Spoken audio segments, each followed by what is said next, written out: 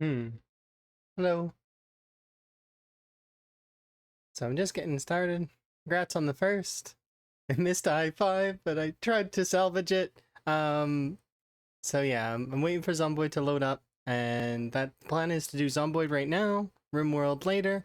I was dabbling in a couple other games as well this morning, as well as spending quite a bit of time with Emma, because Emma wasn't feeling well a little bit before, so I just wanted to make sure she was extra good before I continued doing anything else. That said, I did work on some other stuff, some YouTube stuff, as well as a few other things. So we'll see. I'm getting ready to drop essentially all of the builds and all of the challenges that I've played in Zomboid in the last couple of years. So they're just settings videos and build videos like of that are really short, minute long with the Sims, and just showing off different styles of play that I've done. Um, Not meant to be anything more than that, but it's at least a start. So. Anyways, we'll be getting started here in just a moment. I clicked on the music, but it doesn't. There.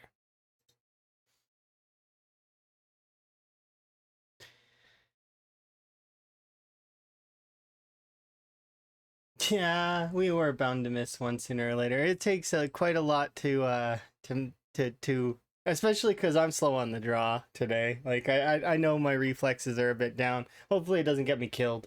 Is what I hope. But that's okay. You have your up days and your down days. Maybe it's the today's secretly an up day and I just don't know it yet.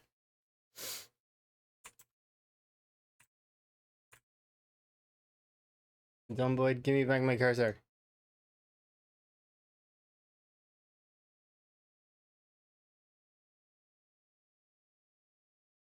It's doing its loading lower.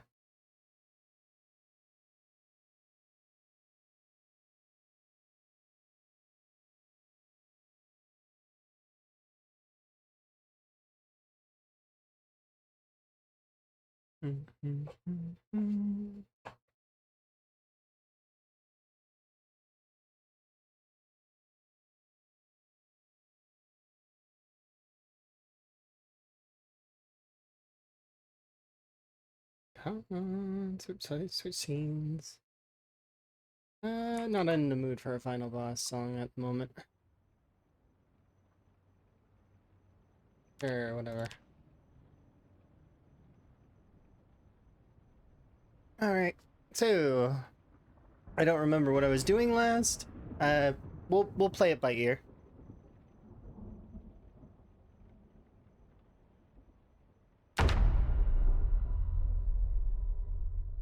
Oh, and one of these times I need to turn on the Zomboid in-game music because they've got new tracks and I'd like to listen to them. But at the same time, I don't know. It's strange to me to not listen to my playlist. It's like a little bit of it'll be weird. I've been listening to the same playlist while playing Zomboid for like a long time. Yeah, new music added to it every once in a while, but it's like, I don't know.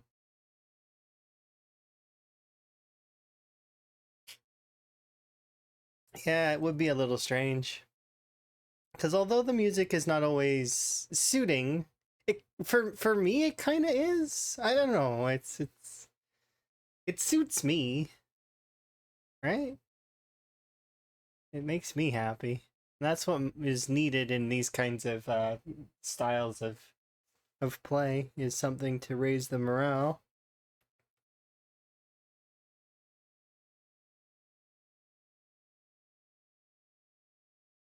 Like, yeah, hopefully we'll get some good. My plan is to do a little bit of looting today if it's possible as well. But we'll see what I was doing before. Past me always leaves me chores. So maybe I didn't this time. Maybe I was kind to myself. I doubt it, but probably. We'll see.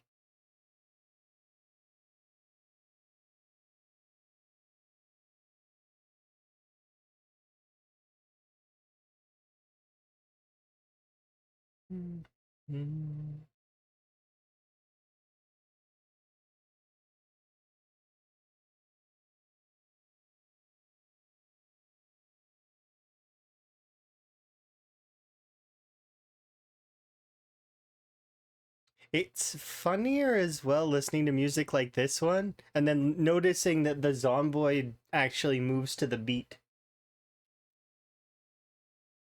Like the backbeat of the song is just like perfect for zomboid movement. It's like metronome match.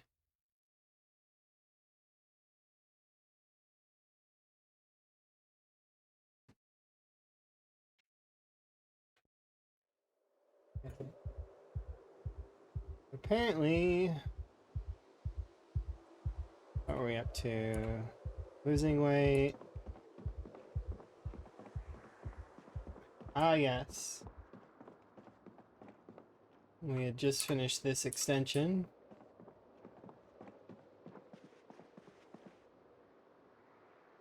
Okay, interesting. Part of me is scared to go back to Satisfactory, by the way. There's a small portion of me that's frightened.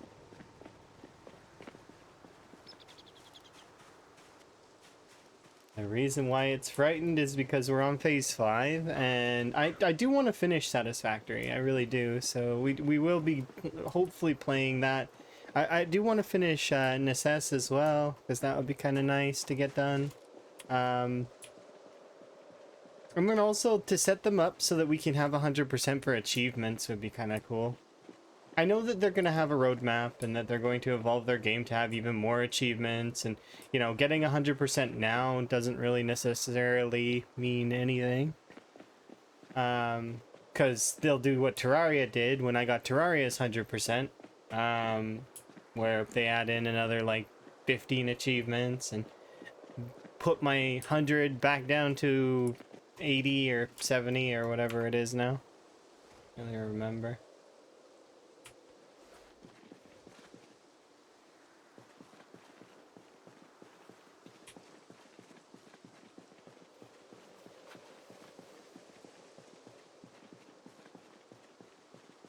Whatever.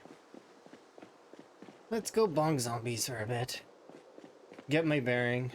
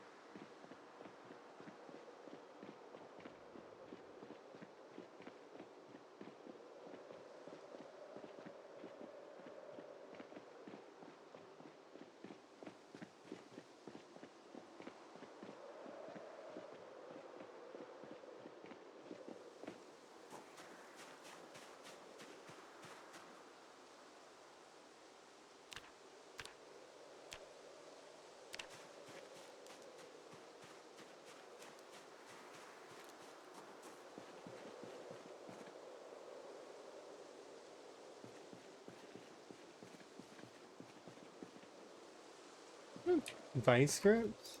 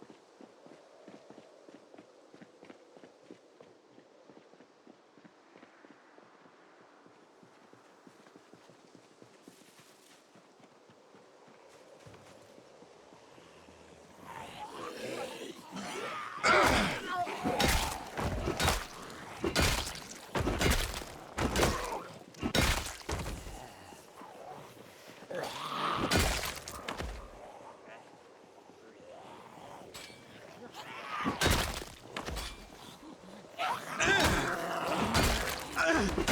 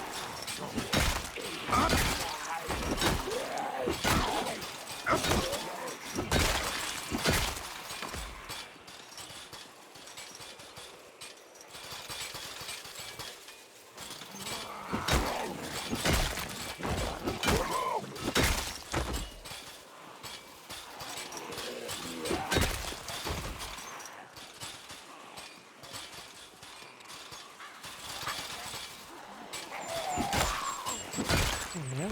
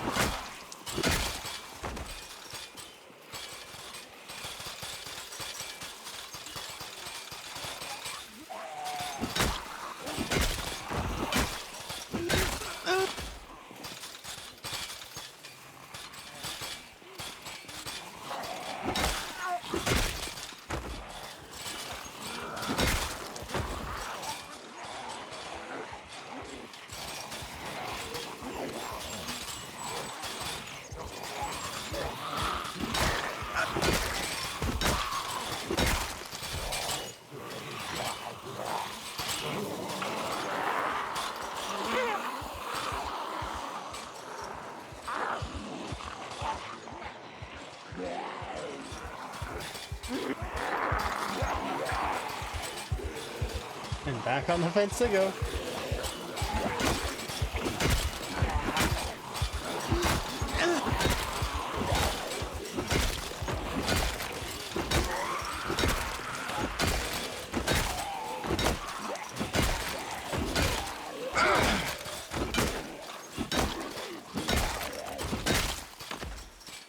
Alright, round 2 to clear them off the fence.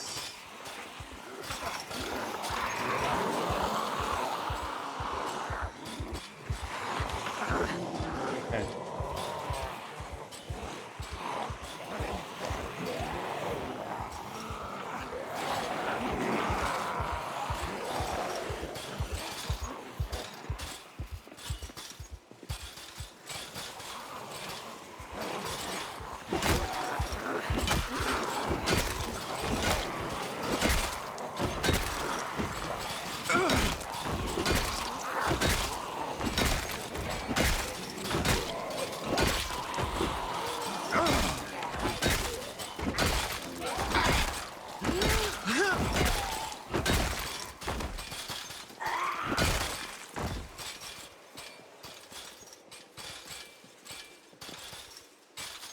Recoup stamina. Let's get round 2.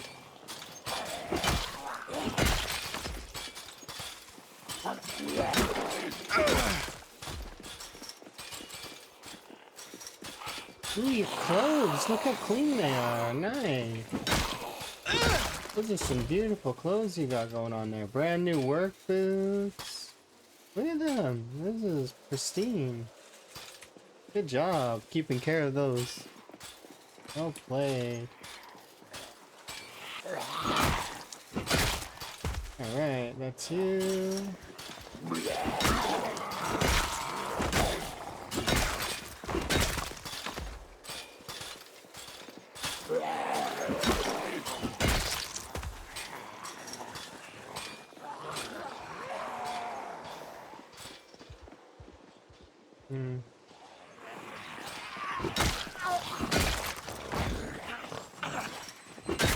That one is actively chasing me.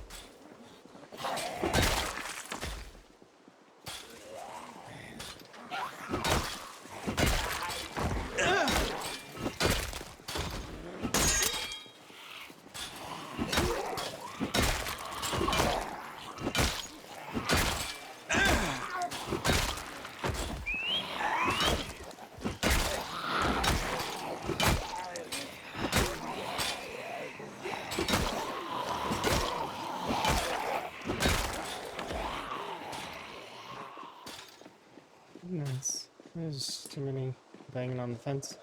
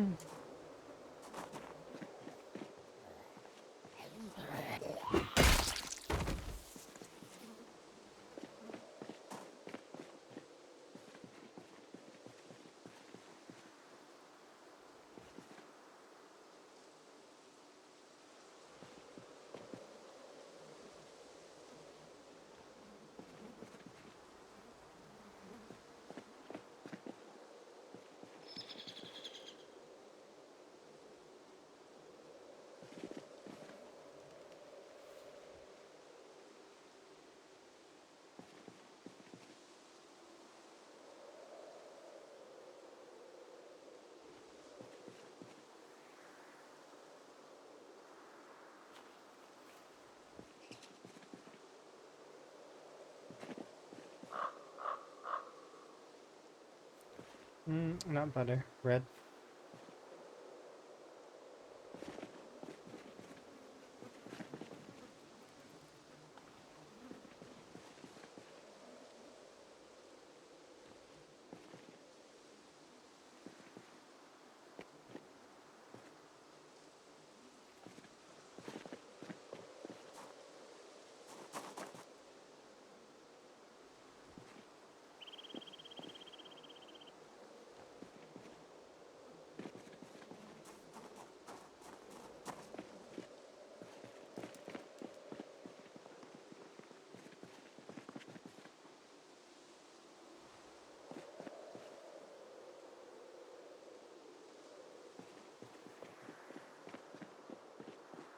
Okay. A fair size group.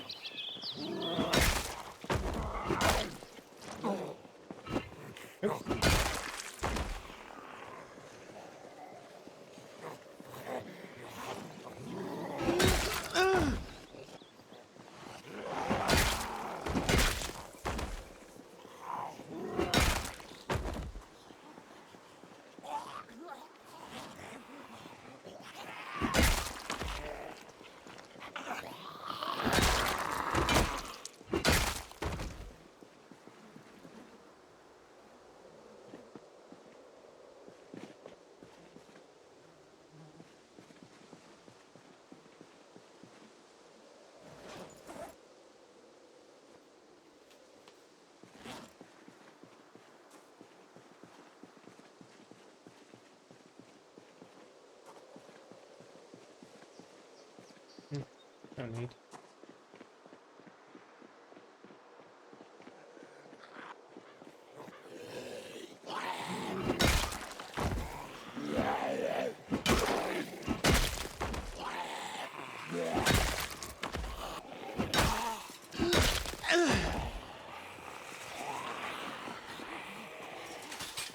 There's so many people in the used store.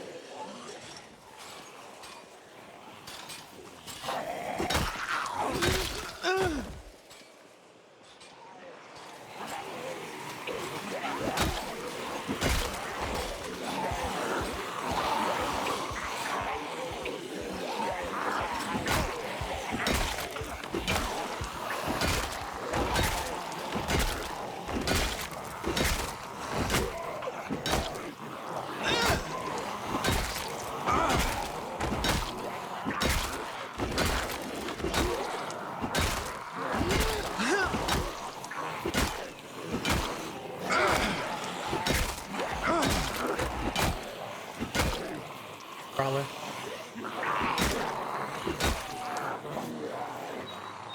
Alright, I'm just gonna leave these guys here and deal with them later.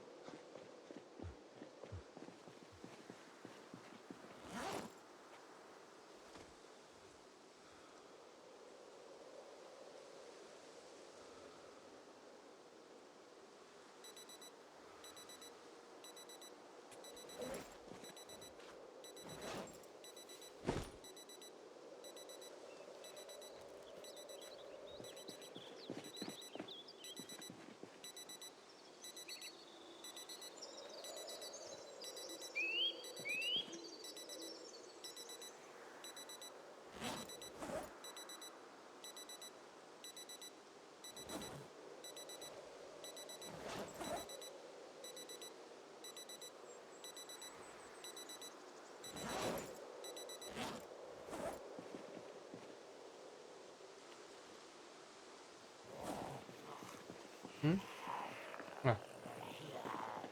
No, we're not playing.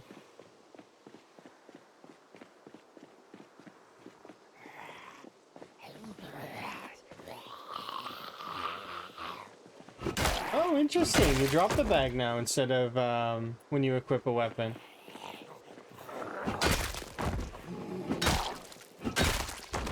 That's kind of cool. I wonder if you drop both. Like if you have one of your primary. I'm gonna try it.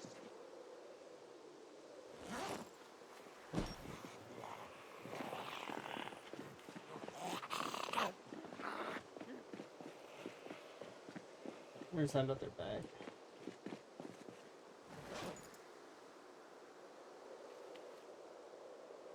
Let's have a look. Oh, come on.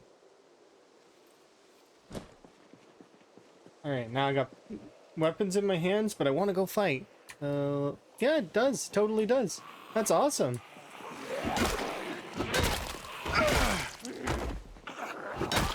I wonder when they added that in. I don't remember that being a feature.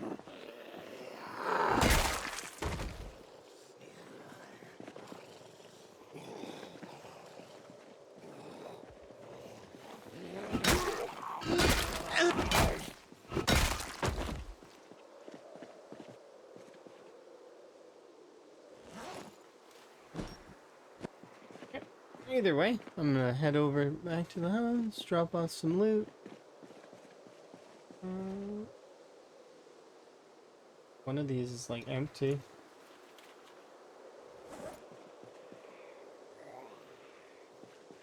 Hmm?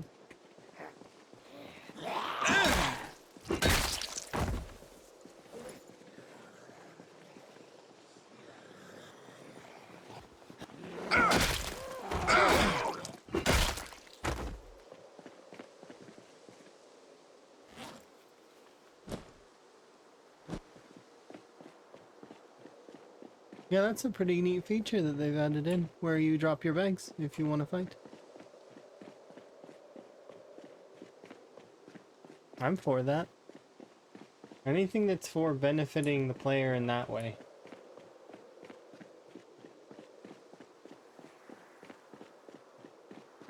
I'm gonna have to clean up this road as well some point. There's a bunch of like clothes that I should rip up and bring back as ripped clothes.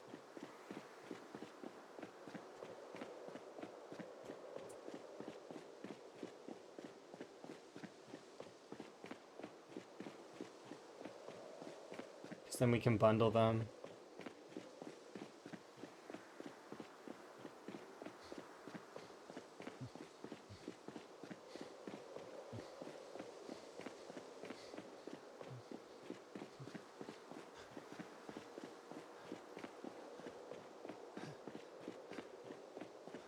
It'd be cool if there was another bundle weapon, because 12 rags equals one bundle, right? Well, you can get lots of bundles, right? So maybe you could have like, I don't know, like a stack of rags would be like a couple of bundles or a few bundles.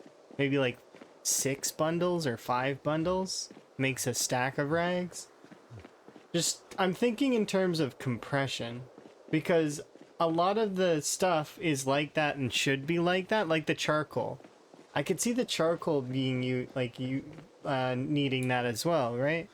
Because yeah, sure, I could make a million storage. I really could. I could just grab all the storage units in the world and create as many as I want. But walking past that's gonna be a nightmare. Kill frames. As well as what if zombies come through and just tear down all that stuff, right? They burst out all of the items all over the floor. Then what? Right? Because it's all destructible.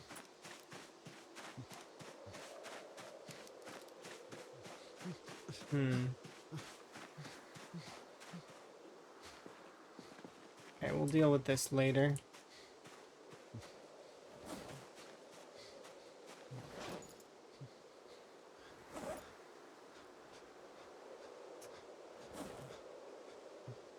All the watches and electronics that I'll deal with now. There's no sense not to.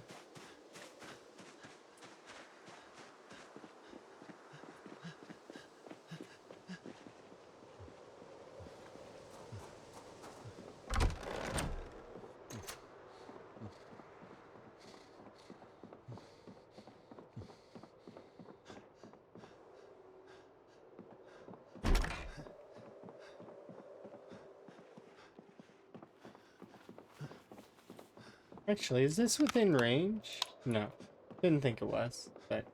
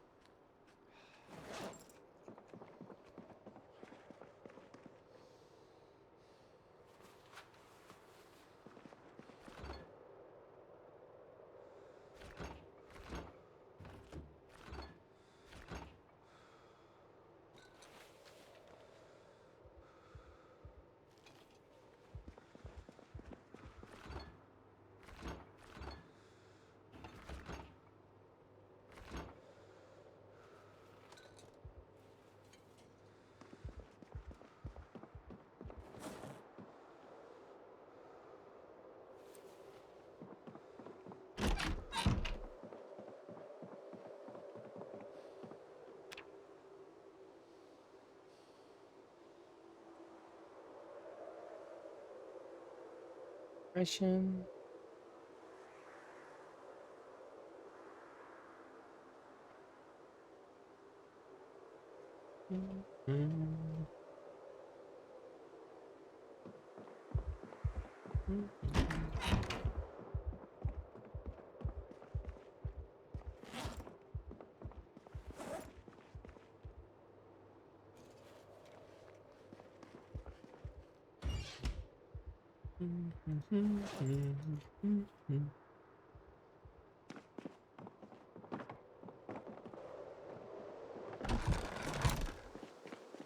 Hello?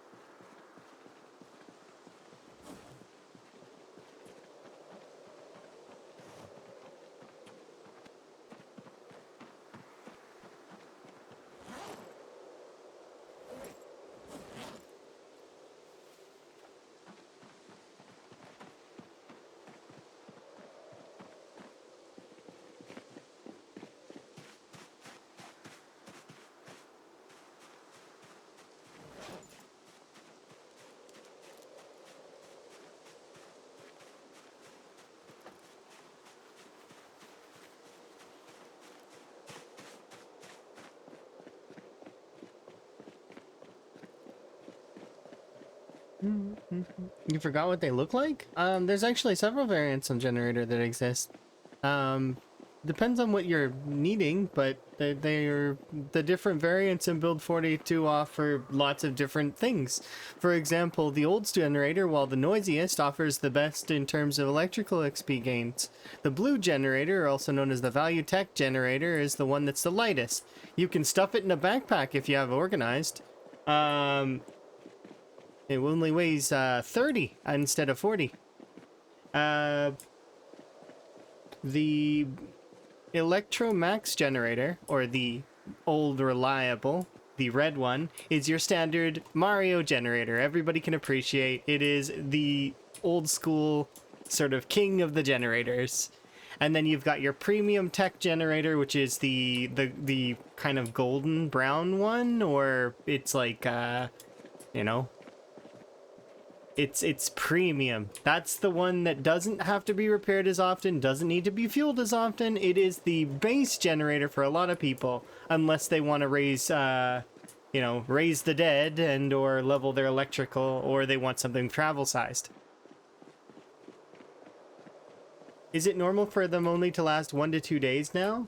It sounds to me like you haven't adjusted. Are you still playing rat race settings? And if you're in an old rat race, you're allowed to adjust your gasoline fuel consumption for the generators from 1.0 to 0.0, because the devs recently changed like a couple of patches ago. They changed fuel consumption. So now it will drain your gasoline a lot.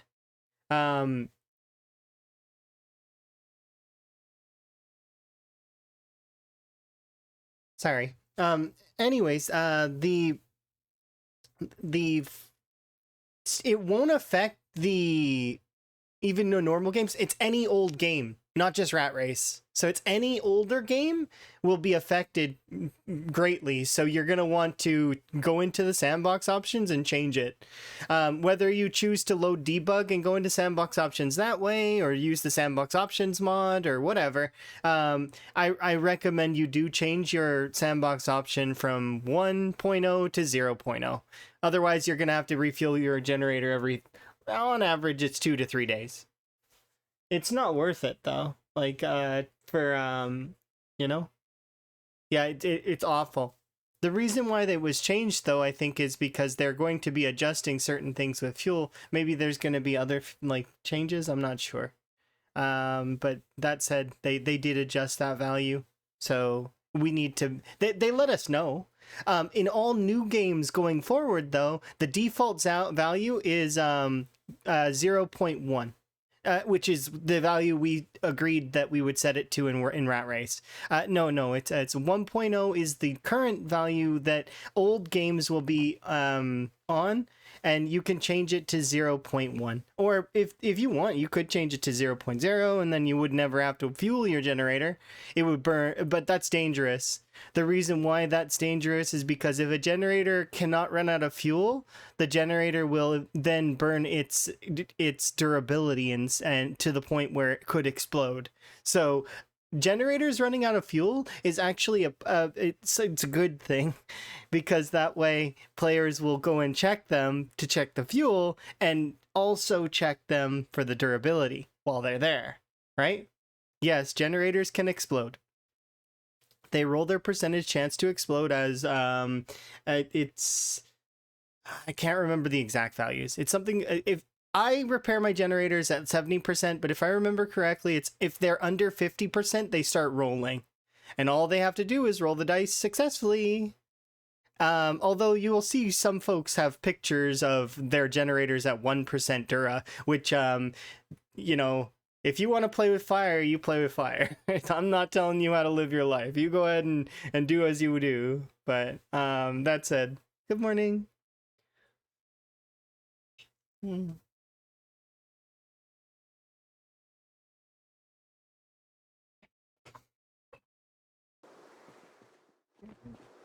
That I repair my generators frequently because I don't like the risk.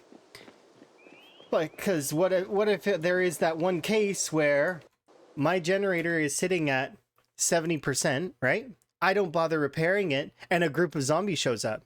Well, you know what will happen? They'll corral around the generator, and if it's too much for me to deal with, which usually it's not, but let's say it is for argument's sake, well then I can't clean them off fast enough. The generator could explode, and when generators explode, they cause fire, which means that'll burn out those zombies, which means that I lose all the stuff that's in those zombies, and I lose the kills. It's not good for me, right? And I lost a generator. And although you can, there is a finite number of generators on the map, so you can't. It's not infinite. You only have a certain amount. It's still more generators than you'll ever need. No one player can use up all those generators. Even if you had a group of players, you're not using up all the generators.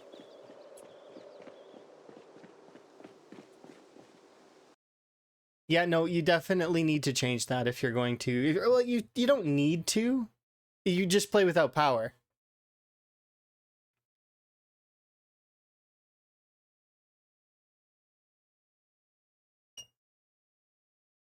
Yeah, so my recommendation to you is go in sandbox options. If you don't know how to do it, there are several ways. The sandbox options mod is one of the easiest, but you can also just do it in debug. And go in debug, change the world setting, and then just generator fuel consumption is what it's called. And then just mark it at 0.1, which is the default now. All new games going forward, that will be the default. Similarly to how the default for time is 1.5 days now, or 1.5 hours. We didn't change that one in Rat Race because it doesn't matter. That one doesn't matter as much, but the generator one was pretty hampering for a lot of the Rat Racers that have power. So as much as I don't personally care one way or the other, I could live this entire game without using power. And so can all the other Rat Racers with power, but as sort of like if you do make it to that point, you deserve to have the power for at least a little while, because there's already a one thing that's kind of gonna happen, and it is that you're more than likely going to run out of fuel. Because what happens is the Rat Race is specifically set to have a lot less fuel in an area. Each of these gas things is only generally going to have 25% fuel in it, right? That's a lot less than you'd see in a normal game. It'll still last you a few years though, but typically when you get to this point, you're probably going for the long haul, which means that you're gonna burn out that fuel. And then you have to get fuel from somewhere else. Or just don't have power. Which is my long... Like, if I were to survive for that long, I have enough gas stations to keep me going for probably about maybe 10 years in game, roughly. Maybe more, maybe 20. And if I make it to that point, we're probably more than close to finished, right? Because I expect my kill numbers to be shored up here in a short amount of time. By the end of this in-game year, we're looking to be in the ballpark of 300k. Not this in-game year specifically, I just mean in another year. In year 4 to 5, we'll be probably around 300 is what I would guess. Which will beat my PB. And the reason why that's my guesstimate is because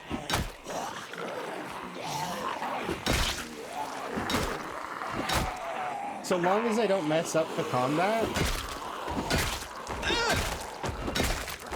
we'll be finished long blunts soon, and we'll start long blades. And long blades won't take as long to level either because they're very high damage weapons.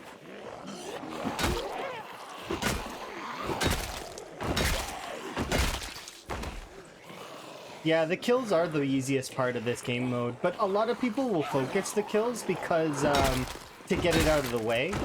Not realizing, though, that there are some parts of the game mode that are gonna be very tedious. Like reloading. Anybody who didn't take police officer is gonna really hate that skill. And even the people who did take police officer are gonna hate that skill.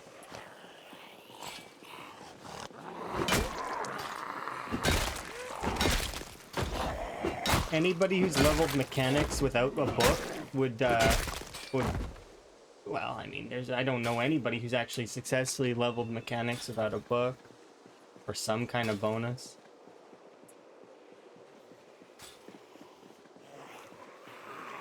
Usually folks will get that auto mod or whatever, but that's not allowed in this particular challenge. No autos.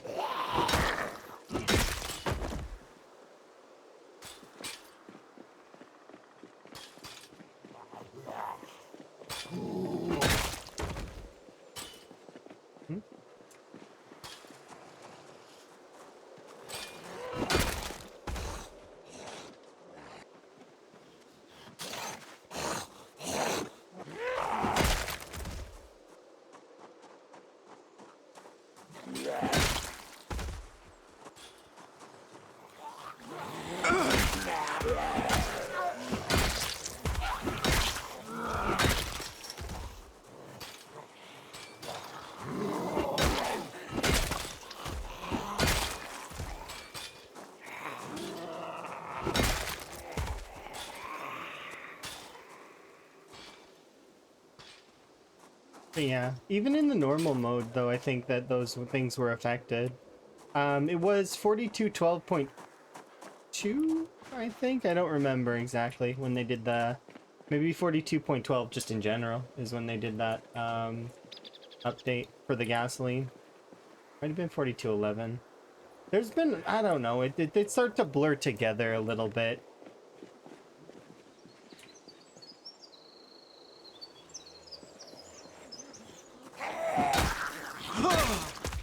Would you stop trying to survive? What, if it was reality, I'd be dead to the what's it called? To the airborne virus.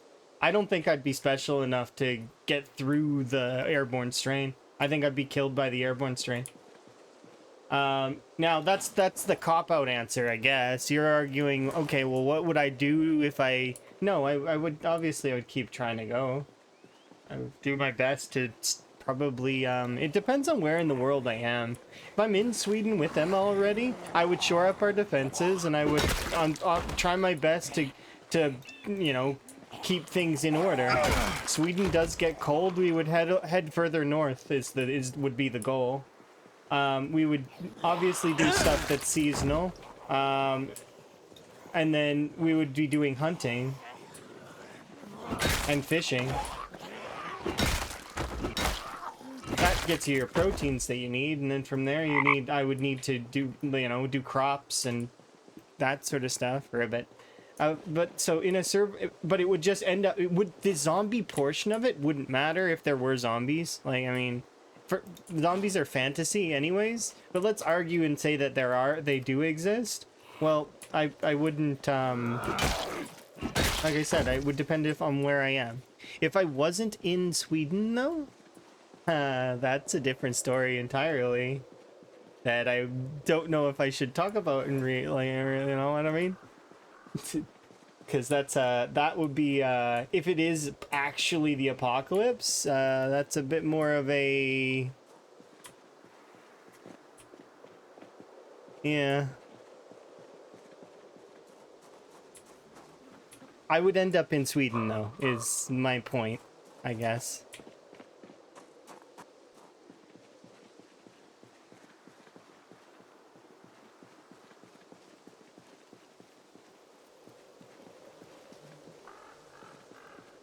I would find the nearest capability to do that and make it happen and to go be with Emma. And that would be my goal. I don't know what Emma would do. You would be trapped in a room? Why? If you survive the airborne strain, then you would just need to do like standard, you know, survival, wilderness survival, right? So it's like living in a cabin in the woods or anything like that. If you've ever been camping, stick it to the extreme, and that would be what it is. You'd not survive and you'd trapped in a room because you're a zombie. I think I would be the same, but I don't know if I'd be trapped in a room. I think I'd get out, and then I would be, you know, on the prowl kind of thing. That's the thing. I don't think that a room would contain me, no matter how many barricades or things I put on the doors or, you know, tried to trap myself in. No, I'd get out, and then I'd be on the loose. But yeah, more than likely that I would think that if I didn't turn, have I ever played Last of Us? No. I played maybe I did play Last of Us. What is Last of Us? Here, let me look it up. I played a game that was like a turn-based game that was pretty cool. I don't think I played this one. What was the one that I played?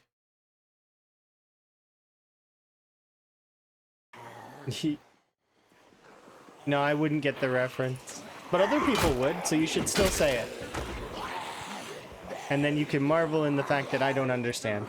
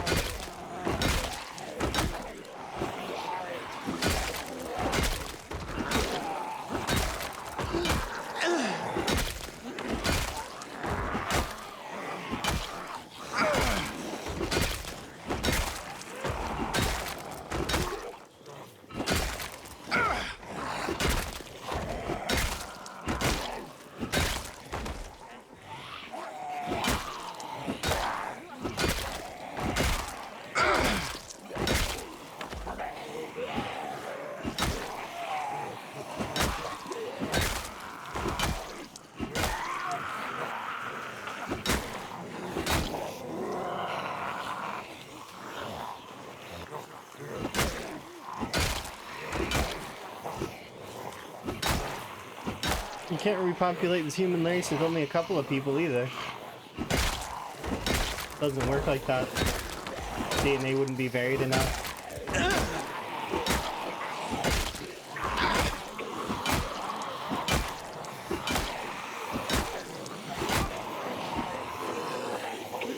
too many genetic issues.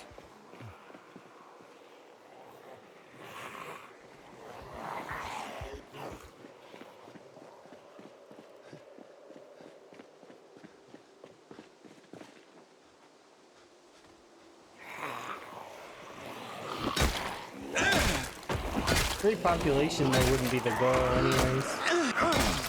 Getting a community together and sort of surviving and thriving as a commune would be the goal.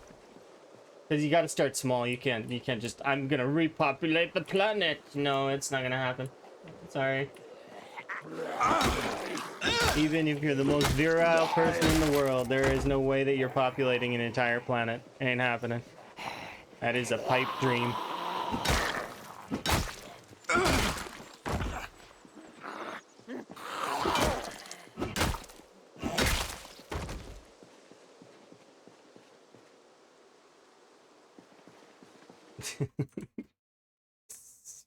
Pretty sure.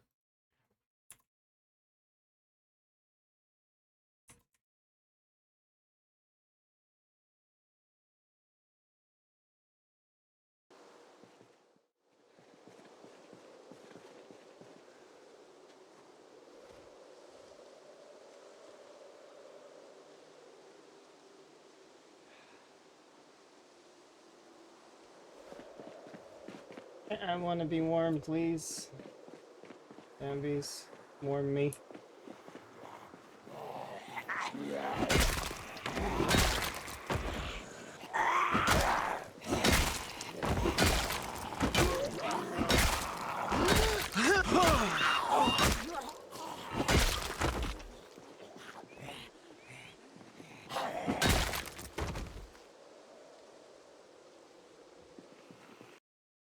I don't know what happened.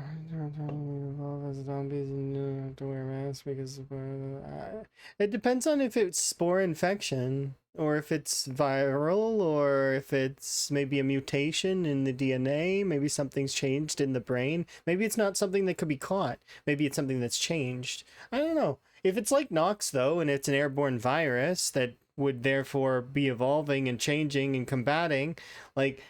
There would be a handful of folks that probably would be immune, but most folks would turn, and then it would, you know, about a few decades in, they wouldn't function anymore because they'd run out of food supply. Think about it. Think about like maybe a handful of decades into the future, they would just have no food left. So they would fall over dead. The people that managed to wander off and into the woods would sustain. And then the only way that they would is if they came into contact with the virus and then they weren't actually immune. But chances are they would be because they would be still alive, right?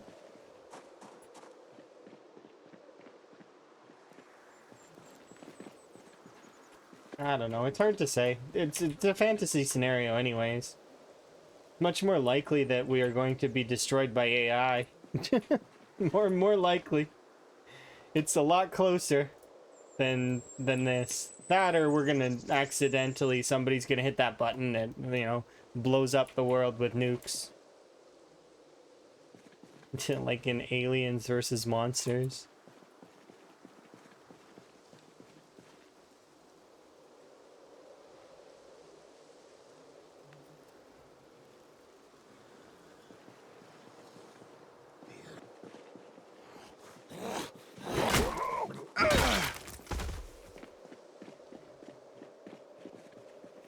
Much more likely outcome.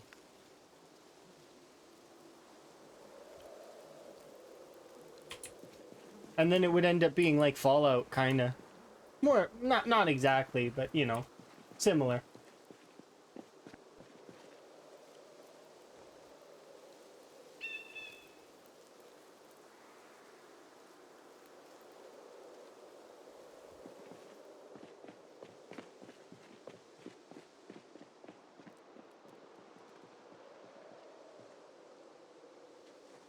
Oh, arrested. Okay.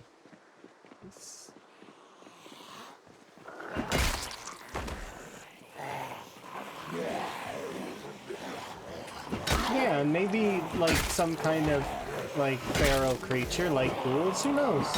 That could happen, maybe. Oh, because there would have to be something that's resistant to the radiation.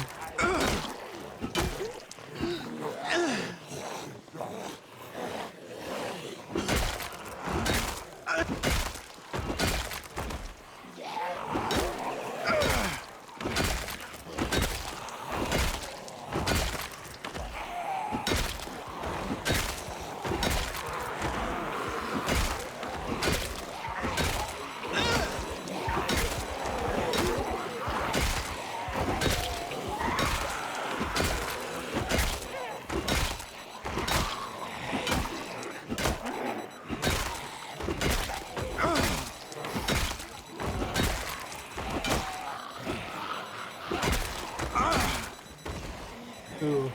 I want to say something that I just realized that people wouldn't really notice. But did you know that like combat actually is also a really slow way to level?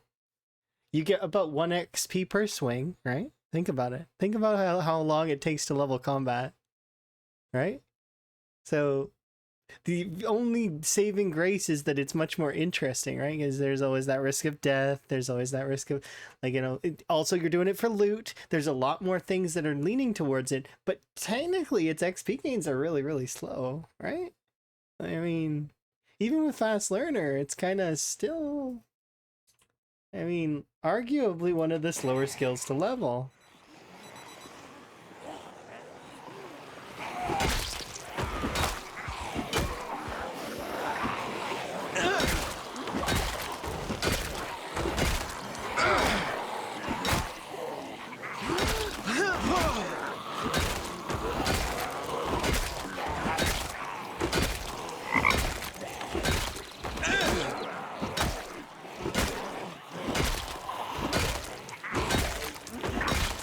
Can't you craft something that gives you more XP? No.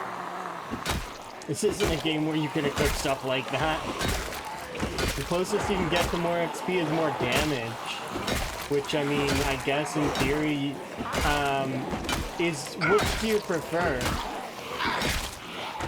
Because I can do a couple of long blunts that do more damage.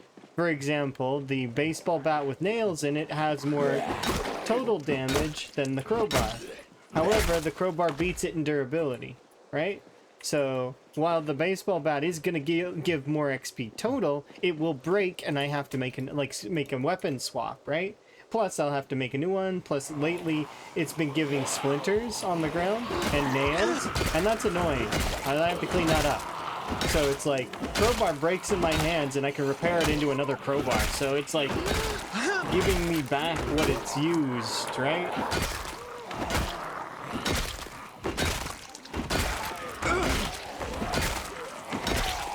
But that said, it doesn't matter, it's marginal. The amount of time spent is like a little bit more or a little bit less. It doesn't really matter. It's the same as the weapon argument. Yes, you could make an argument that some weapons are stronger than others and better at combat in total. However, it's all marginal, especially when you're trying to level all of the skills, right? If I'm trying to level up all of the skills, then, well, first off, you shouldn't take slow learner, because it's gonna take way longer to level everything. So that on its own is already you shouldn't do it. Arguably, you shouldn't take reluctant fighter either, because they're both directly counter to the goal, right? But they do offer you more points that you can then spend on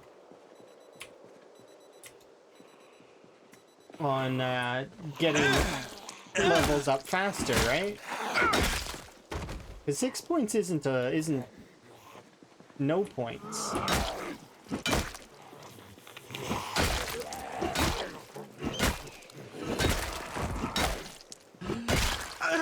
But yeah, you go with ground spears. Ground spears is good. Spears are solid with the damage. Of course, they're gonna get nerfed. So currently, and it's been brought up a few times by several people, spears and stomping are actually both not being registered as melee weapons. So when they fix that inevitably in the code, they're going to be doing 1/3 of their current damage, which is still a lot. It'll still be strong. It's just not as powerful as it is right now. At least I'm gonna guess that's gonna get changed. It might not.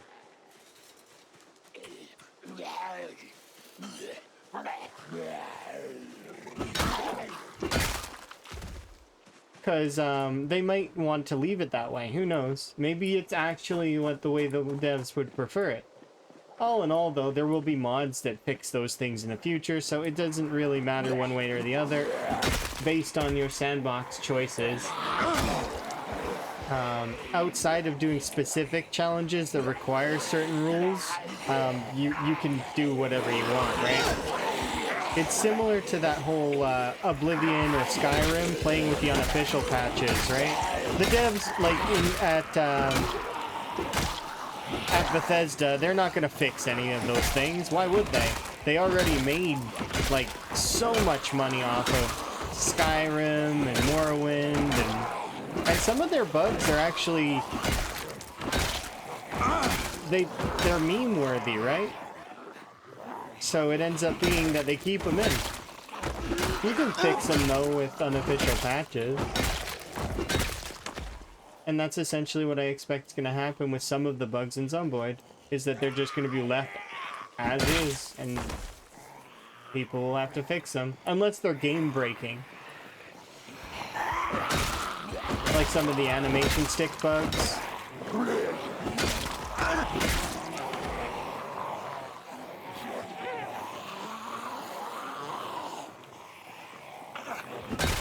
Yeah, spears are great. Takes a while to level them though.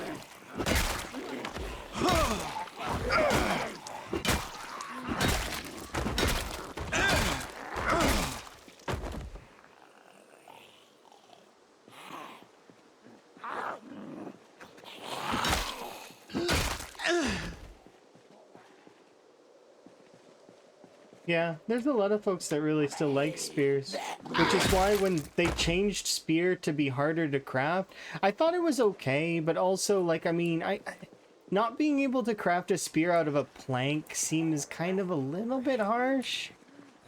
I think that spears and long sticks should still be able to be made out of planks.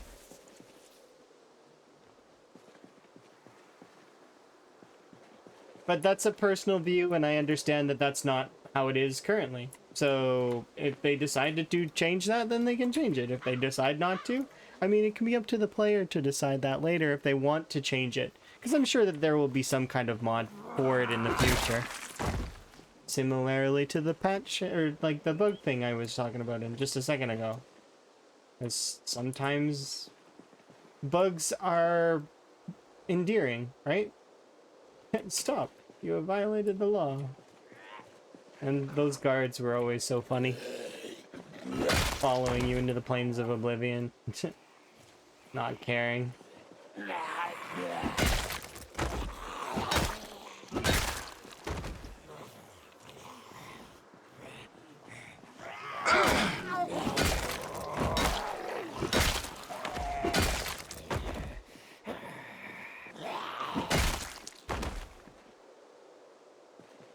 Yeah, those sorts of things can always be arguable. Some things can't really be as argued.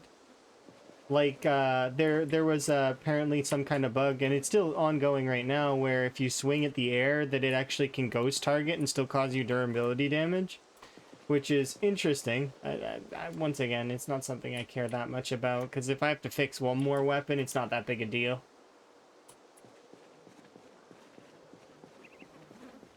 Or swap my weapon just a little bit earlier. Nah. Not such a big deal. Don't care.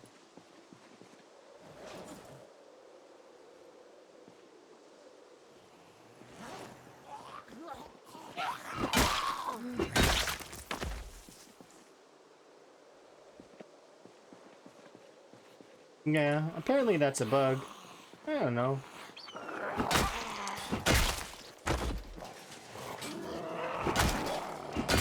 A katana piece? It totally is.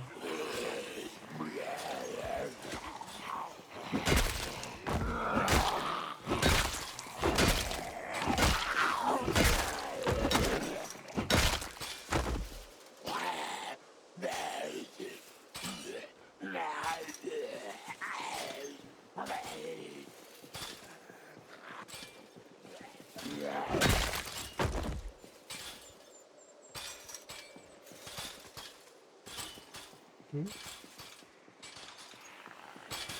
These zombies have a problem.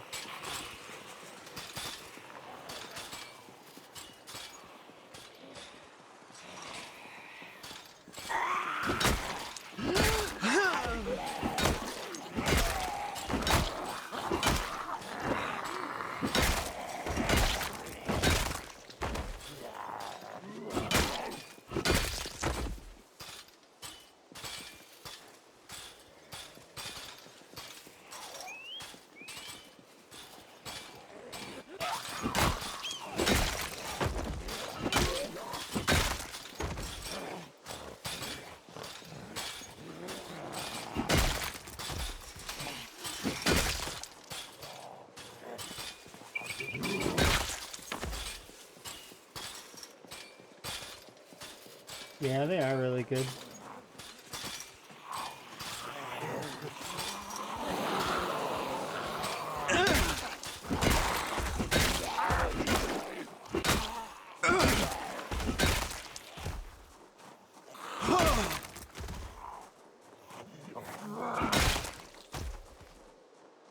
Are you guys done? Let's see what. That knife.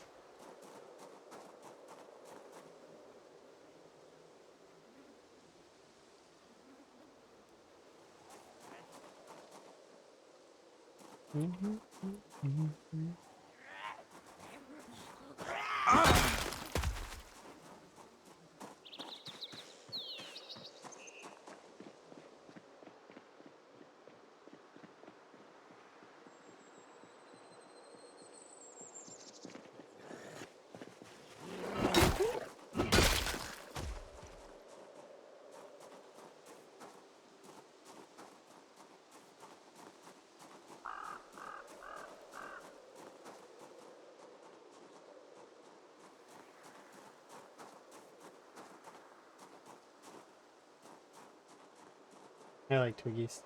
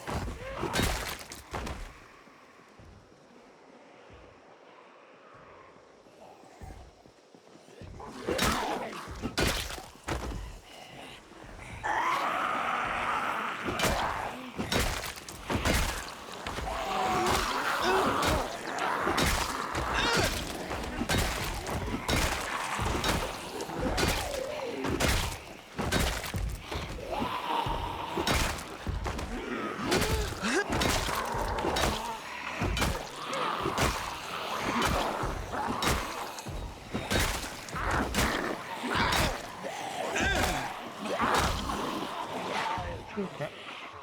Interesting. Pull that crew down here. And then we'll leave. Because Higgins is tired. He needs a nap.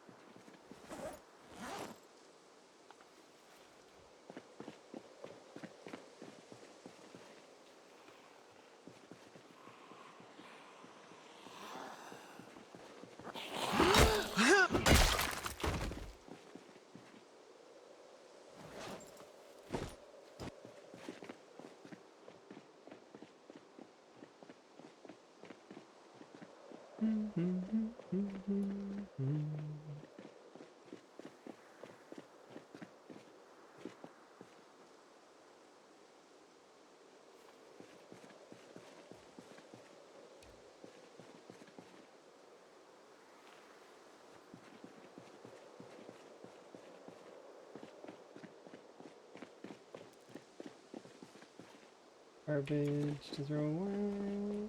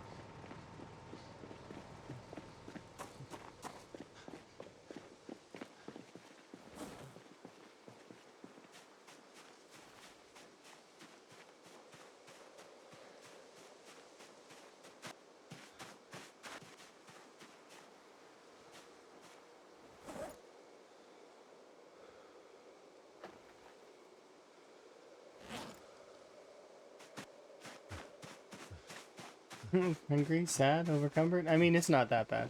We're not that hurting. I'm not sad though. Yeah, it's tired. Which is why we're going back in the first place.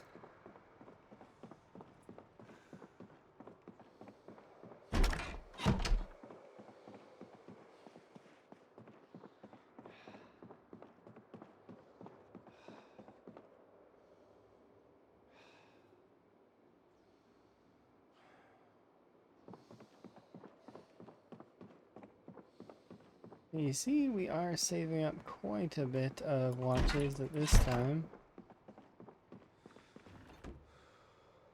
Trash. Half now.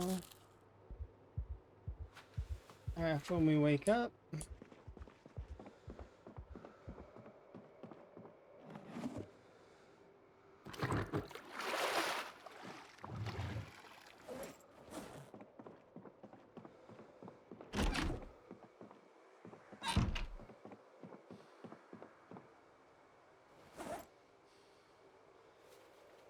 Oh yeah, I gotta put away the katana piece as well. Once we're done panicking, we'll have a nap.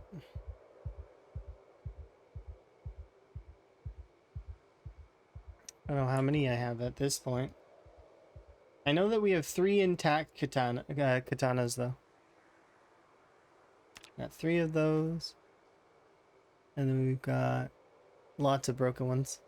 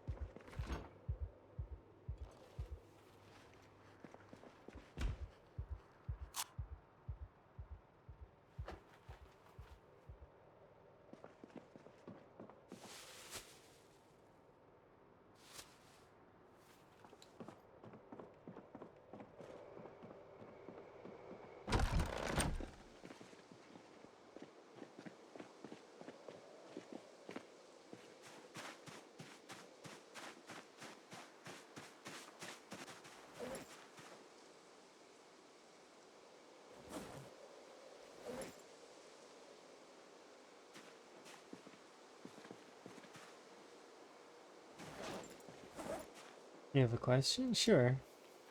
What's your question? Look, it's Techly. Hello, Techly. How goes? You having a good day? How goes your rat race?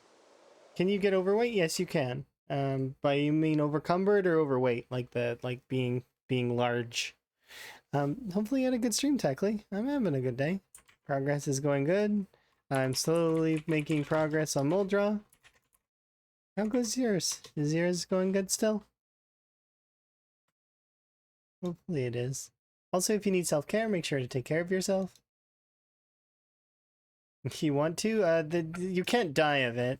You can get really heavy though. You can be like 135, something like that, in the game, and then it stops. You've had some ups and downs the last couple of days. Well, I'm glad to hear that you've had a little bit of a ride. Sometimes it can get quite boring if you're, just on the vibe, but sometimes it can be a good ride too. Do my brief little intro and then we'll continue. Hello and welcome. My name is Allison and I go on adventures. I enjoy tea, music, and challenging video games. I love my partner Emma, and I love frogs. My pronouns are she, her, and generally I'm pretty content. It's nice to meet the new people, and if you are returning, welcome back. Let us continue our adventure wherever it may take us. Highs and lows, ebbs and flows. We're in it together. Peace.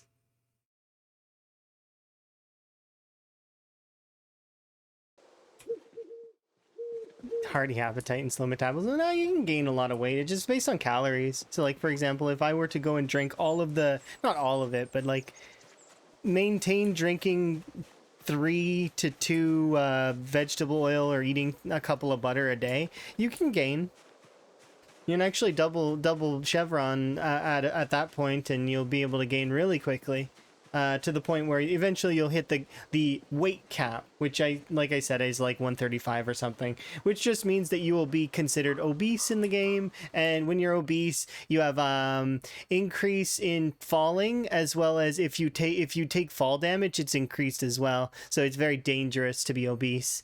Also, you get tired faster. There's a bunch of other downsides to being obese. I don't recommend it. There's no point. Meanwhile, the opposite exists as well. You can get emaciated, which is when you run out of, like, eventually run your character's calories into the ground so far that eventually you die. There is no in-game indicator outside of this number right here that tells you that it'll kill you. It can kill you, though. If you don't gain calories and you drop your weight all the way down to 34, you will start dying. It will kill you. The going up doesn't do that, though. This is the only, like, in this menu is the only way you can see if that's going to kill you. On average, though, you want to stay between, it's 76 and 84. Those are the good numbers. You want to lean towards the 84, though, so that you have an easier chance. If anyone ever tested out that there's a weight max, I think I just, yeah, it was 135 last I checked, something like that. You can't gain past a certain point. It just stops, and you just are obese. That's it. Like, you can't gain any more. Congratulations, you are hefty. That's it. They do have a calorie limit. But yeah, like I said, that being obese won't kill you, outside of the indirect ways. Like, if you gain enough weight to become obese in the game, it won't kill you.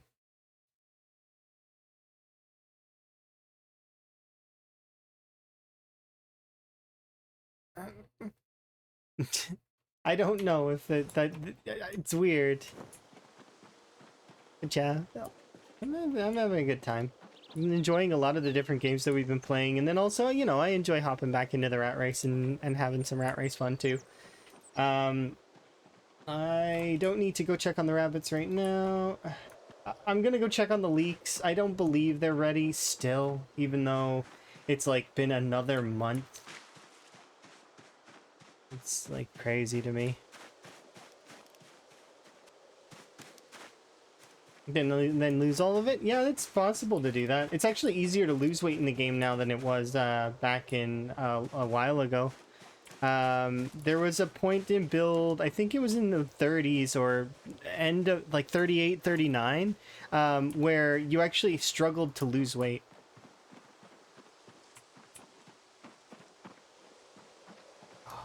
Finally.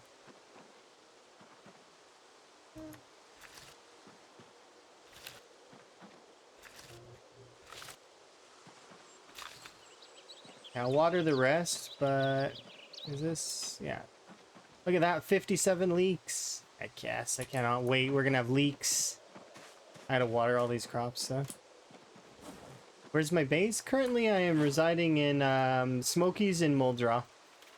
It's a popular location in Muldraw.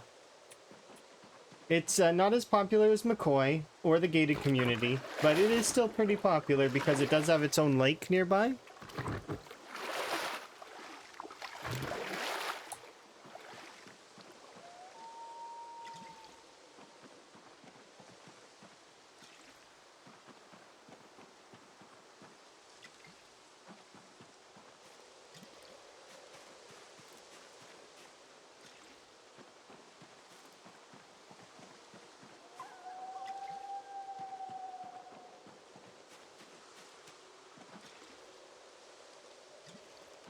I like Smokies.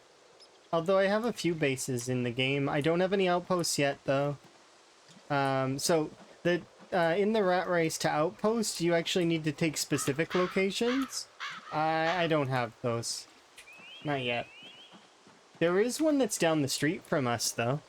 But I just haven't spent the time to take it over at the moment.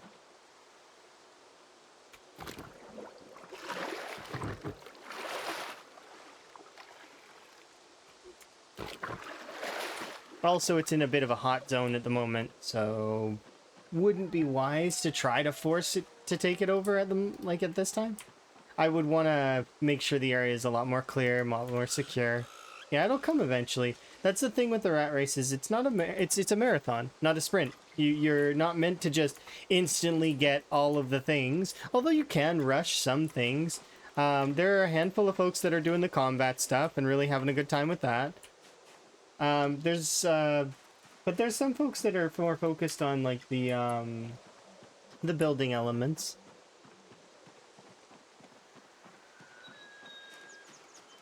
And then you move the truck. Yeah, you move the truck. I would not go anywhere near Phallus after doing that. It's too open.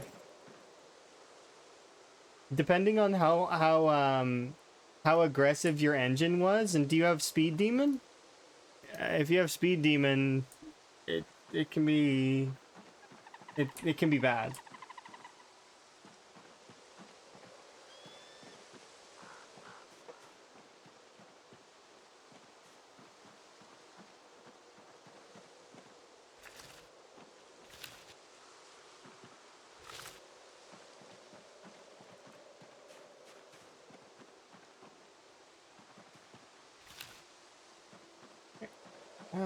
I'm just gonna harvest these. I'm not gonna be planting leeks again, so...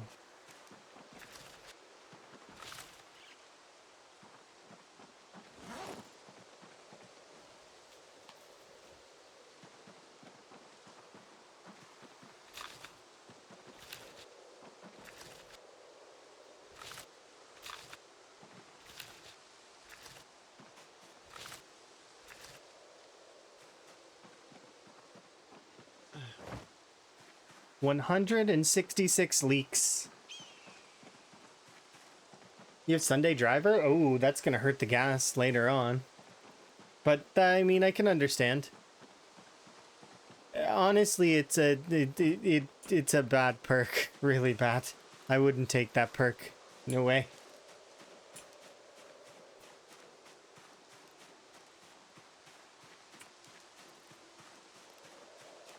I do hope you managed to get it clear, though. What's it do that's bad? It increases fuel consumption in vehicles by a significant margin.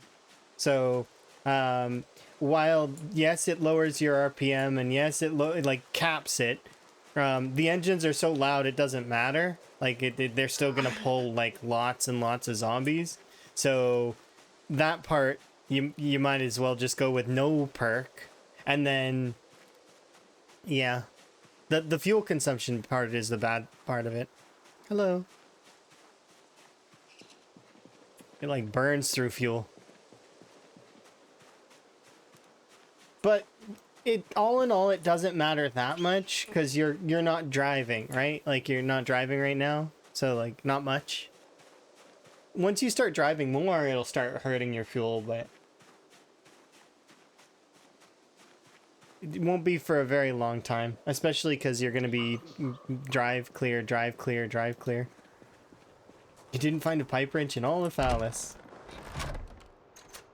I have one pipe wrench to my name, and it's over in McCoy Estates, I think.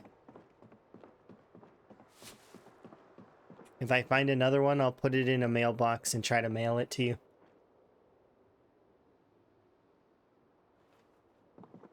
Doing those rituals has worked out well for me in the past. It was what's it called?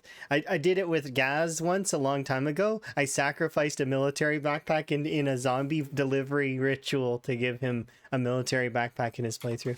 And it totally worked.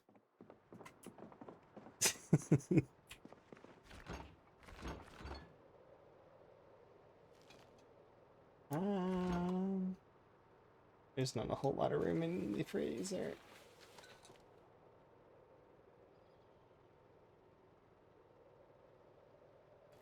But I want variety. So, in order to have variety...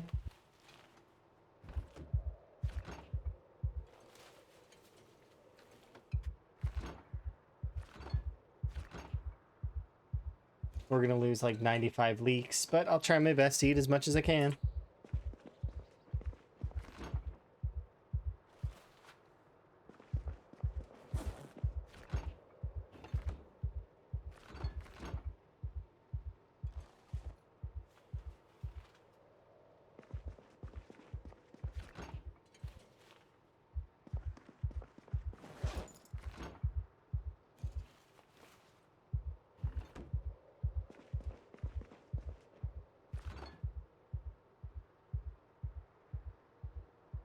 Came back to living baby chicks.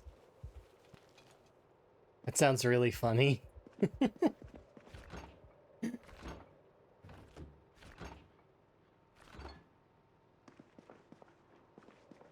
Did they raise the chickens?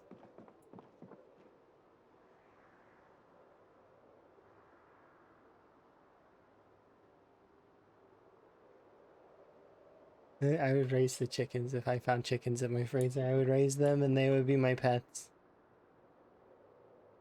I have pet chickens. That would be cool. What was I doing again? Oh yeah, we were doing me looking at food. Salad.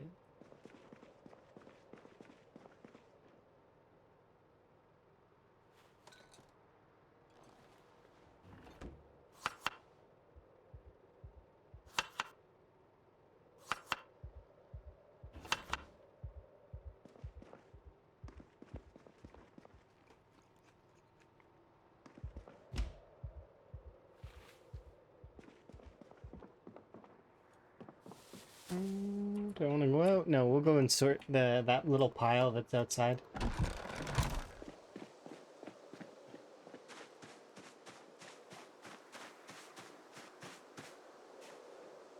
Sort these things out a little bit.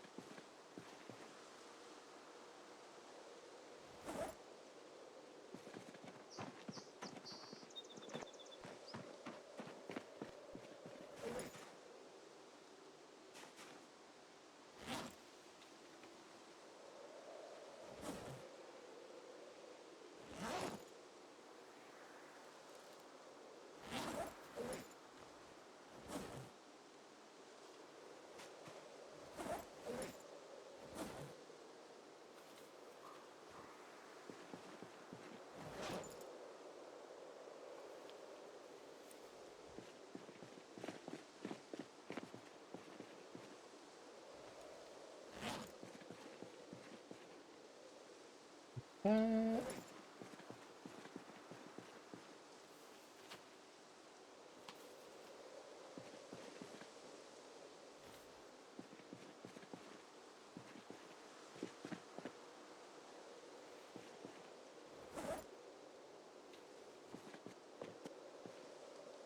Duffel bag full of duffel bags.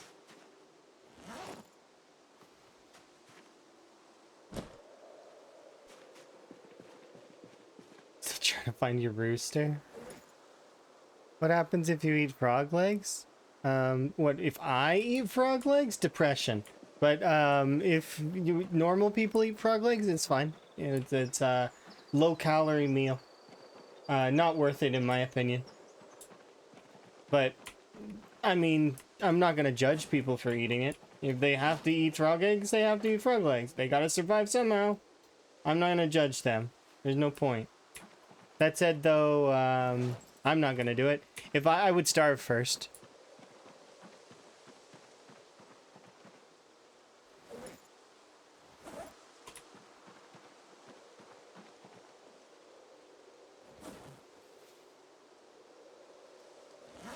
If I can't manage to survive without frogs, then there's a bit of problem anyways. It's not got anything to do with the frogs.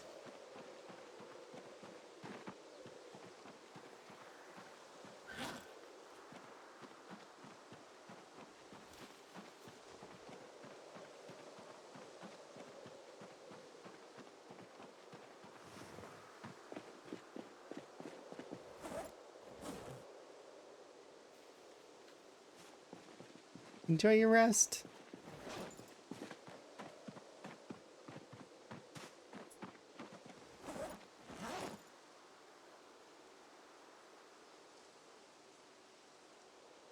Okay.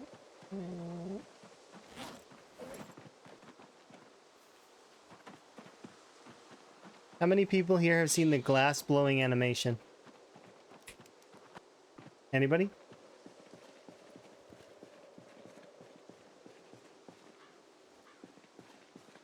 And then the better question, do you want to?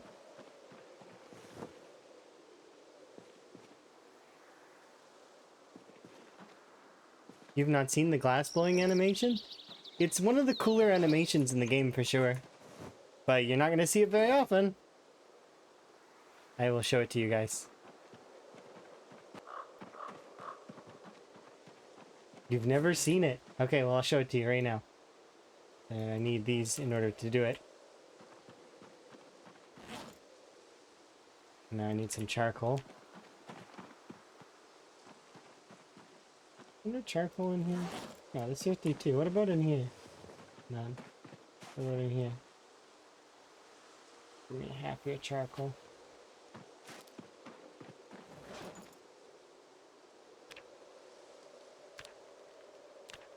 Ah, I need 6 glass. It's okay, I've got sand. I'll use sand. Nah, not getting out of this. Got lots of sand.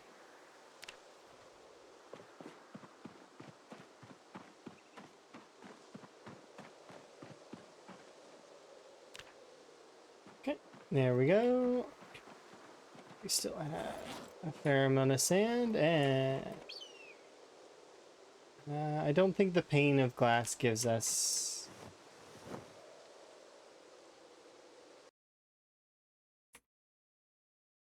think we have to make a cup or something. Are you ready? You're gonna watch this? Okay. I am doing it specifically for folks that have never seen the animation before. I need pliers first off, which I should have somewhere. You're amazing! Usually I have them on the ground nearby. I wonder where they went. Can I use the regular metal pliers, or does it have to be those specific kind? I'll just make another pair of pliers.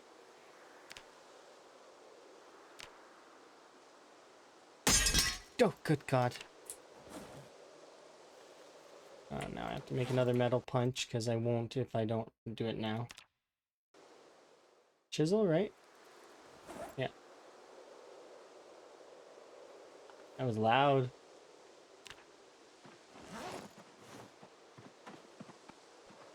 Alright.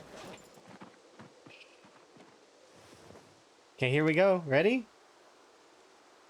I'll get this out of the way.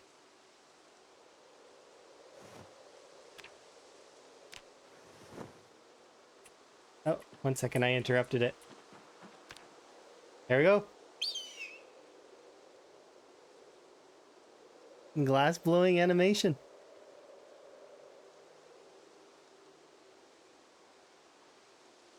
Ta-da! 33 glass. You don't get one for when you make a glass pane, because you're not blowing it. You're using the pane egg, which is the better usage of doing this. Because making the cups and the bottles is not really that necessary, to be honest.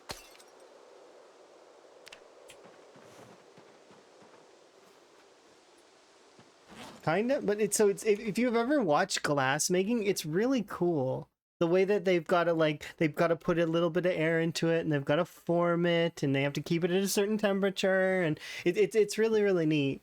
And it's not something that you can kind of fix easily if you mess up. It's definitely one of those ones that it's a profession that takes quite a lot of skill to do. It's really, really super cool. How much do I have left? I have enough to do another 2.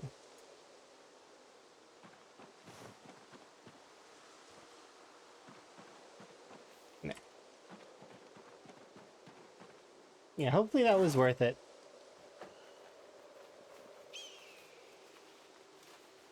I think it's a cool animation. They've even got like the spinning and stuff on it. It's neat. It's a cool one for sure.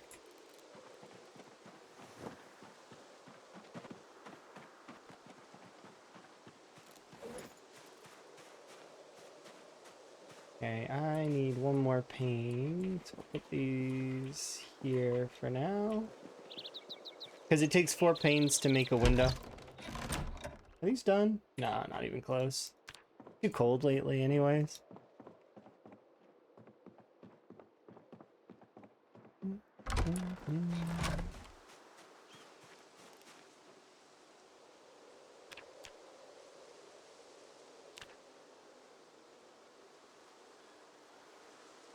Maybe we'll go check on the rabbits tomorrow.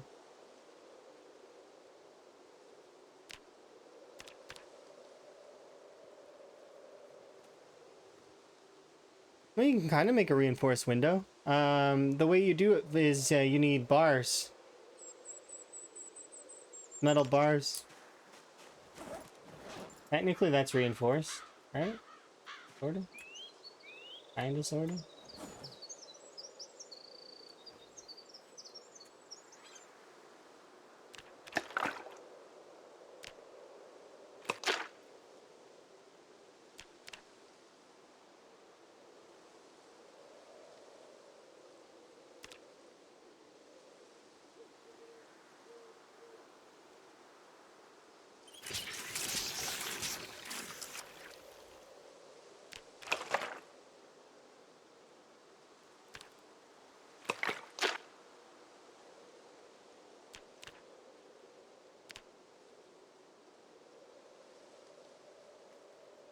Did it run out of water?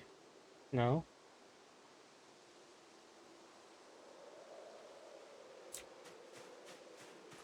Okay.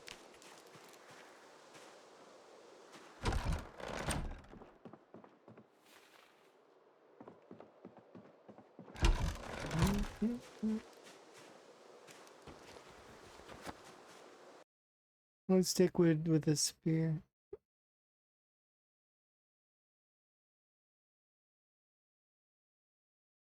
Yeah, I think making greenhouses would be a fantastic way to have the way greenhouses could work is they could make all of the debuffs of a plants not work. Like they can be in the greenhouse and it's just it nullifies all of their debuff potential outside of disease. Disease is fine. That one can stay. But the rest of them, like timing and season and all those other ones, and the cursed stuff, yeah, and all that stuff can go away. Also, temperature can go away too. Because to be quite honest, heating a greenhouse wouldn't be possible with the current way that they've limited fireplaces and the what's it called? The wood burning stove. All of those have been limited significantly in terms of their burn time, so you wouldn't be able to keep an area warm for a significant amount of time, long enough to maintain it. So I feel like greenhouses should have their own kind of separate thing that protects the plants but doesn't protect the player.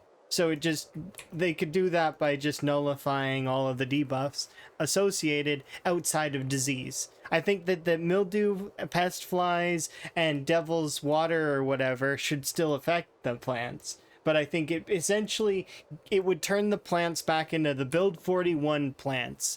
The plants that didn't care what season they were in, that they didn't care what temperature it was. You could have snow on the ground and the potatoes would still grow. Like, I mean, those sort of things, right? Essentially, it would be, that's how I see greenhouses anyways. But of course, my perspective could be skewed.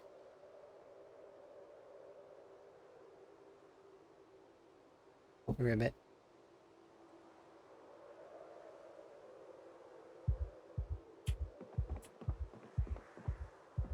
Hard to really decide on those kinds of things, right? Because you want balance, but you don't want too much, because then it starts getting boring, right?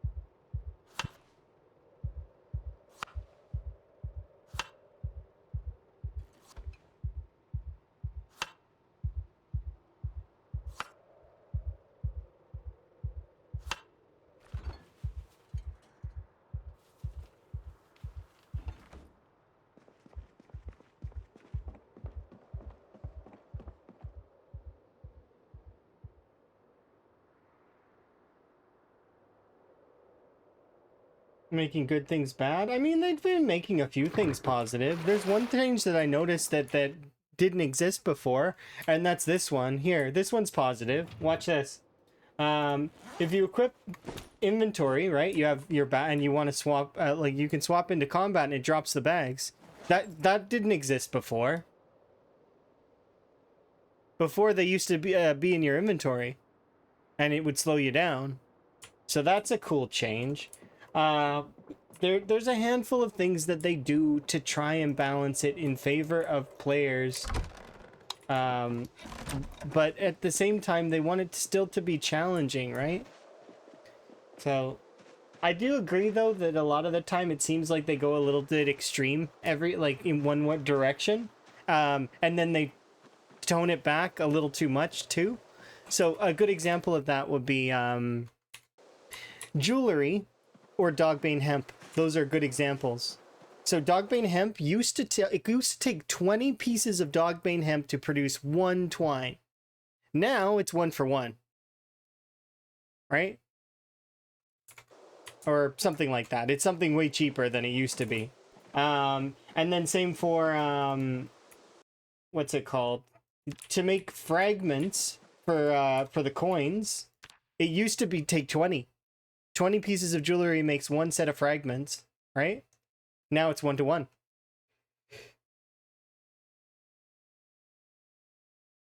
See? Which makes it easier to do blacksmithing. Which is good, but at the same, and in my opinion, that's what you want during the unstable version anyways. You can tone things back up after, but during the unstable version, in my mind, you want everything ease of access, make things a lot cheaper so people can get access to them sooner so that they're able to then give the testing feedback on it. Right? Accessibility, and then balance it after. Be like, okay, now, we seen that this is how players are feeling for this, so we're gonna add it's now gonna take 5 instead of 1. Right? And that takes 5 pieces instead of 1 piece. It's a little bit more expensive, but to sort of lengthen the process a little, right?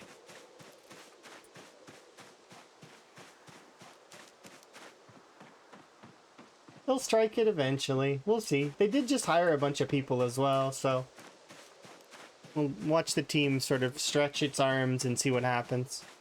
They should be working on multiplayer soon, though, if not already, which means that they're going to push towards that. Which means that 42 will eventually see multiplayer maybe next year? Maybe? Maybe the year after? Don't know. But I'm sure that everybody's excited about multiplayer for the game.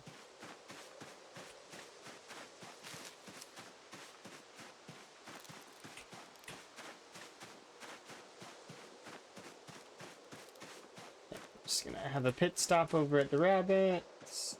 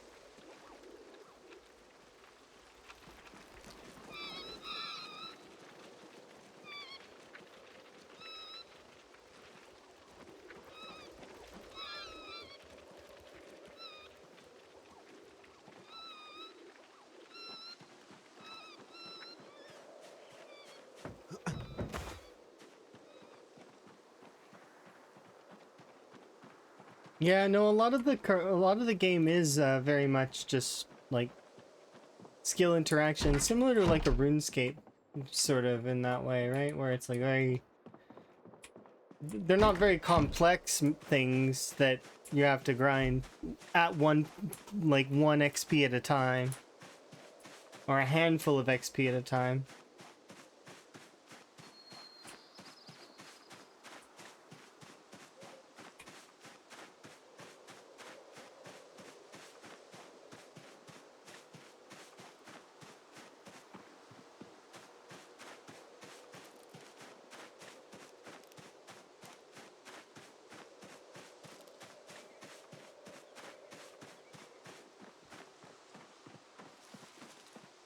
Oh, I just thought of a cool speedrun category for the game. Interesting.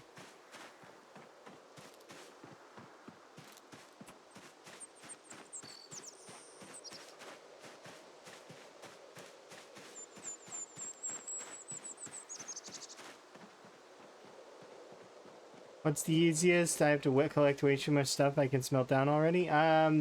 Smashing stones with club hammer, sledgehammer, pickaxe, stuff like that.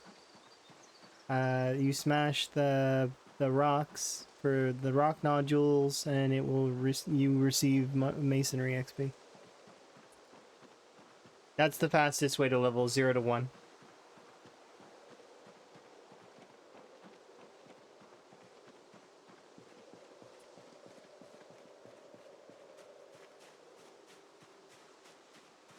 Yeah. And then once you're level 1 masonry, the ease begins. Because level 1 masonry is when you unlock where is it? Because if you've got a cudgel, you can or a club hammer or any of these, you could break stones as well, the large stones. That'll help because there's a lot of those that are on the sides of the road, so you could do that. That said, though, once you've done that, then you can do this recipe.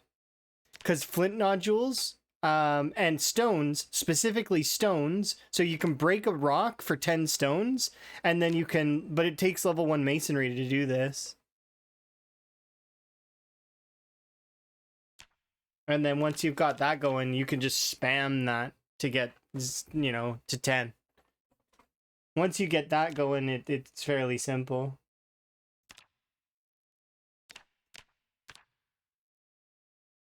Was this always a flat stone? I thought this was a regular stone before. It's always been a flat stone. Seems strange to me, though, that it would be a flat stone, because that doesn't look all that flat to me.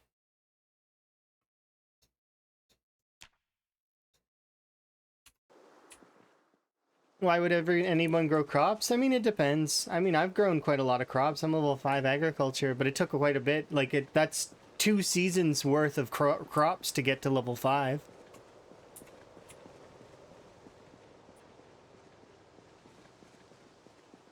Yeah, and foraging isn't horrible. Why? What did they change in foraging? If you're talking about the debris, people blew that out of the water and they've already fixed that one, so that one doesn't matter. That being broken, I knew it was going to get a lot of attention, and it kind of irked me a little that it got so much attention when it took so long for lethal bugs like the fishing bug, like the fishing animation stick bug, as well as several other animation bugs that exist. Those ones don't get looked at because they don't happen nearly as often, but when they do, they're lethal. They will kill your character. A foraging bug that deleted the debris, you lost a couple sticks and stones, and you know, yet people were so upset about it because they could see it, right? Can't really see that fishing bug happen until it kills you. Or, well, if you know about it ahead of time, right?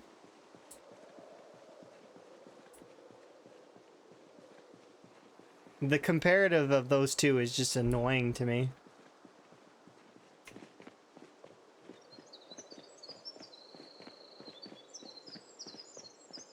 But yeah, I don't dislike foraging. I think foraging is fine. It's not in a bad place. It's still good. It's one of the most used skills in the game. People love their free stuff. And I like finding frogs, so I like foraging.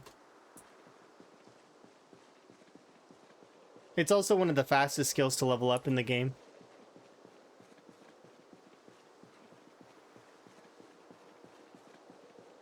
The nerf to fishing wasn't really that needed. Like, I can see why they did it, because fishing was too strong.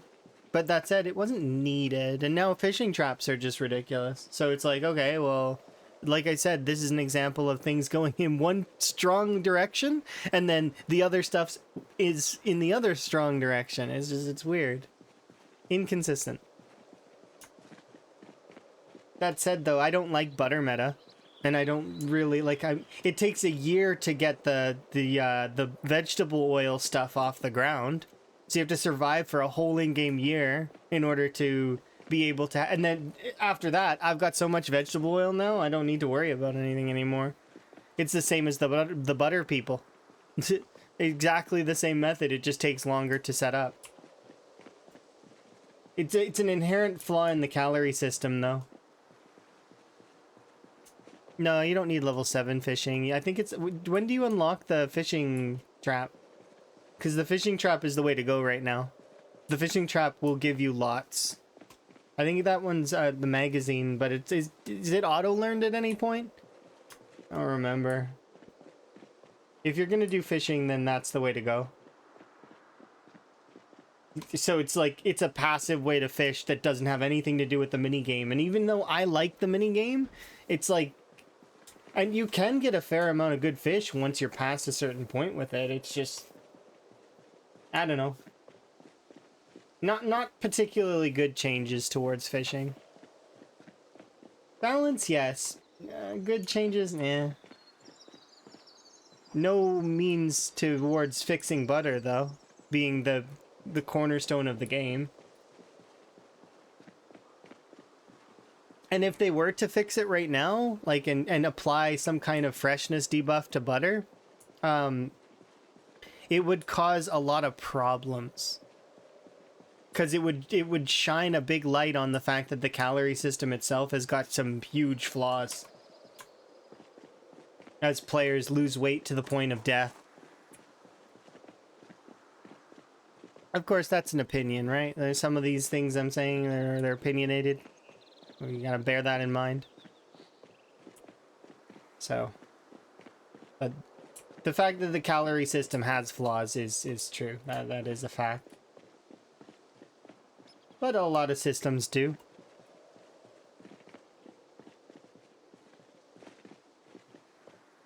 I'm still on the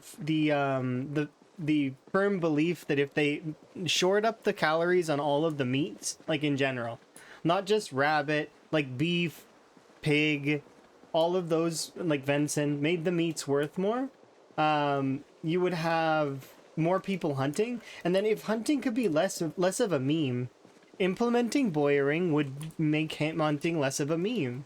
Because right now it's run a deer into a fence so that you can bonk it on the head. Like, that's not hunting. It doesn't feel like hunting. It doesn't feel like we're... Yeah, and the crouching doesn't do anything to the animals. They can see you no matter what. You could be level 10 stealth and it doesn't matter. They can see you through the trees. And that's another problem, is that they can see you through the trees. They have more advanced sight than the zombies.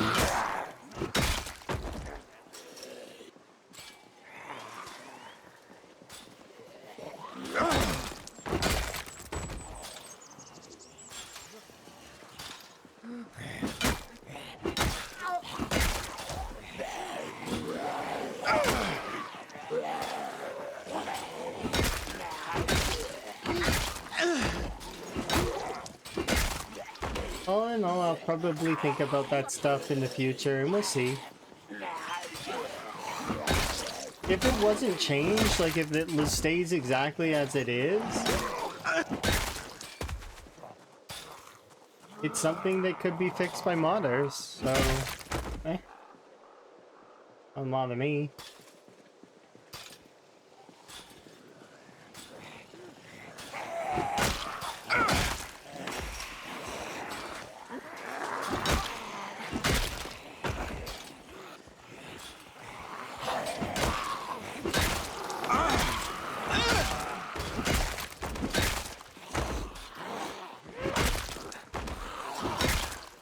I do very much like the game in its vanilla format.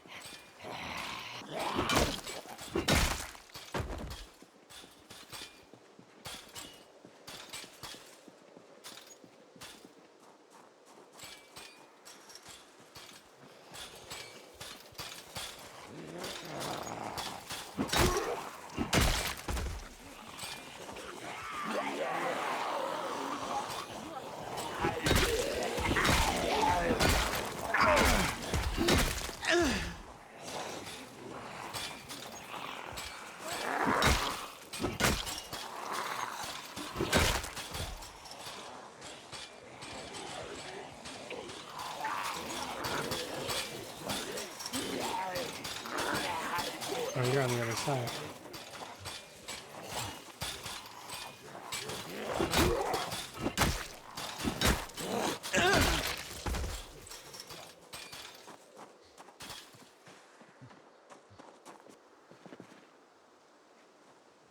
Yeah, it's usually that's, I don't know.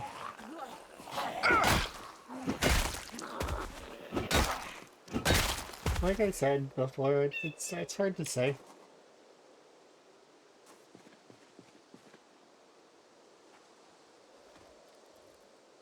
Yeah, it's because the hunger is a double system. Hunger has two systems that work in tandem that actually have no interaction at all.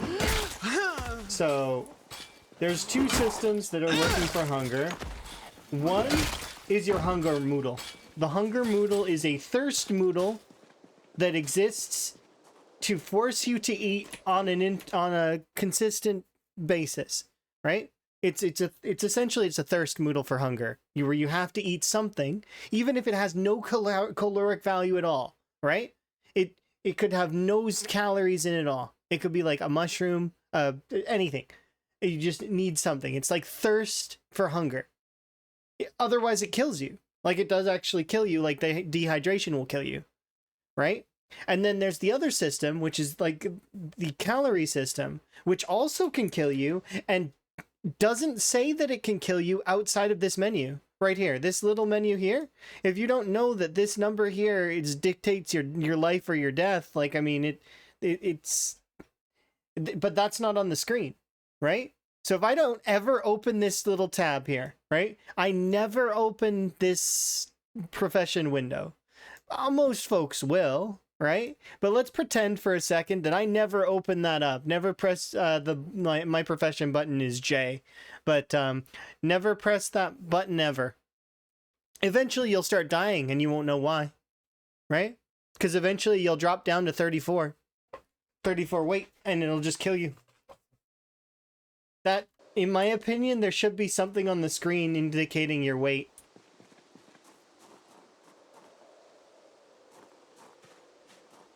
That way the players that don't ever open this little window, which they're going to, let's be fair, most players will open this window because they'll want to check their kill score, they want to look at their survival time, you know. But, yeah.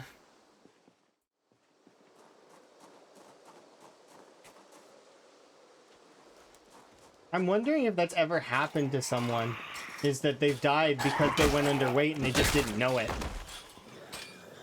Theoretically, it could be possible, right?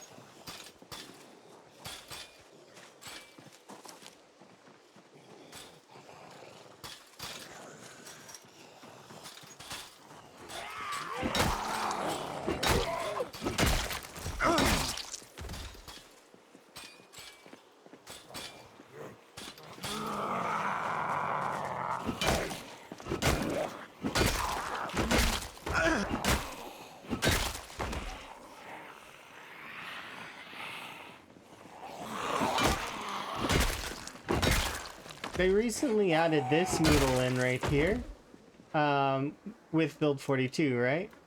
The Stinky Moodle lets you know that there is enough corpses in the area that it's going to actually cause corpse sickness to build up. Which used to not be an existing thing that exists. Like, we used to know that it existed, but it's something that's also wasn't displayed on the screen before. It's the same thing.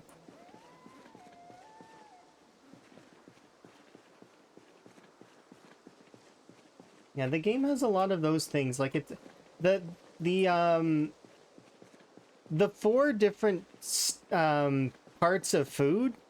Only 2 of them matter for your weight, by the way. The only 2 that matter are you can choose one of carbohydrates or lipids, you know, fat. Those you can choose one of those 2, and those 2 will get you your second chevron. If you can bring those ones up above, I think it's like 300 or 500 or something. Those ones have standard bars from negative 1,000 to positive 1,000, something like that. Meanwhile, and you have to keep them above their threshold in order to get the gains for your second chevron. The only one that actually matters, I guess, is the caloric values, which is represented by negative 22,000, or sorry, negative 2,200 to positive 30, I think it's 38 or 3,900, something like that. You have to keep it above a certain threshold in order to gain weight. And you can hit the negatives very easily by just running around or attacking or anything. You move, you can stand still and you're losing calories. It's pretty harsh, but in saying that, they did change it recently. Like, they made it a little bit better in terms of total calorie usage. I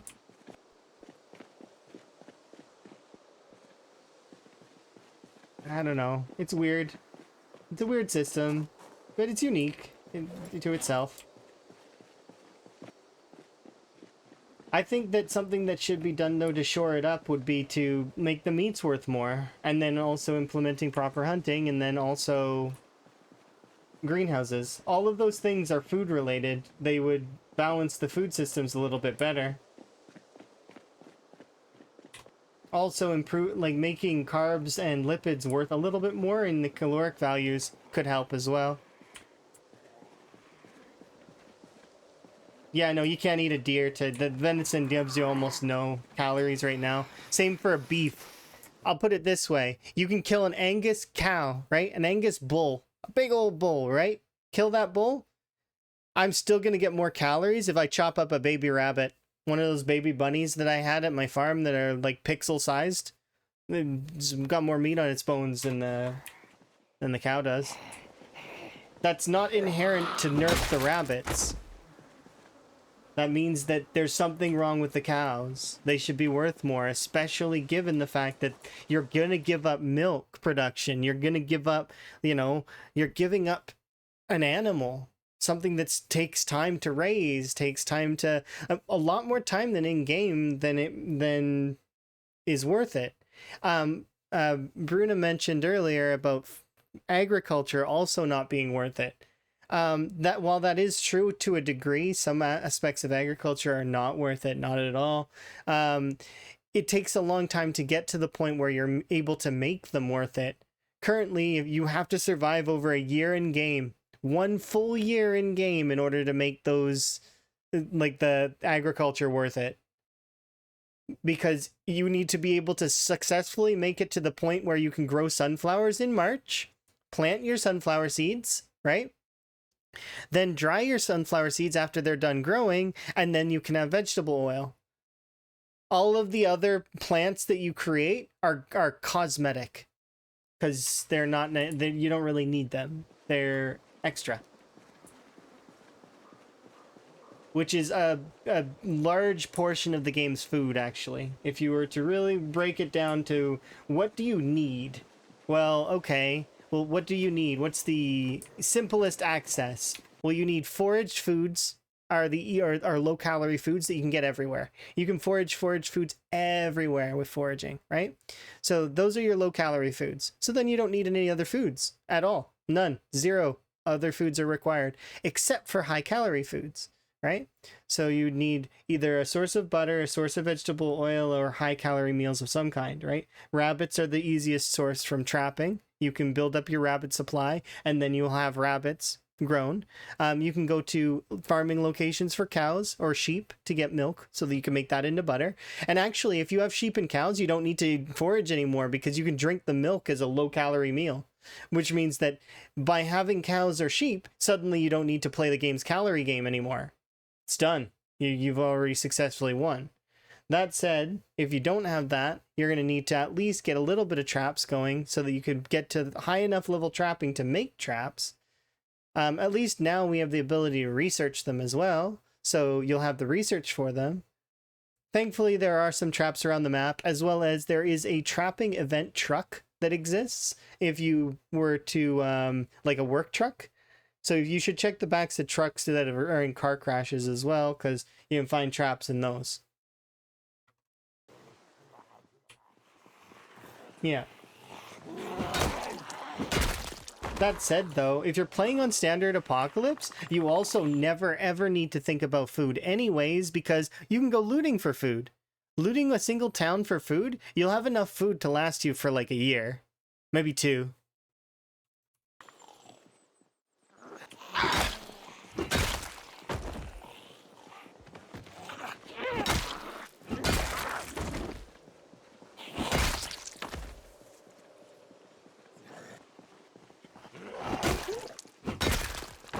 On Rat Race, it would be a little bit harder, but that's only because we have almost no loot, right? But it's not by a margin that's large enough. Like, the only thing that really hurts the Rat Race in that sense is that the fishing nerf kind of did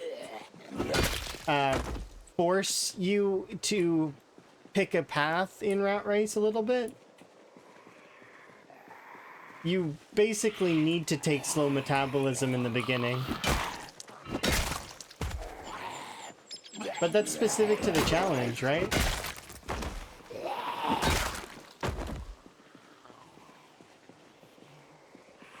Oh, you start playing Nissa? Oh, you playing Nissa?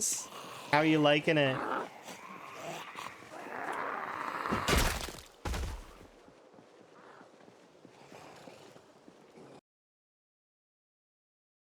Yeah, I don't care if their caloric values match in real life. I just want them to I want to be able to gain a little bit of weight for a little while and be able to eat, eat the cows for a while.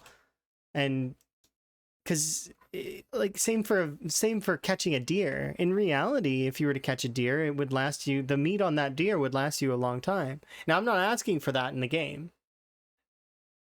Not even close. If it could last a week in game, that would be nice, but it can't even last that. You'd be lucky for a deer to last you a day, maybe 2. Yeah, and the calories you get from it are non-existent. Like, there's almost none compared to other foods. Those aren't fighting calories. You can't fight with those. Fighting calories means that you're going to be able to maintain, because even right now, I'm losing weight. I was at 81 earlier today, right? Now I can regain weight whenever I want, but it's mostly because I set it up to be able to do so. But that setting up takes a long time. And I'm never gonna bother hunting, not unless I want the medium leather.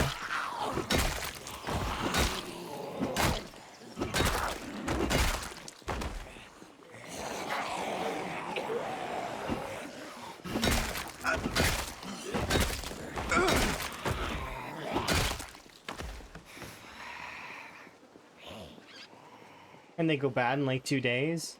Yeah, if they're left out, they go bad real fast. Assuming you have power and you put them in the fridge, they'll last a little while longer. But it's like...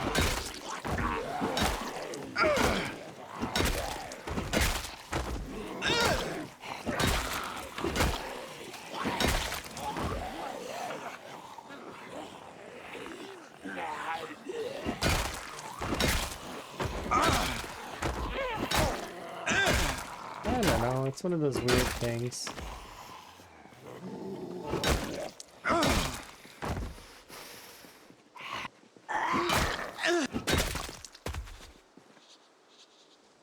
Oh, I took your briefs. Sorry, I'll give them back here.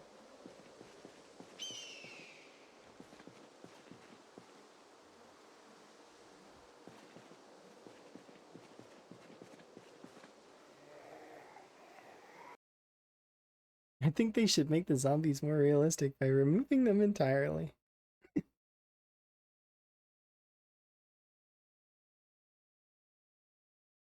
How do people keep food fresh without power? So I think that the implementation of some ground storage of some kind would be kind of cool, especially if it's winter.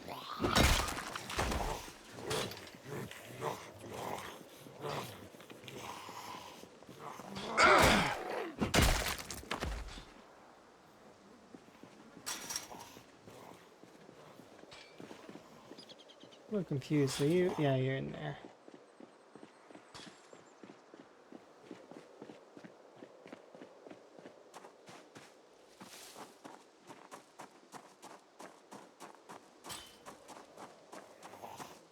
Excuse me? Okay.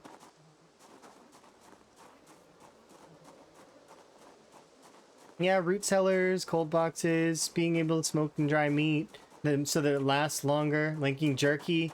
A jerky making system and a wine making system would be lovely. I'd love to make our own alcohols as well. They've got so many cool alcohols in the game that you'll never ever see unless you're playing on like really, really abundant alcohol loot settings. They've got tons, like, you know, scotches, whiskeys, vodkas, I mean. I was gonna say vinegar, but, and then liquor together in my head. But vinegars would be kind of nice as well, and that would then lean into the ability to make vinegar and sugar. And if you can make vinegar and sugar, well, then you can then start doing the jarring process at an infinitum, because they will both be infinite processable. And that's what holds that jarring system back, is that both vinegar and sugar are things that, why would you bother ever combining vinegar and sugar to make your produce last longer? There's no point. Why would I do that when I can just eat the sugar and save the vinegar for, I don't know, something, I guess? I just like hold the vinegar like a true hoarder. Like it's one of those things where it's like, because the sugar's non-perishable and it's a food, right? So like it needs to be, so in order to fix that part of the system, what I would do is I would change the sugar to be non-perishable, non-edible. I would make it like the flour. Make it like flour, where you have to put it in recipes. Okay, so now it can go into coffee, it can go into tea, it can go into cakes and pies, and then it can also go into the jar making process. So there you go. So problem solved on that. So it's no longer a food. You can't just eat it by itself anymore. Okay, that solves that one problem. Next problem, how do you get sugar? Well, sugar beets, right? Or sugar cane. Sugar beets would be the easiest method because those are already in preparation, right? So sugar beets to make sugar.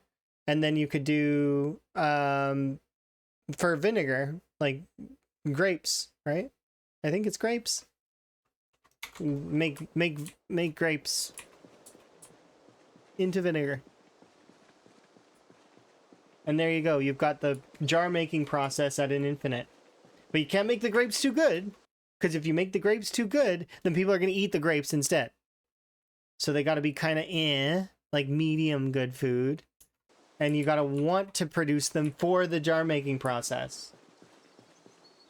Right?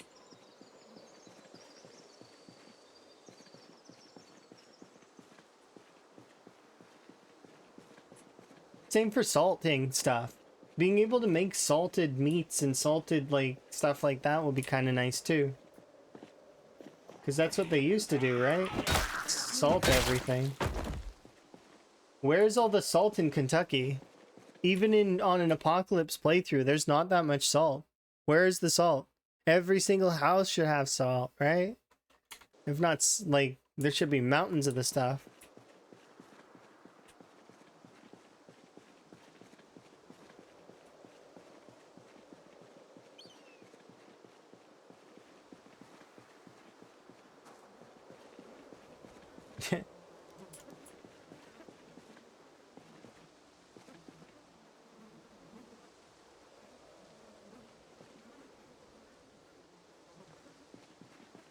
I don't know, they're just little ideas, I guess. It's one thing.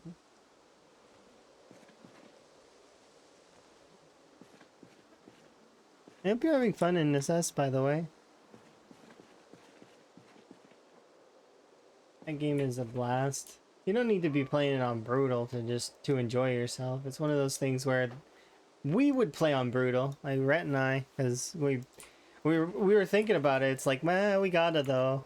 We gotta be tortured a little. We just can't help ourselves. A little bit of torture.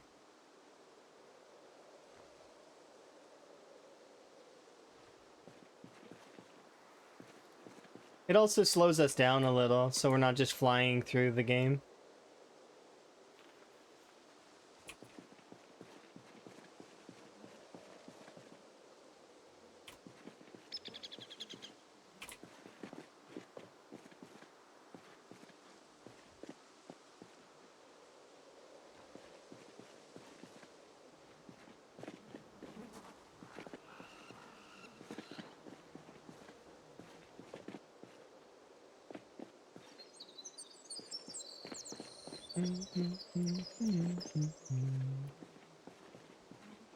Yeah, we still gotta finish that game too. Next time we play, it'll probably be, we'll probably defeat the stuff we need to.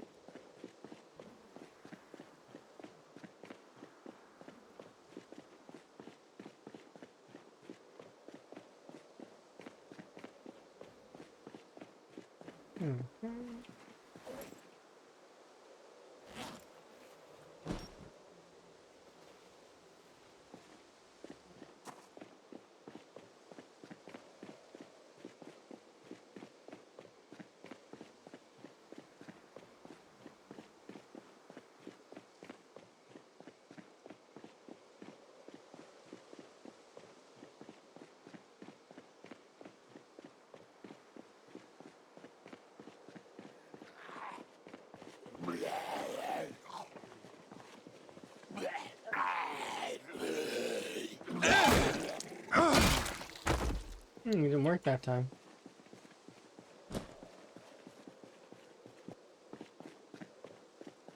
Maybe it's because the bag's lighted now.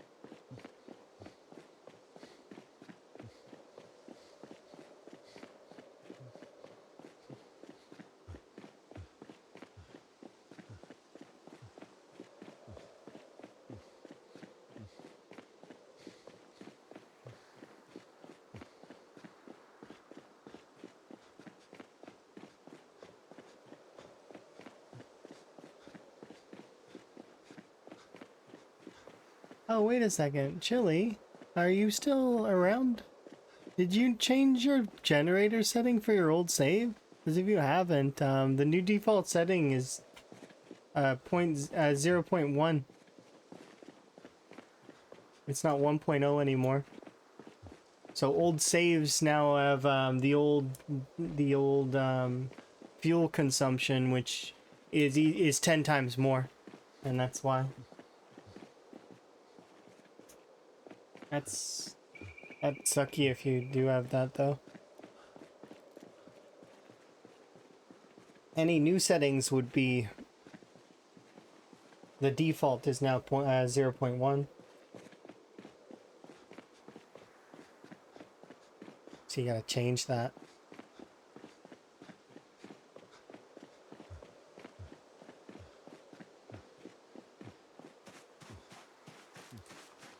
It's weird when systems work that way sometimes though.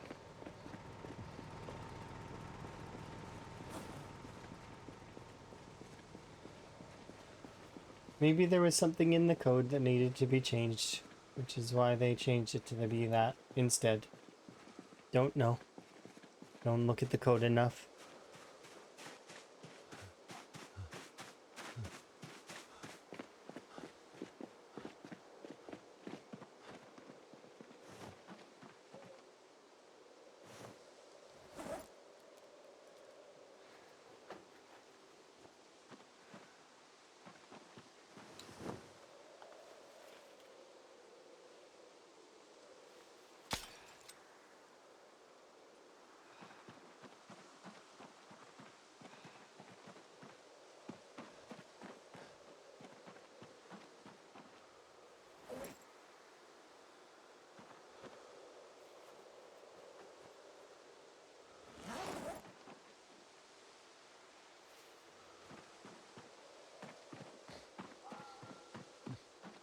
Mm-hmm.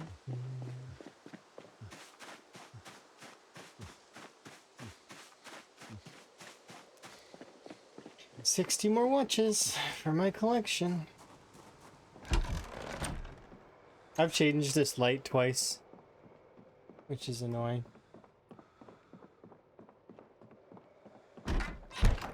Should see if there's a light in this lamp.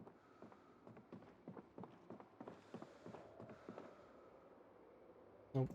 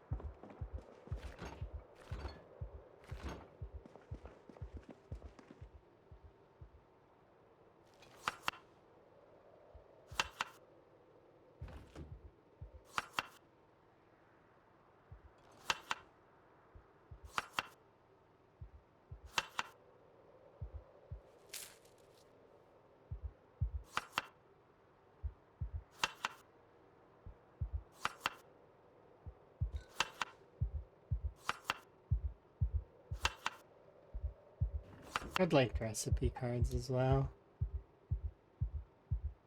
But, you know... Okay.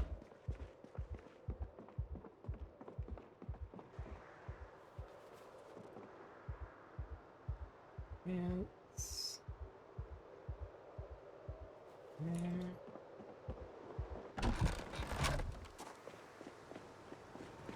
How are you doing?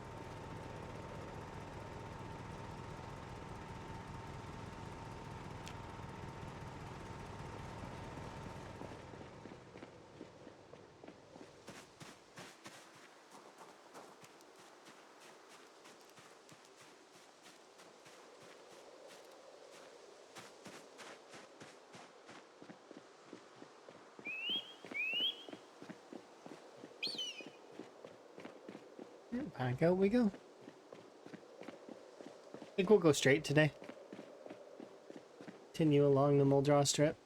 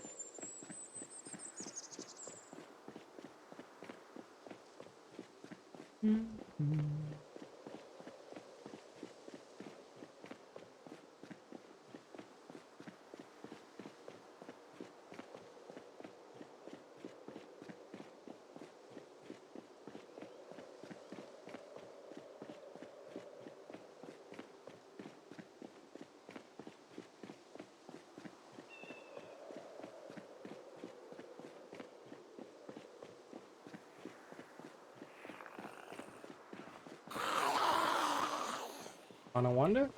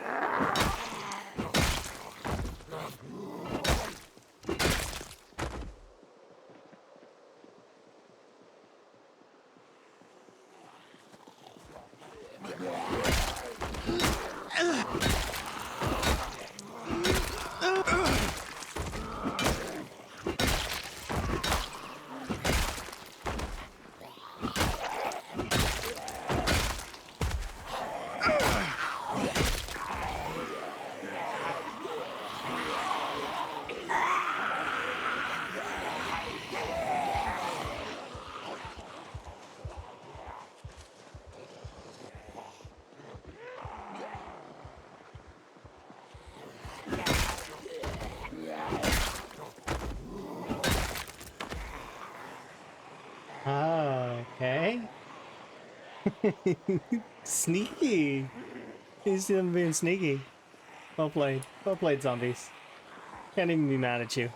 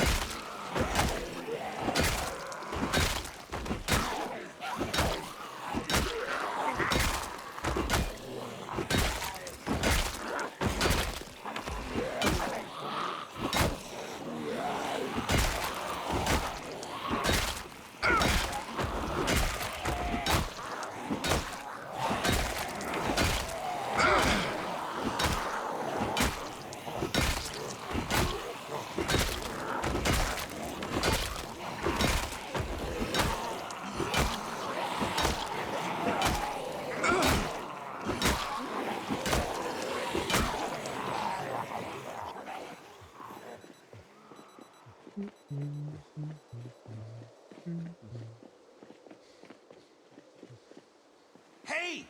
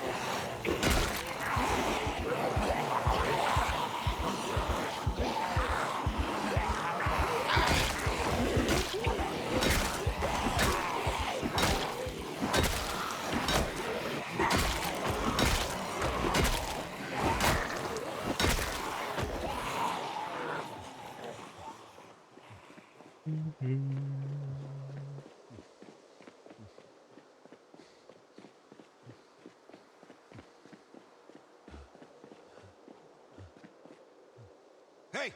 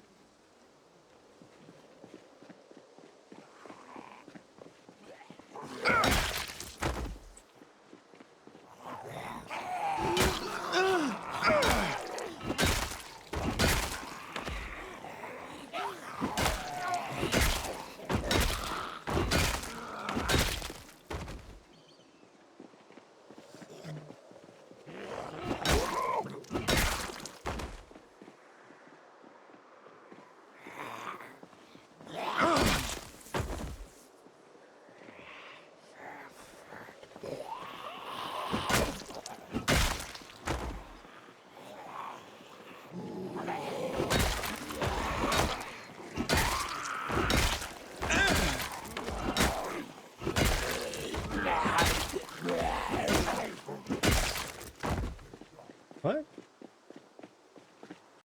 Tim wants to collaborate. Yep. I'm confused. I would accept if he wants me to. I think it's an accident. I should see. I'm like 99% sure that's a whoops.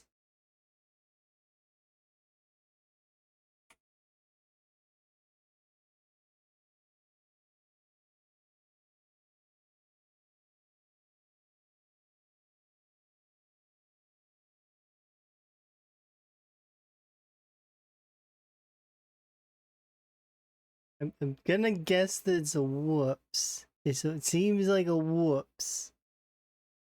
Somebody he's with has got an A in their name, and probably. If I just leave it, what happens?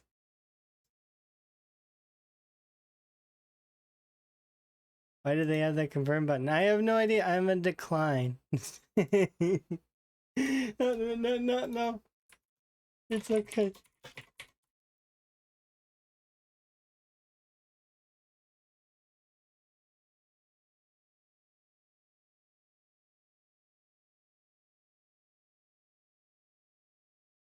That's funny. I was so confused, but at the same time, it's like, okay, eh. That's funny.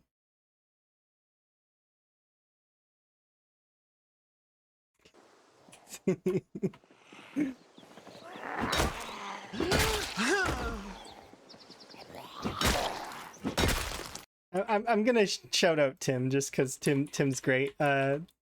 Yeah, because shout out.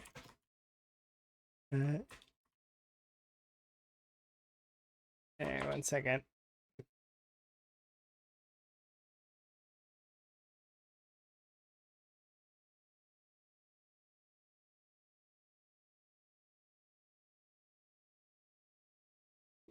There we are. Perfect. In case you guys are following Tim. Tim is awesome. He's playing Dying Light right now, and the reason I know is because, accidents.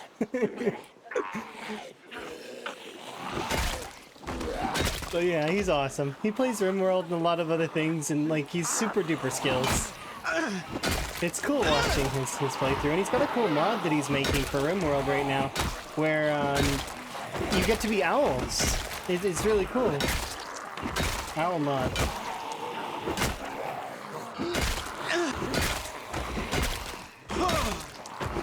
In the sorcerer.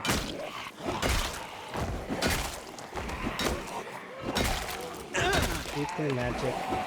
And then also he's the one that named the big bouncy thingy in Satisfactory. His name's Jeff.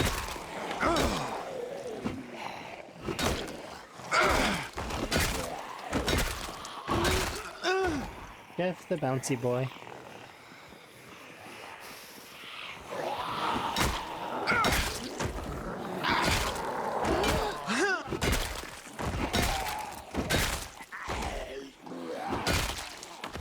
After I'm done clearing this group, I will...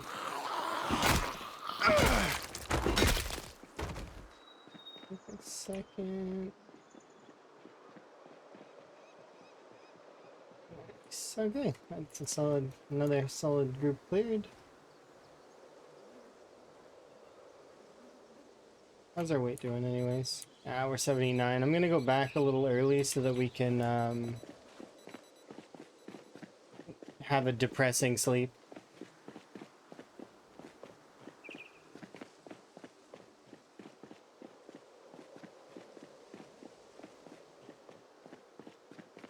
Because we're gonna drink some vegetable oil to shore up our weight.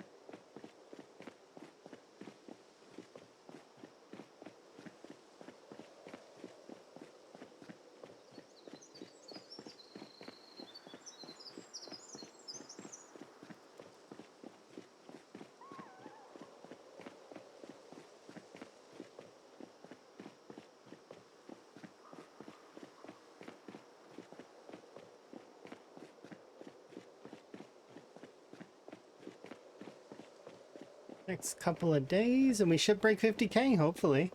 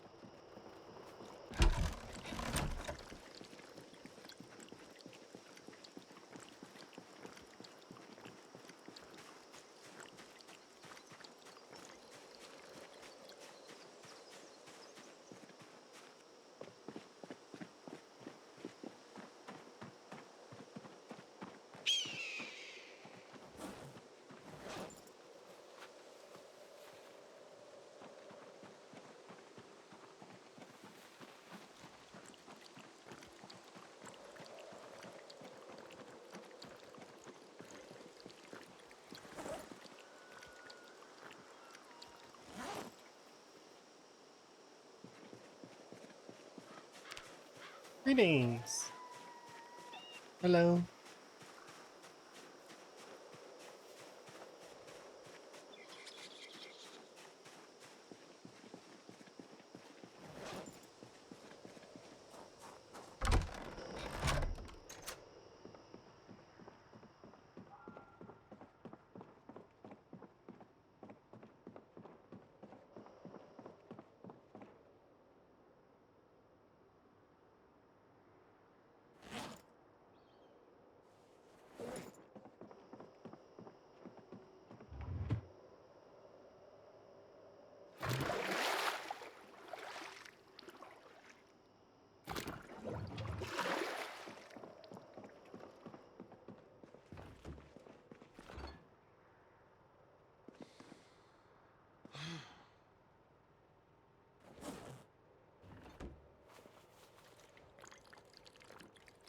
This will get double chevrons going, I think. No, not quite. I was in the deficit, I guess. That's okay. Just slightly in the deficit. Oh, that's okay.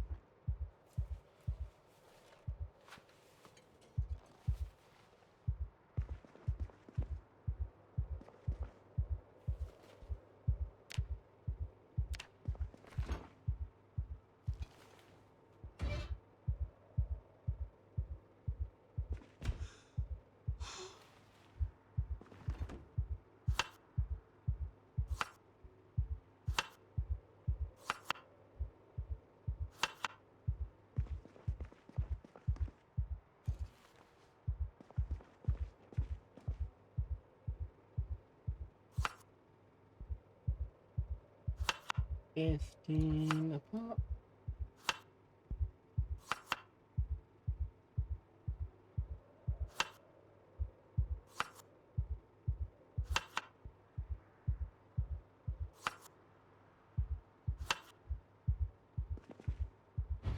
The remainder of this can go in there.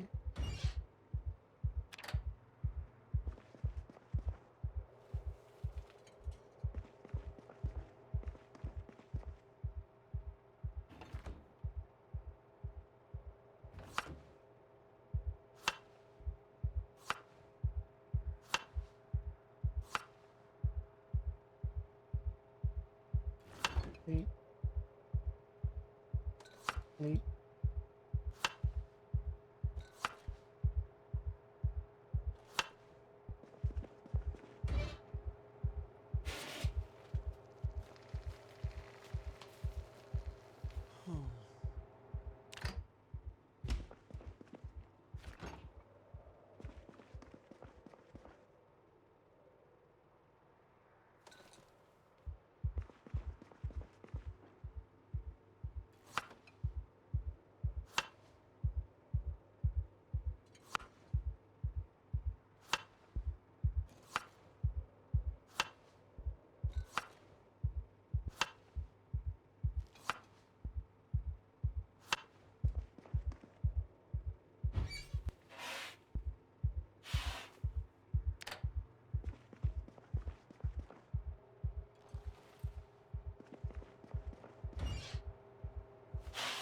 There we go. Let's cook these up.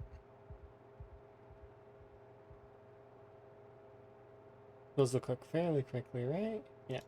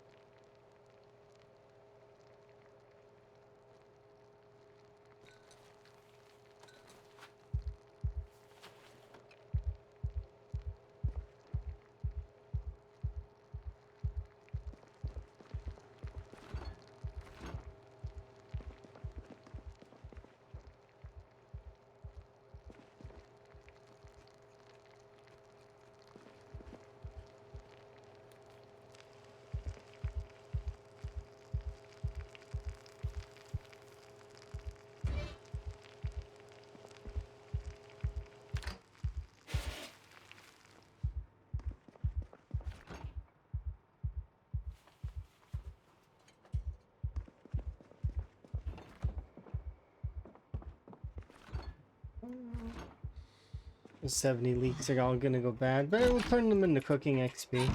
So.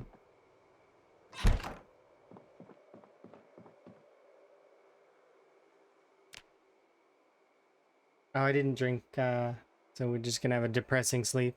I guess that's true. We'll take an antidepressant. We'll probably cook tomorrow.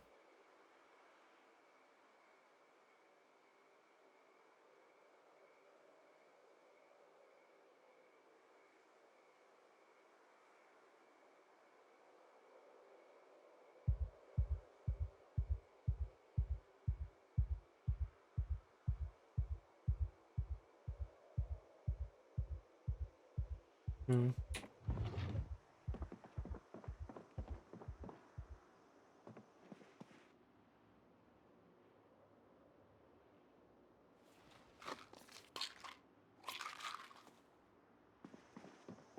It's snowing? Yeah, it is.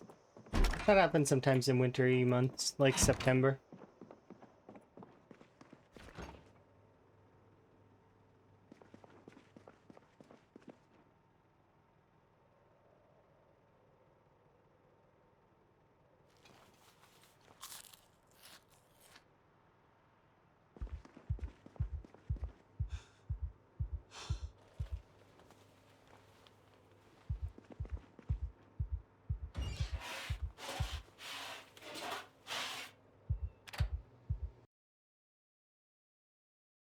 So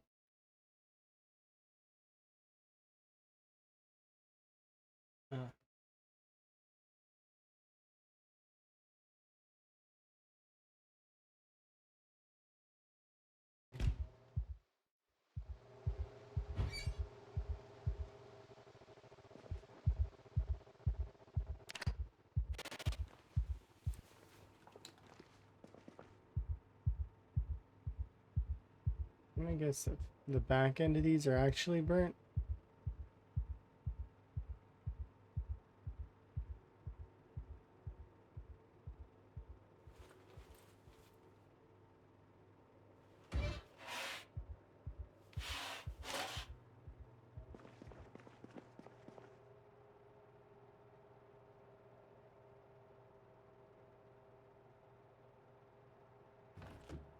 What I'm about to do is really, really wasteful. But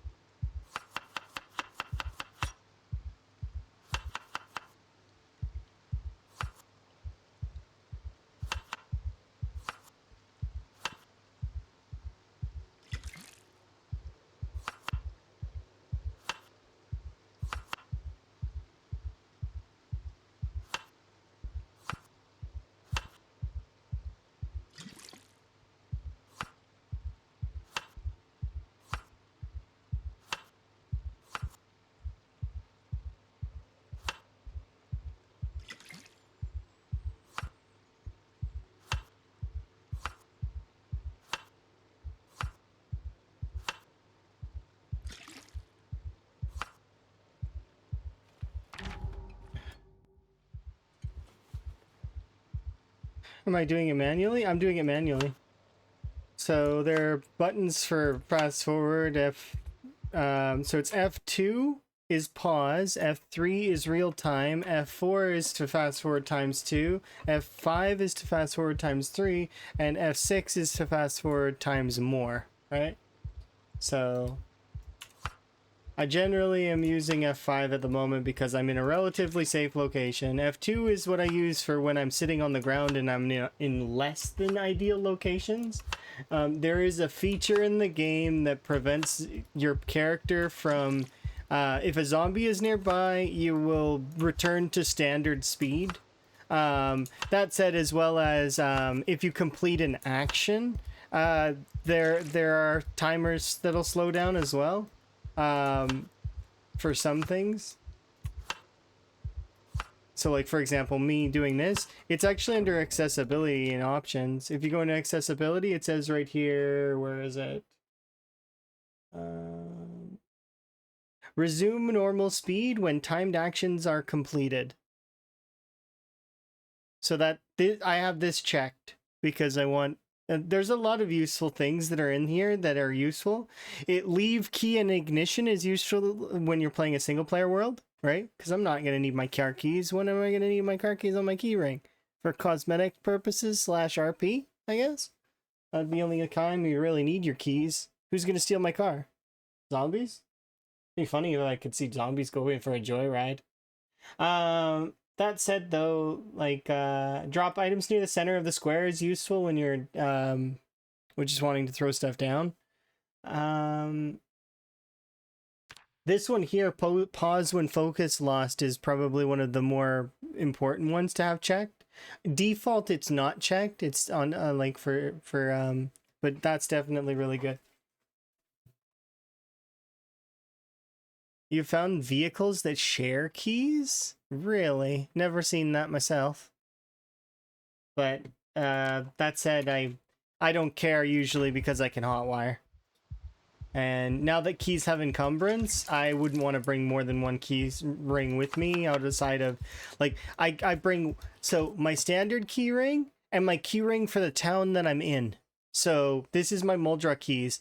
Chances are when I leave this area, I'll probably leave my Muldra key ring here and then I'll leave, right?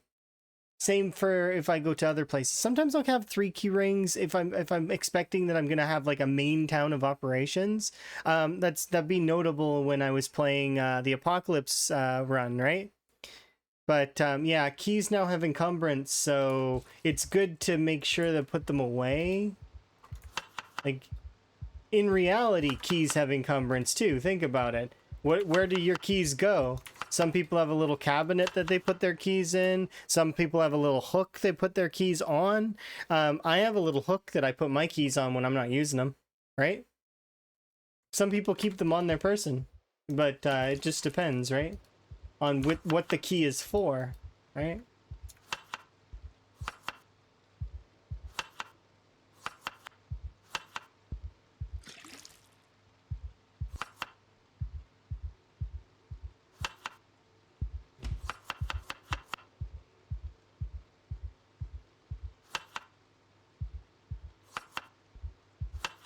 Today's the perfect day to do this because I don't want to go outside.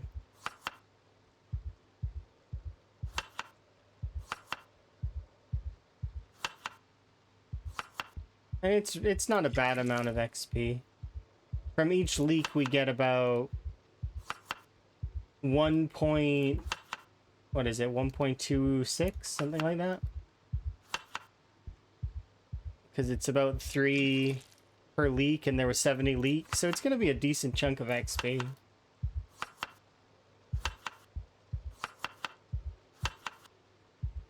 And the reason why I'm not eating them is because I don't need to. We're at a point where we're good for food, and actually all 3 fridges are basically full, so I can't. I need to get rid of some of it.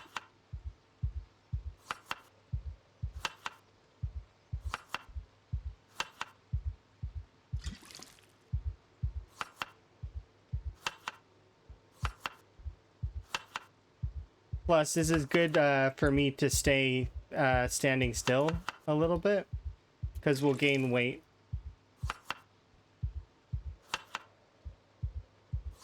Hello, fellow loot goblin.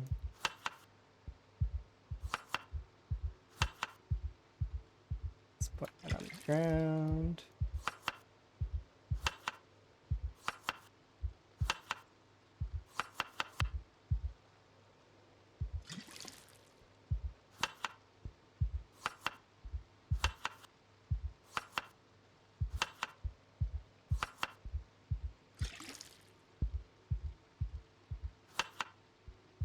Hello.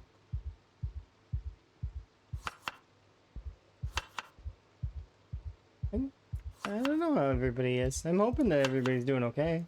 I'm doing okay. I'm having a good time. My day's well.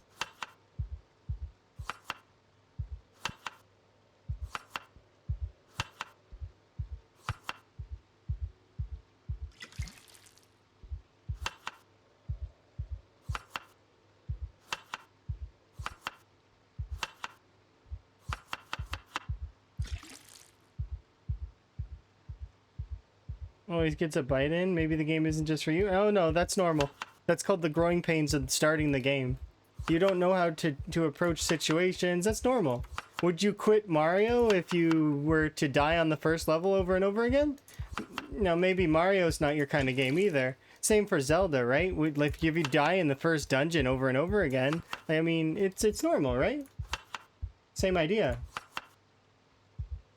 But that's the growing pains of the first of learning the game. And then as time goes on, you get better and better, or you choose to not. There's a handful of my friends that I know that do not play Zomboid with the whole idea that they don't want to get good. They like the experience to be pain every time. That said, I mean, you can get good at everything. There is a possibility for you to do whatever you want. right? It's just like anything. You just work on the skill, and eventually you'll get it. So long as you don't give up on yourself. Zomboid's the same way.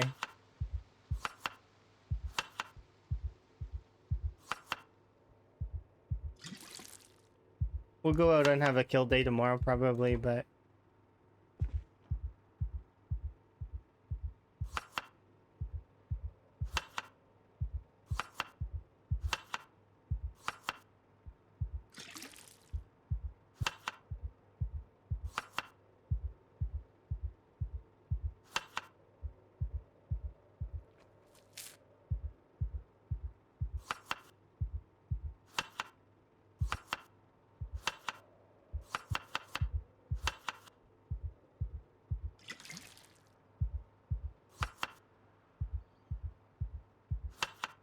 you're still terrible at the game.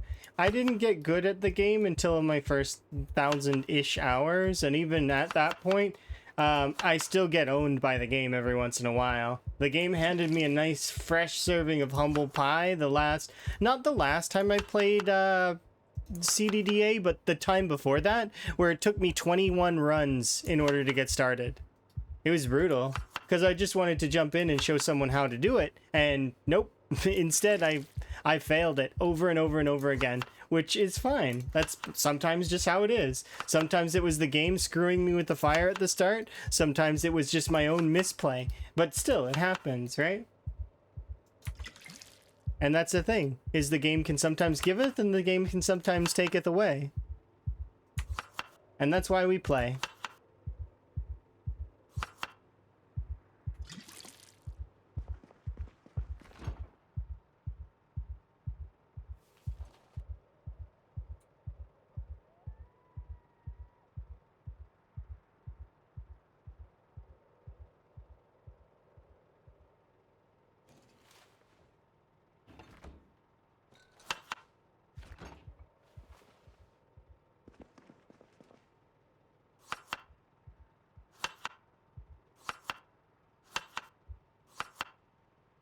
The reason why I did this the way was because it was a rainy day. And I didn't want to deal with it.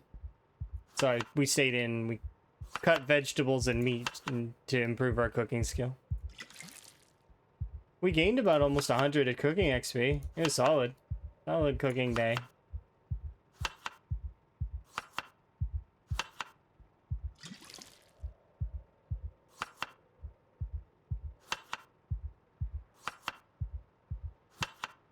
Yeah, my Emma's much better at the survival aspect of games Emma's better than I am at. I'm chanced to throw myself directly headlong into a thing that I'm not supposed to do. That said, though, I do eventually reach a point where I'm quite sustained. And given the same amount of time, I guarantee that Emma would be better at this game than I am, for sure. But Emma would also get bored of it, probably long before I do.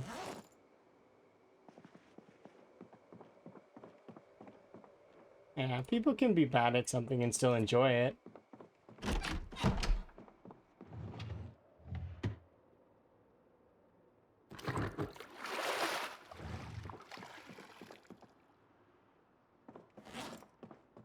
Karaoke's another thing that makes me think of that.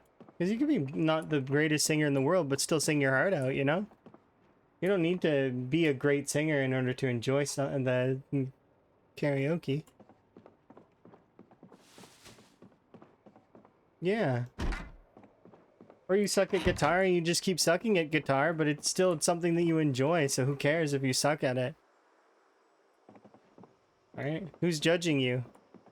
I suppose people around you, maybe, if you're really being noisy with it, but if you're playing but like by yourself.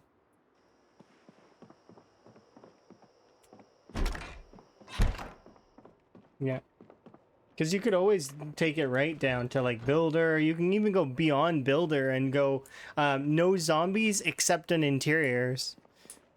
Right? Because that's the way that it works, is if you choose 0 zombies as the interiors of buildings still aren't affected, There'll still be zombies inside.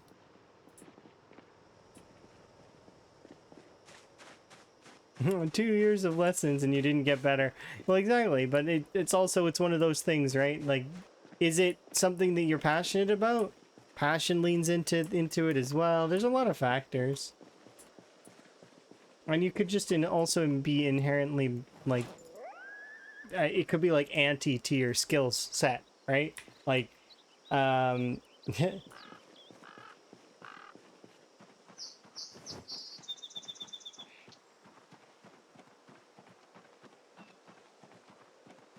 was I can't remember which comic it was, but it was like,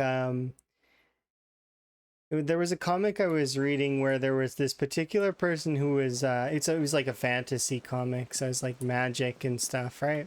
Somebody who was really, really wanting to blow stuff up. That was their whole song and dance, is they wanted to see things explode. But they were like the best at healing magic. Like the whole time, their healing magic was their thing. They could like snap their fingers and heal everyone around them, but they just wanted everything to burn. Everything to explode.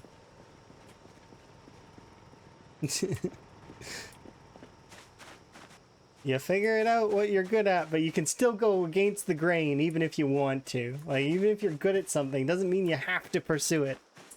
And that's the cool thing of choice, right?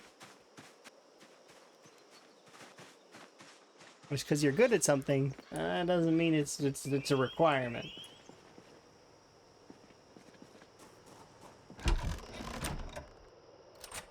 Case in point, I'm actually really good at battle royales. Like, really, really good at them. I'm good at positional based combat. I'm good at predicting how things go. And I had a 70% win rate when I played over 1,000 matches in what was it? It was Realm Royale. But the thing is just because you're good at something doesn't mean you enjoy it, right? I don't really enjoy battle royales. I find they're the same over and over again. Samey, samey, samey. I'm just not keen.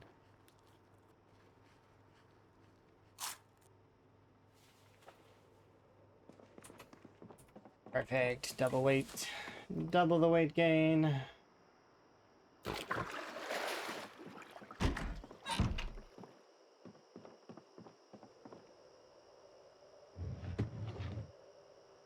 Well, I've got choices. So we could choose to do strength training, which we have only got 28 more K more to go on strength towards that one's maxed out. We could do fitness training, which is probably the preferred outcome, or I could do reloading. Reloading is one of the most pain skills in the game, and I'm trying to get it out of the way so I don't have to do that anymore. How about Battlefield Battle Royale? I'm not as good at first-person shooter Battle Royales, but I can do them.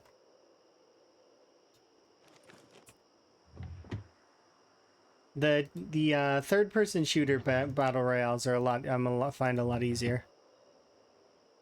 Just the perspective's better for me. Which is weird saying that when I played so many hours of Overwatch, which is technically a first-person shooter, but not really. There were aspects of it that were third-person. And those aspects are why I got to the rank that I got at. Is because they gave me information that I could then utilize in the match.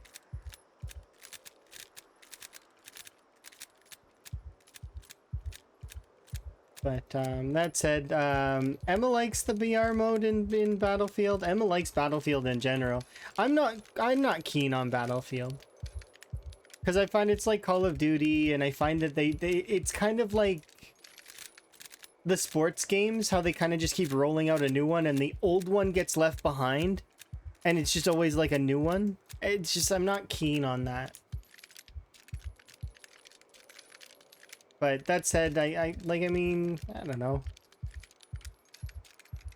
Everybody likes their own styles, right?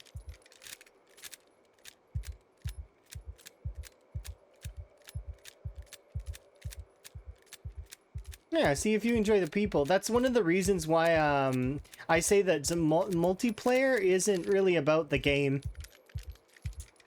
It's not about the game, it's about who you're with. So there's a lot of folks that are really excited for Zomboid multiplayer. It's not because of Zomboid itself, it's you're gonna have fun with your friends. That's the goal, right? Which means you can kind of do that in any game. You just can pick anyone. So long as they're of similar ilk to what you enjoy.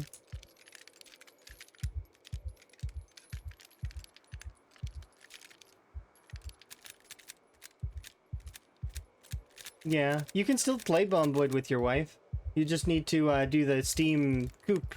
They've been making the Steam Coupe a little bit better. But they are going to drop the regular one eventually.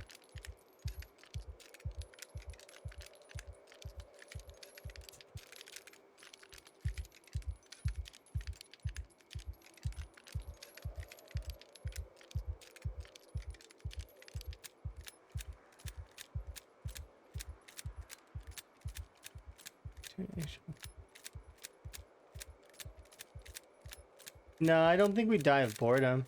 I think we die of the strain being airborne. Most of us, anyways. A lot of people think that they would survive and be that special person that wanders around, but no. Most people will die of the airborne strain. And if you don't die of the airborne strain, well, I mean, then you... kudos. Enjoy your apocalypse, I guess. Hopefully you've been paying attention to how to survive wilderness stuff with no power, because chances are there isn't just generators kicking around every which way. And even if you have one ready, like, I mean, it'll only last so long. Could you imagine trying to hook up a gas pump, like, to your generator? Like, actually? Or siphon things? And then gasoline goes bad. So it's like, you know, it lasts you for a little while, but... And you can use gasoline that's gone off. You can. It's just not as effective. Yeah, most people have zero survival skills. Like, the second you take away the grocery store, like, it's not gonna go... Yeah. It's because people don't know how to get food. Like, where do you get your food?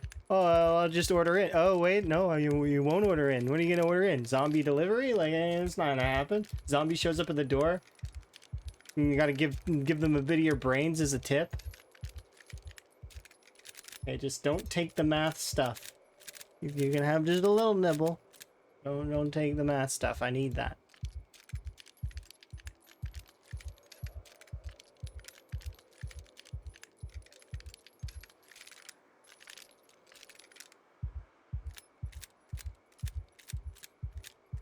Math is overrated. Math is overcalculated.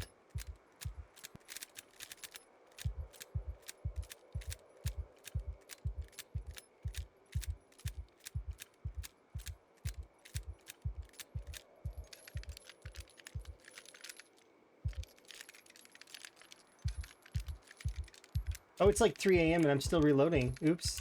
Well, that's awkward. I got into the vibe of it. That's not good. I ruined part of this day now.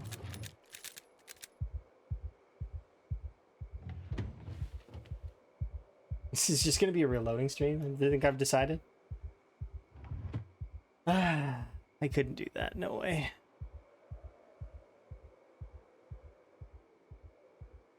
It's too much pain. Oh, stop sitting. Quit it. Go to bed.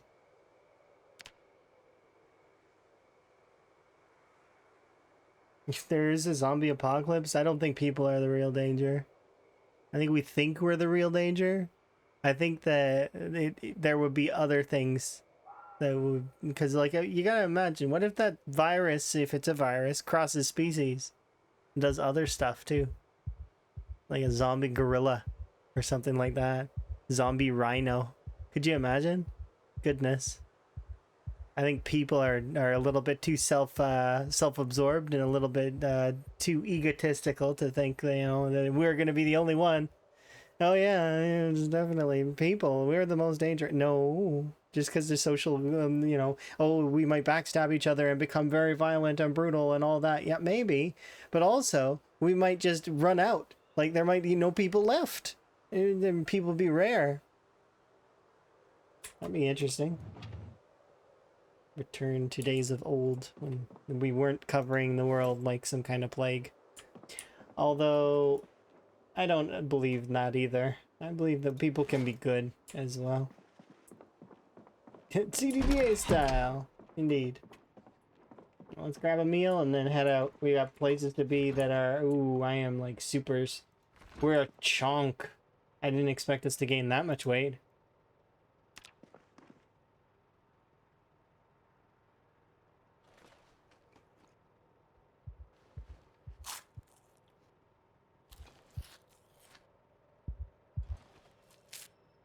Higgins. All right, Higgins, we gotta go and work you out because you're gonna be fat if we don't do that.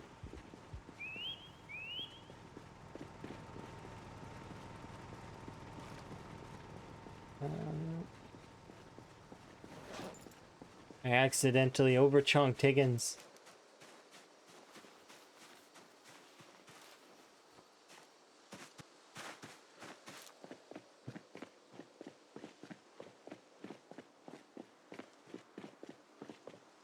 Oh, that's a Twilight Zone thing.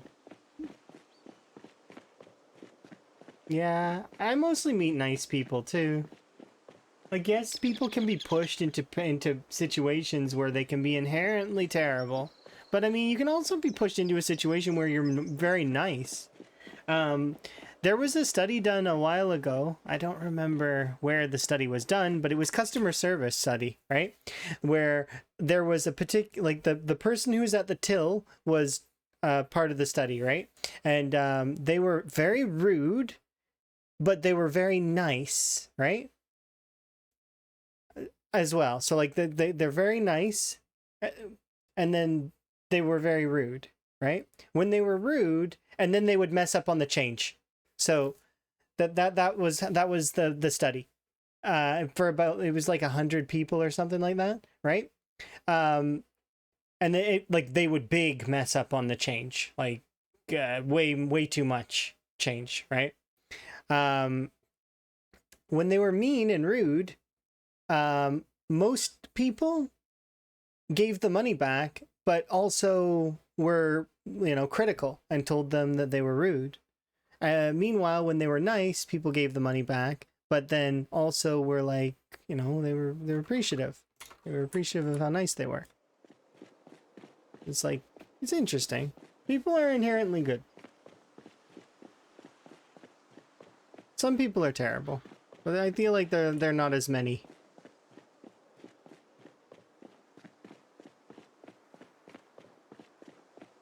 There are people out there that want to hurt others, though. I think those people should be studied. But perhaps we should also study the people who are good, too. Everybody should be studied. Gigantic study. Let's study everybody. Hello.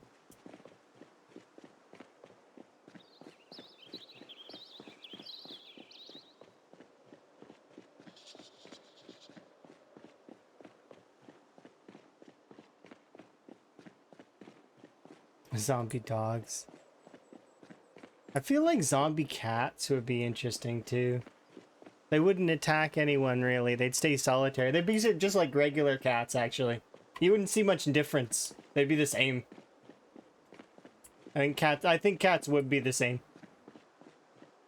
As there would be no change. That's why you don't see zombie cats in anything. It's because we all know they just functionally they don't change.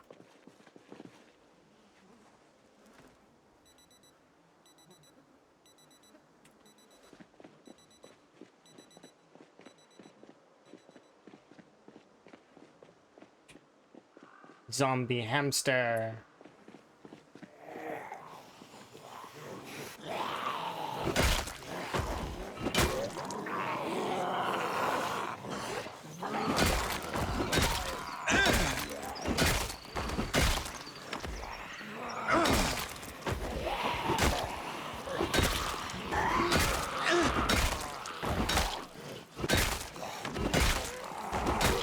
Hey!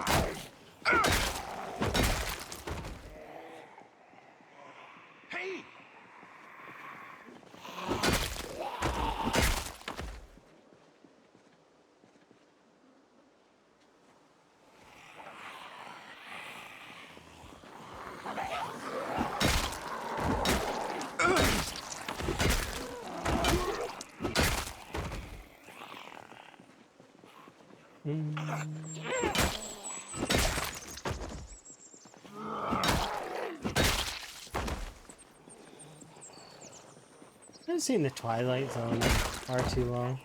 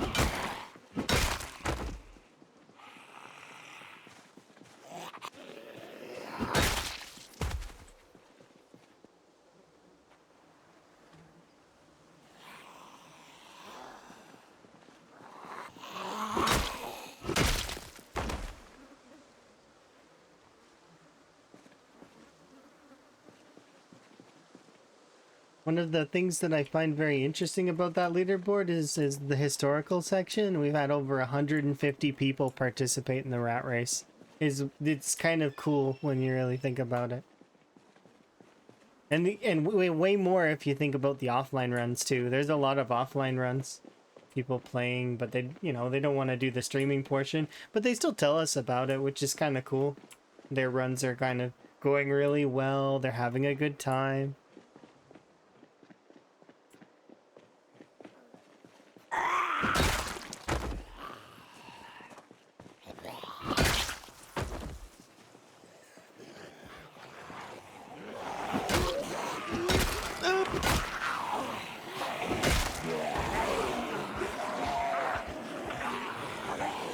One of the rules is that it needs to be streamed, but that doesn't matter for unofficial runs.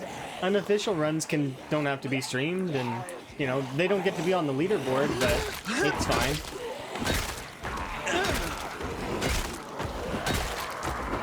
And that goes the same as if you get tired and want to change the settings, right? Your run would then be moved to the historical settings, and you could move on, and just play for fun. But it'd be no longer official rat race at that point, right? A very good example would be Twist. Twist's run is now no longer official because he's opted out of the rat race. He doesn't want to, he wants to do his own thing that's separate. So, oh, you got back up.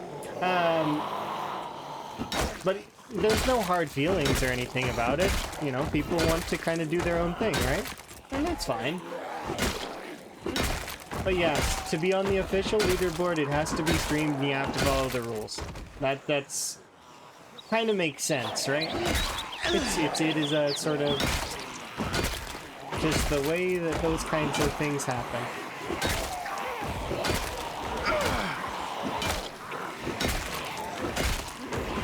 Which is different than my Build 41 leaderboard.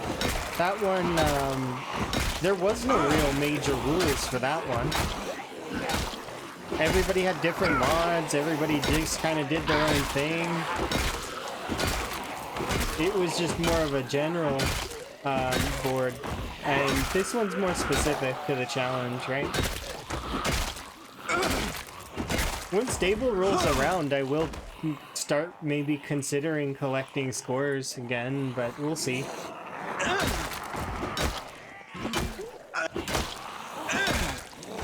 And if folks want to see that leaderboard, it's under this command. That one.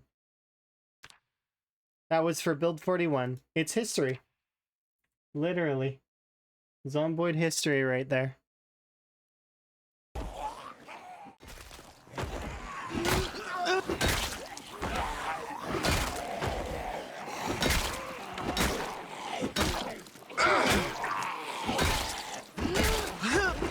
Yeah, I think we're a long ways from stable as well, but I mean, it will come eventually.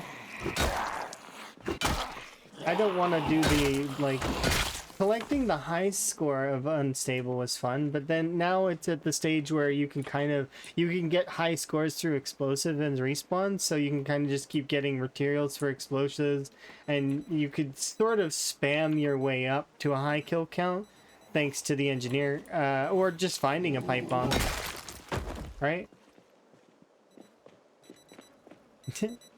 Hi Liz, are you having a good day? How goes your stew? Let me shout out for Liz, because Liz is great.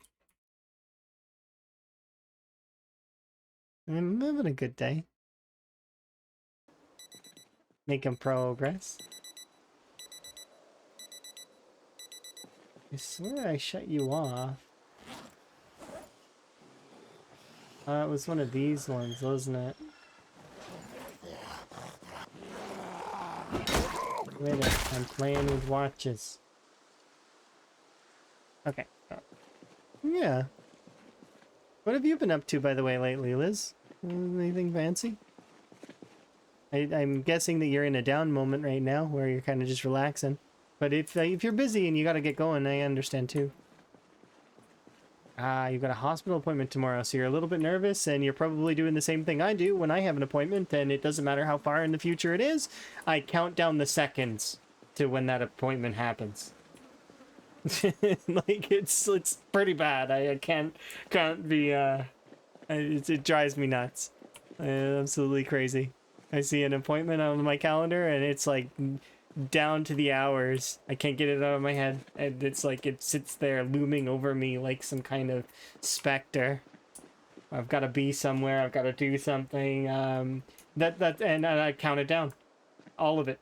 Like any appointments, it's one of the reasons why getting a schedule going is kind of daunting a little bit.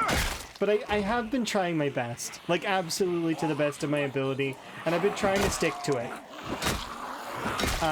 Today, for example, we're going to be doing this, like, rat race for at least a few more hours, right? And then I'm going to have a bit of a rest, spend some time with Emma, and then I'm going to play RimWorld, the Confederation of the Pawn, right?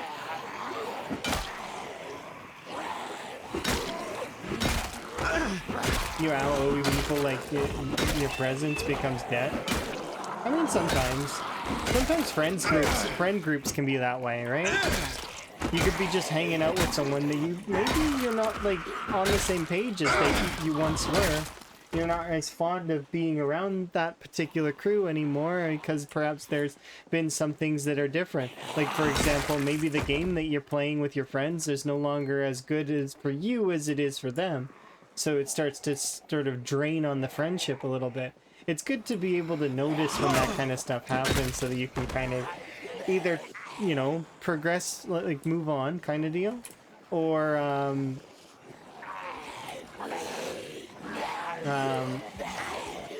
because you don't want to leave on a sour note.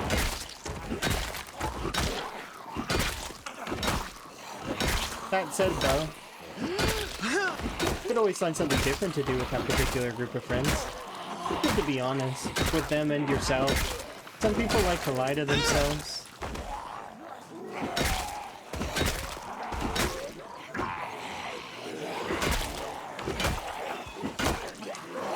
A lot of PvP, really? Interesting. It is fun to learn that stuff sometimes. I remember jumping into a little bit of PvP on Guild Wars, but I found that some of the PvP folks on Guild Wars could be a little bit much to handle sometimes. MMO PvP crowds are kind of like that, though.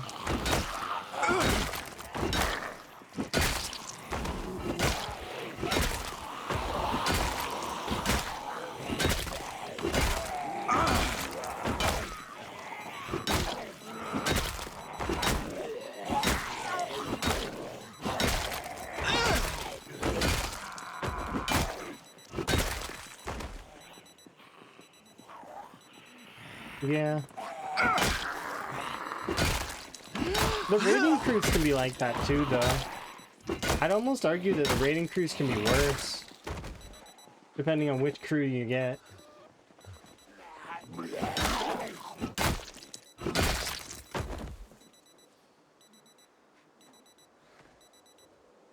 Yeah, that's cool. That said, though, I don't want anybody to ever feel like that's a requirement. You don't ever feel like you need to be somewhere. You know, you don't. You're there by choice. You choose to be there.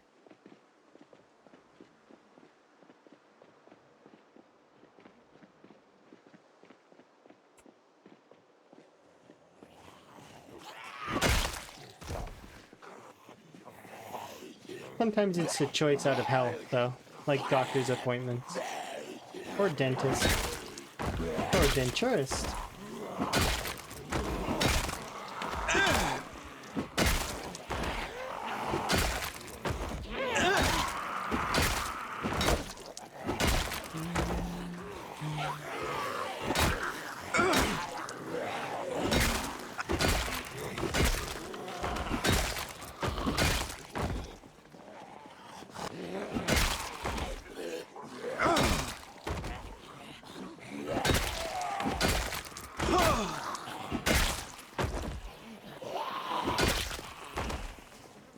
Glad you're happy and having a good time.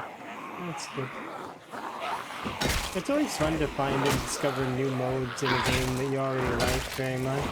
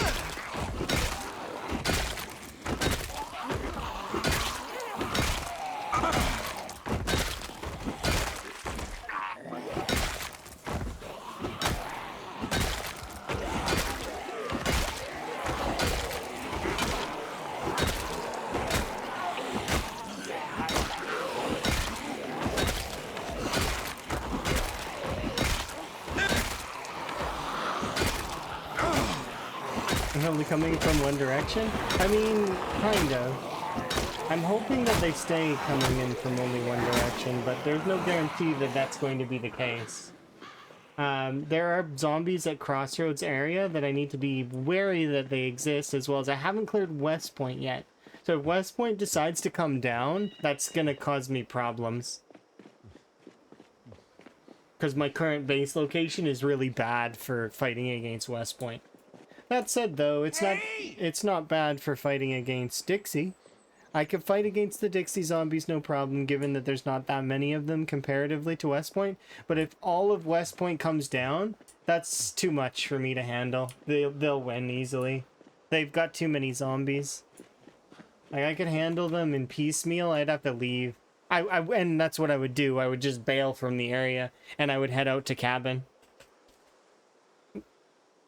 There's no sense in staying here if that's the case. And then I have to slowly work my way back cautiously. Hopefully to salvaging the what's it called? The advanced forge and furnace. I'd hope the zombies don't destroy them. But that said, that would be a possibility. That they would do. Because all of those are destructible things, so they can break them all. I gotta be careful of that.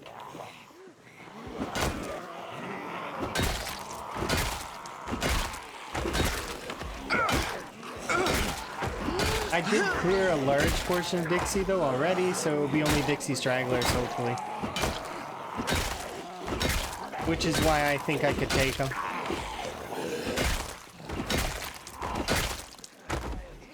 And Muldra is actually more than half clear, so at least I feel like it is, so we should be able to see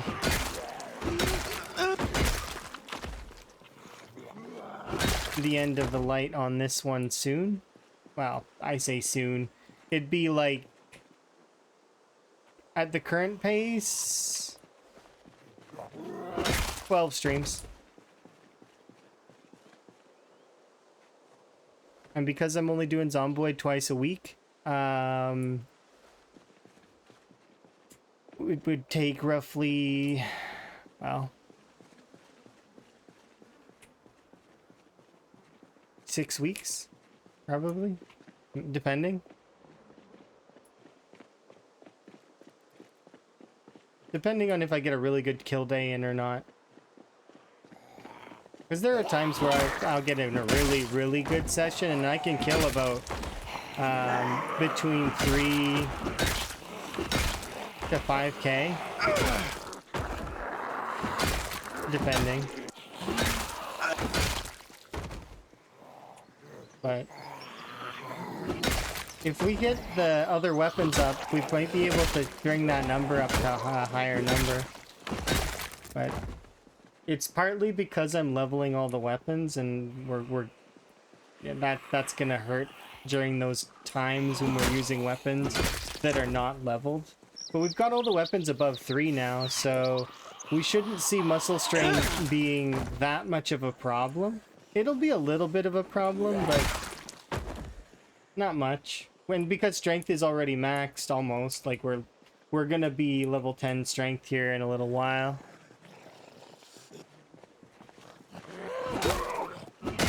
Should be more or less okay.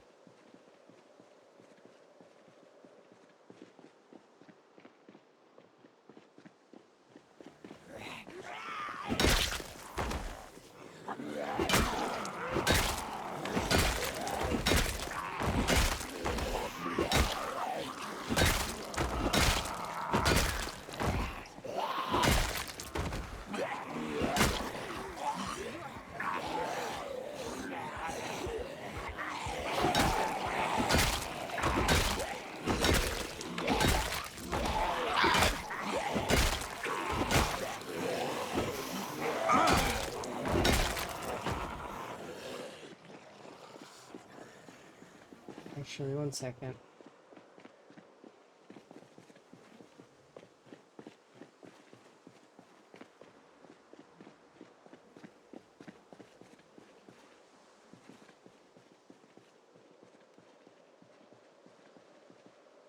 When did that happen?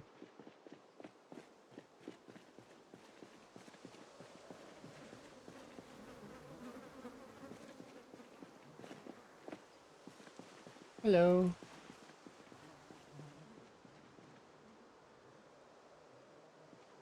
I don't remember. Okay.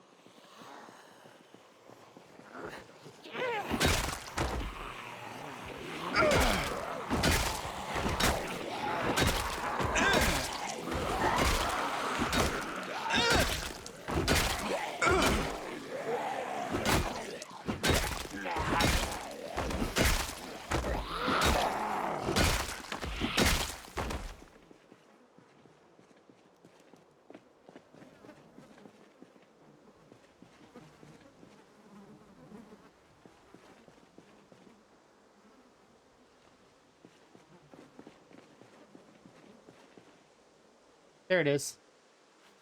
This is what I was looking for. I knew it was somewhere over here. Yeah, we can leave now.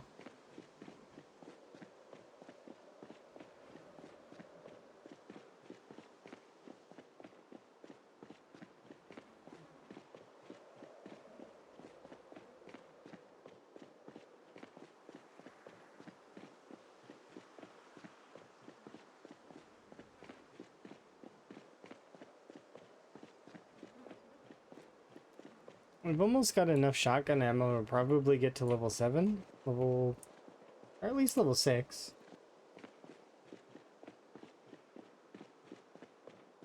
Maybe 7's a little bit of a jump. Probably halfway at least.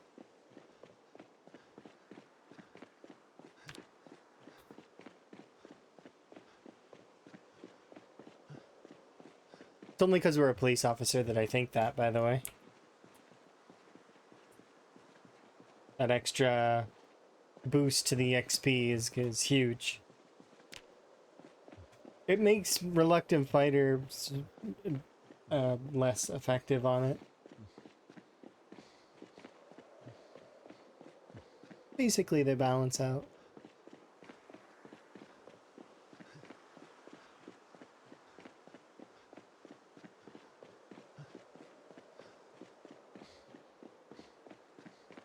Wow.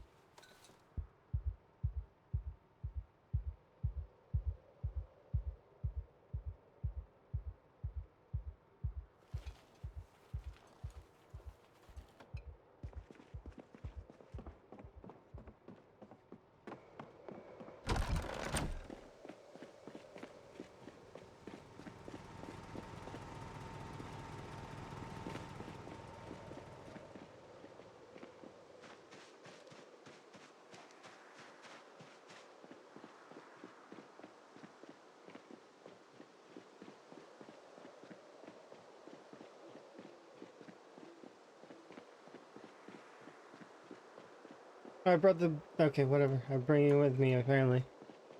Oops. Oh well.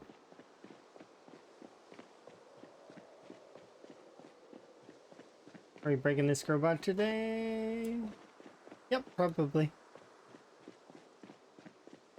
Rest in peace, crowbar.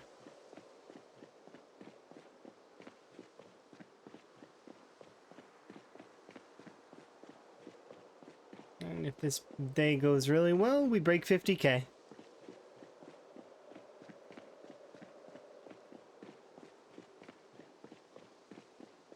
I think we had just cusp, though, before it.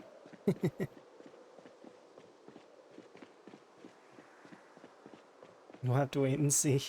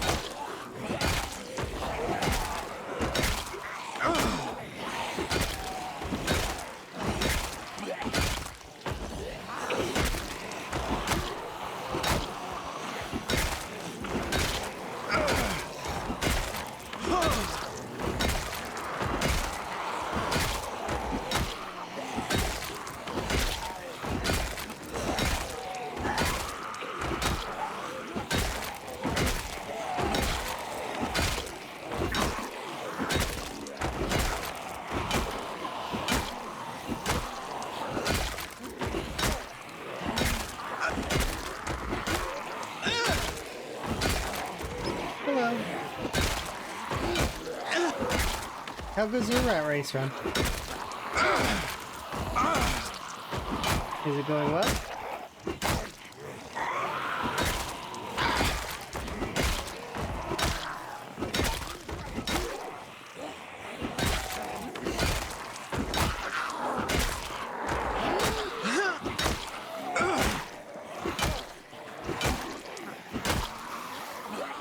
You can't keep weight on? Have you tried rabbits? I know that sounds terrible given your circumstance, but I mean, you know, you are an evil space rabbit, so I mean, I'm just saying.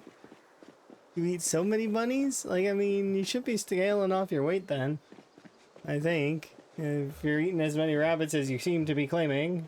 Not sure. Try doing less exercise, I guess? Or more exercise, actually. Like the standing still kind of exercise. That'll help. You gain less, you lose less weight that way. I mean, less exercises in killing zombies, but although that kind of not everybody's... Some folks really like to kill zombies, but if you're gonna kill zombies, you need to be able to offset the weight values. Rabbits are fine for that. You just have to have enough of them.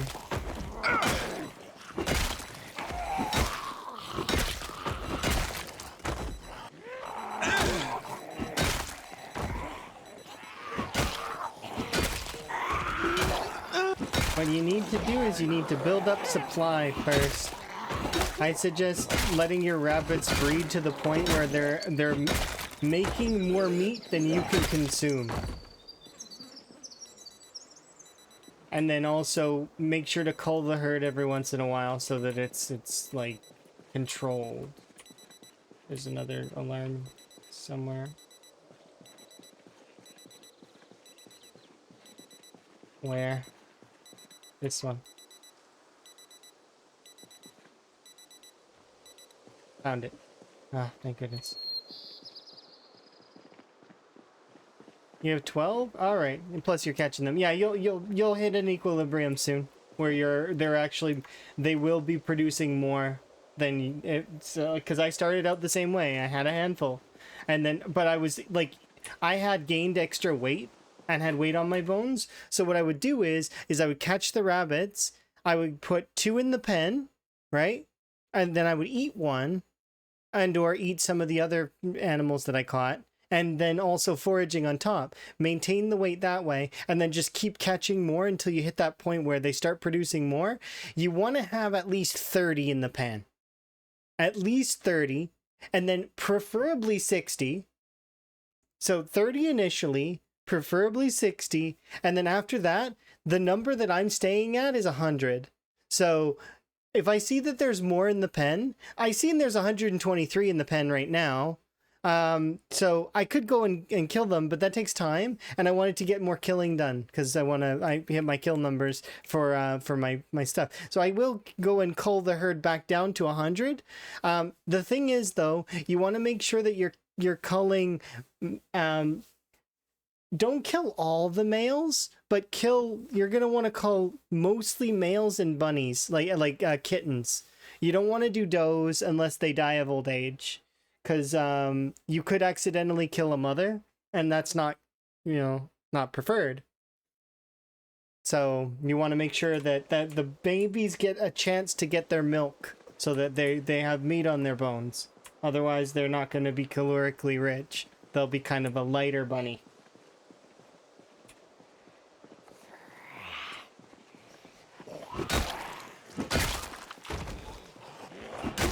So you want to do bucks and kittens, but don't kill all the bucks. But like, you can if you have some kittens that are male. But then what happens if you kind of become dire straight? It's like, I don't know. Right now, if I had to cull and gain my weight back up, we would be doing, I think like 3 or 4 rabbits at a time mostly, and then I would let the weight sort of build up. So we do like 3 rabbits, then wait. But right now we have so many rabbits that actually I can't keep up with the meat, and a lot of it's spoiling. But just because it's spoiling doesn't mean you can't use that to make cooking XP happen. So long as you have a bowl, you can do cooking XP with the stale meat.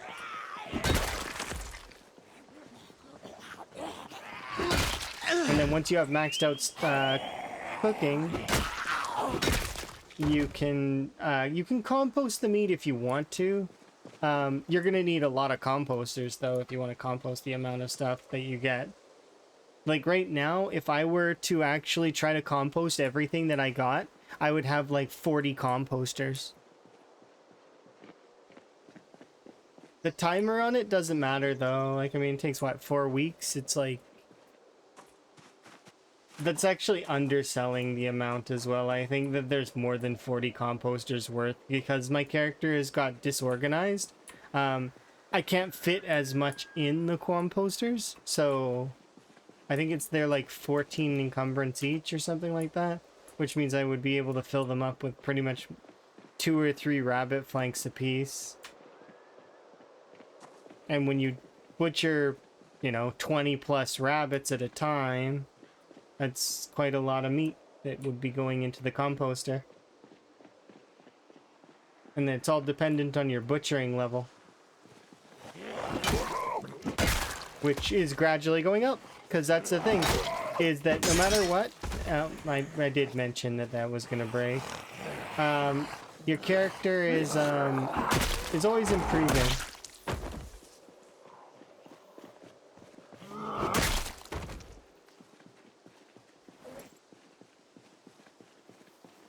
Rest in peace, Crowbar. We'll reforge you.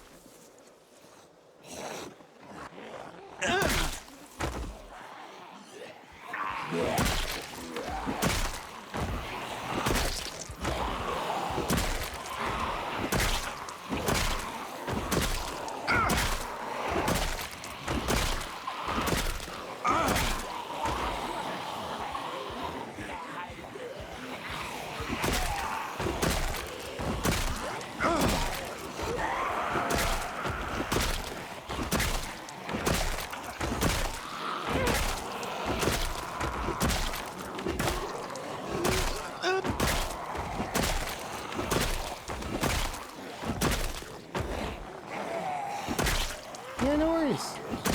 If you ever have any questions or anything, feel free. Or if you happen to, you know, come across information that's we're in this together. It's a marathon, you know, not a sprint. And I like to imagine the rat race similar to those other, you know, marathons where, sure, somebody's gonna cross the finish line first, but we're all cheering each other on. Like, we're, you know, I want to see everybody reach their personal best. I want to see, like, everybody be able to make it to the finish line if they want to. Of course, while I don't believe the rat race is meant to be completed per se, and I will be proven wrong because people are determined like that and will beat it, it's still a fun challenge to try to go the distance and at least beat your own personal best in. I mean, I don't know, it's weird. I think that my game will brick long before I'm able to complete the rat race, if I'm being honest. Which, probably goes without saying.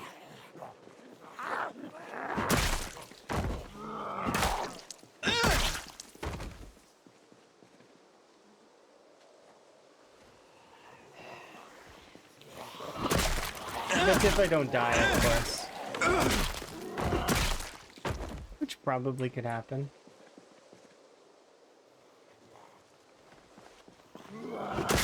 I'm not always 100% able to,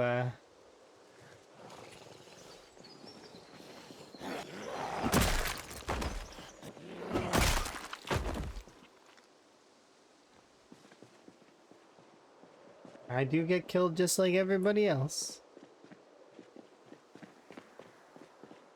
This is technically my 7th attempt at the rat race. 3rd though breakaway. So out of my 7, my very first attempt made it to 20k. Second attempt made it to 1k, and then there's this attempt. Those are my 3 breakaways. The other 4 runs died in spawn.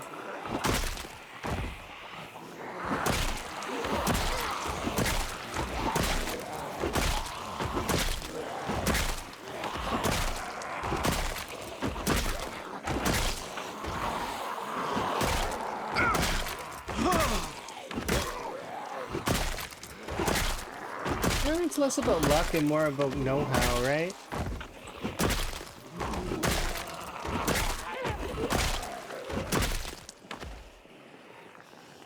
Because one could argue that it was bad luck that I got hit, but it was technically my fault though, right? Skill issue. But what saves me a lot of the time is knowing things about the game.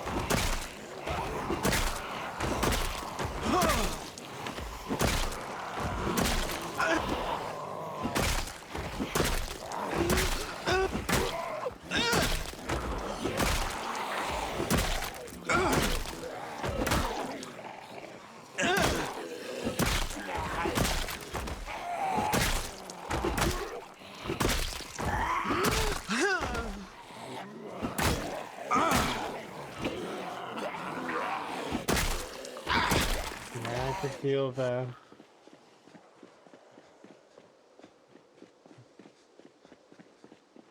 van tiring.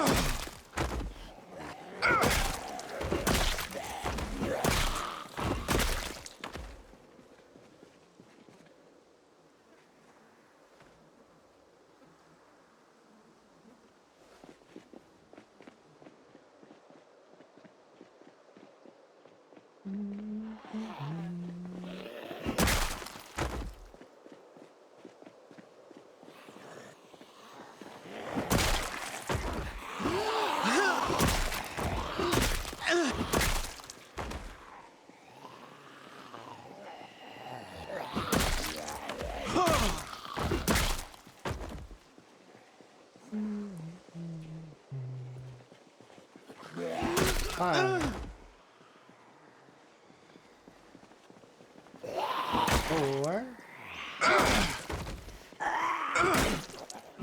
3.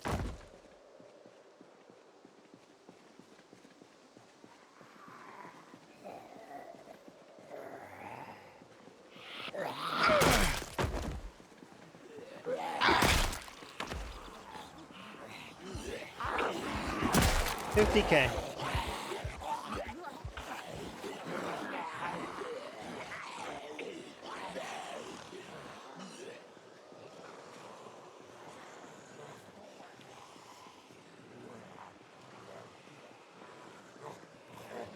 Okay, now on to the next 50.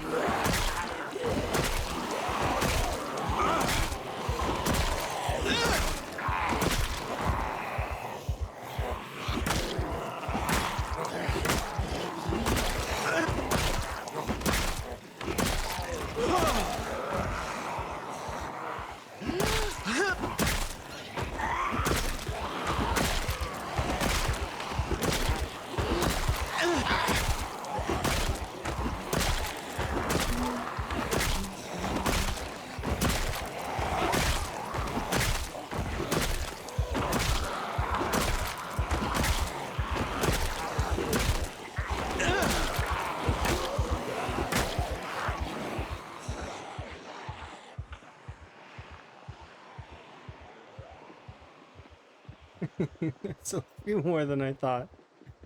I'm like, it'll be fine. Yeah, we'll be fine. But it's like, also, big mess.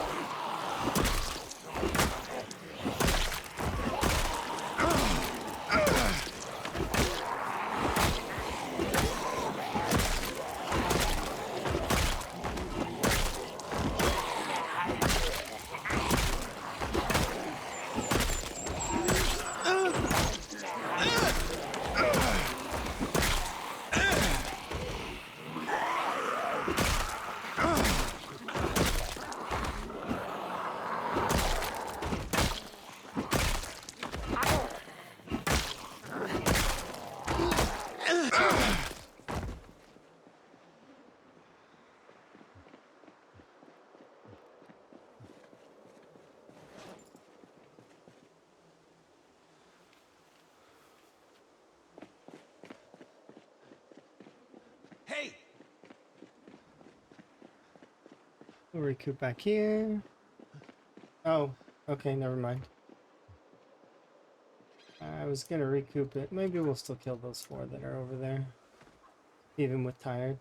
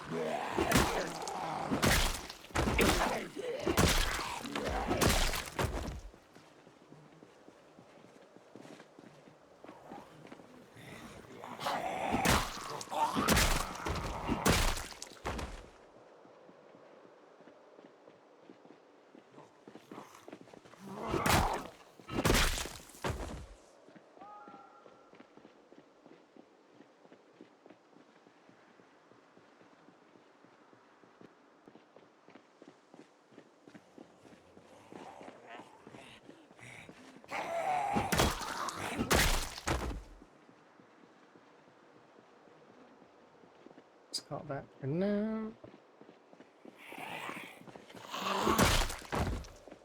Okay, we'll head back. Maybe I'll do veg for food. Just to avoid having to deal with the calorie game.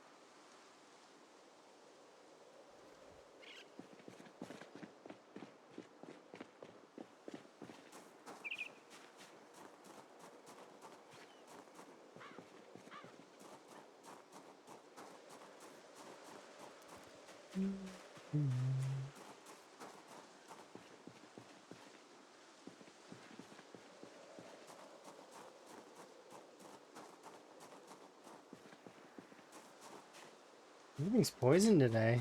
Jeez.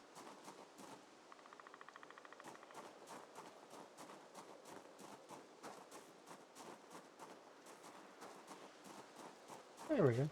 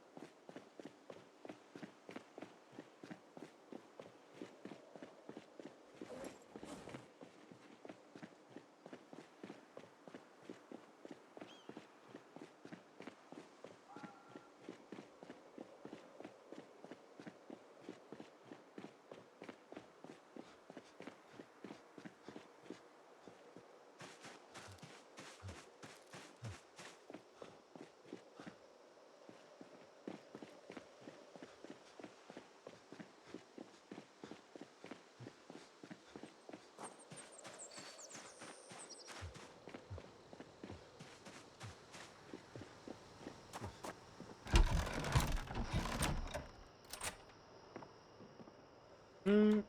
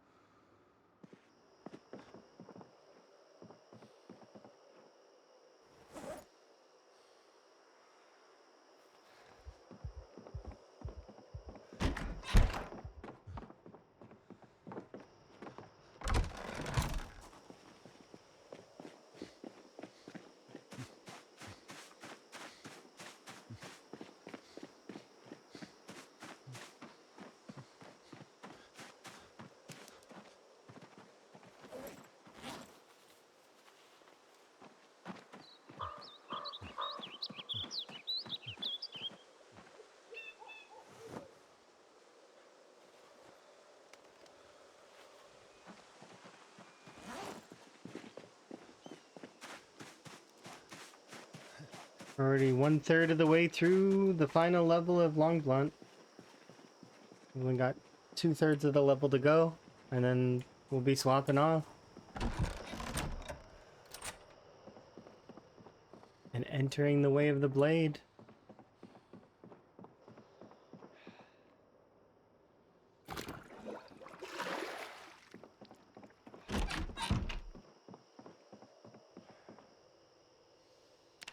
I am looking forward to Long Blade level.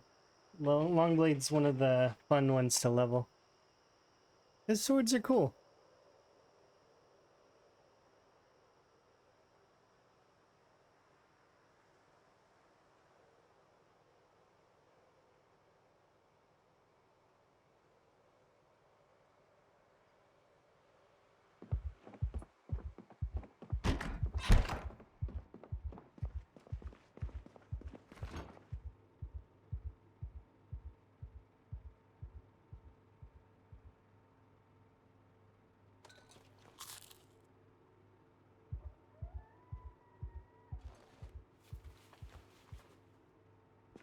rid of these.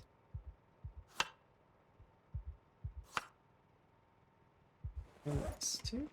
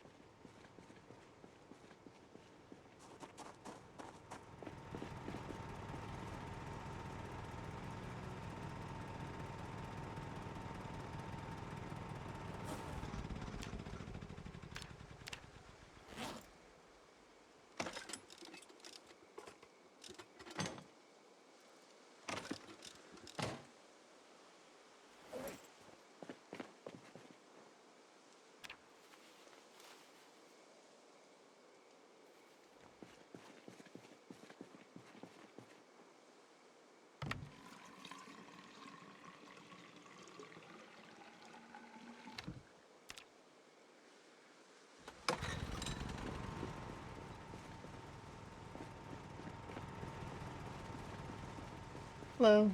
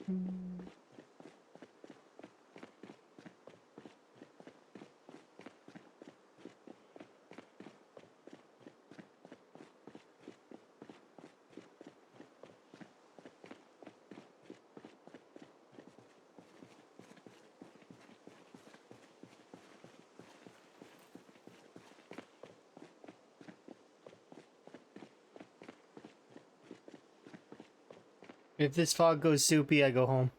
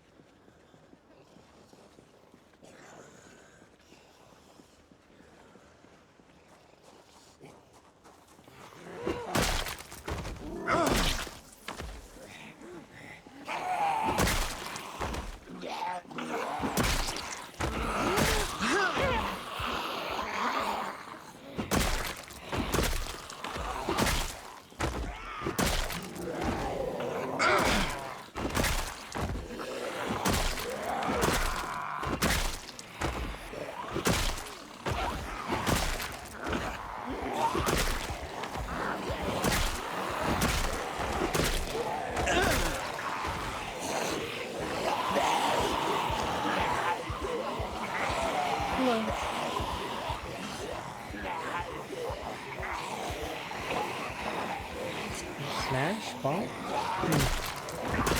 Something? Oh.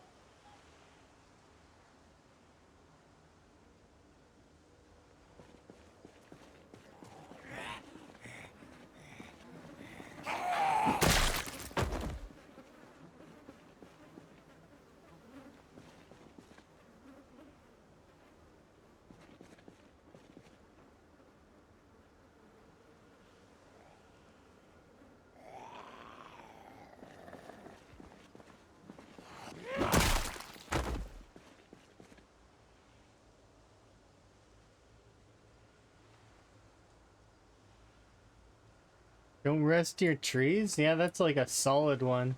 There's a handful of golden rules in Zomboid. If you want to live a really long time, you follow all the golden rules. And you will live pretty much indefinitely until you make a mistake and don't follow one of the golden rules. One of them would be don't rest near blind spots. Not just trees, but places like gas station pumps, corners, doorways, windows, blind spots. Spots where your character's perception is going to be kind of weaker, right? Another one that you probably would have broke there would have been don't fast forward near blind spots. An arguable one is don't fast forward near zombies, because as well, but like that one, you can't fast forward near the zombies because they're going to slow down time when they get close, because it's part of the game. But yeah, so fast forwarding near zombies is another one, because it lowers your reaction time to react to them being close to you, especially if they come up behind you and you don't have keen hearing. Because if they come up behind you and you don't have keen hearing, they can be on the tile that is able to attack you. So it's good to be careful. Specifically, it's an adjacent diagonal tile. It's kind of it's fringe. They would have to come at you from a very particular approach, is what I'm saying. But it's that's one of them. Another one would be always be in the higher end of weight, so in the upper 80s, so 83, 84. There's a lot of rules, but and Sprinters has its own set, so it has its own set of rules that are separate, and then Bonds would have his own like creed for sprinters, and his would probably be one of the ones you should follow because he's one of the best sprinter players easily.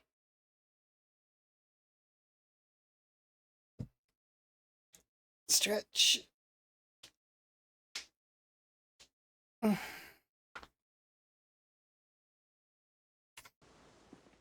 Bonds has inhuman reaction time. Like it's ridiculous how fast he's able to react to things. It's not but that's comes with playing sprinters. Maybe is his short up reflex. I'm not sure.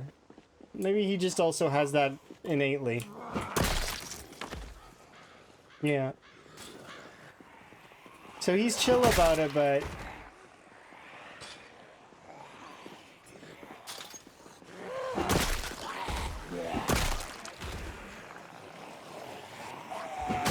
his heart gets going sometimes too. I've seen.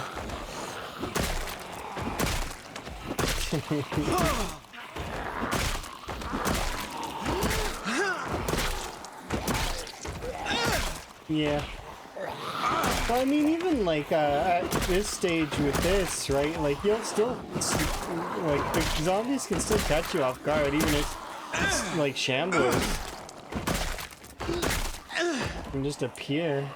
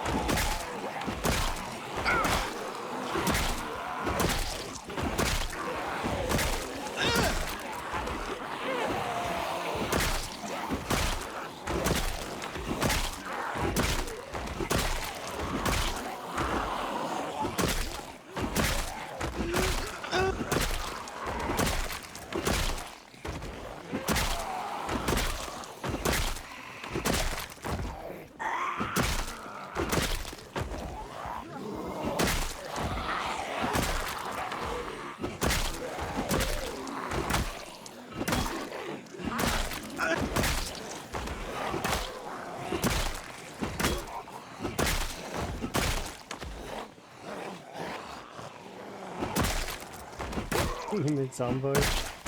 Yeah. It's one of those games you can put it down for a while, but you'll always get an itch to come back for a little bit. Just one run. Just one little run. And it'll be a run that lasts for like a year or two in game. You'll be like, oh, okay, I got my fill. And then you go off, do other things.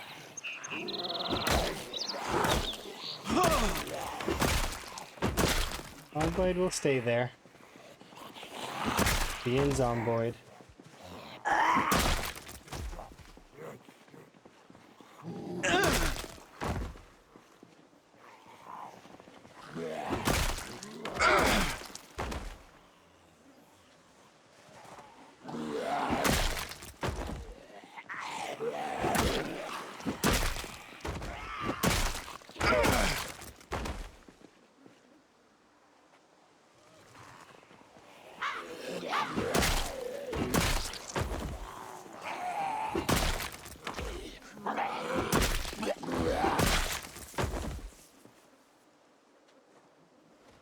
Fully rested, nice. Looked like they were on a field trip. Walking straight down the sidewalk.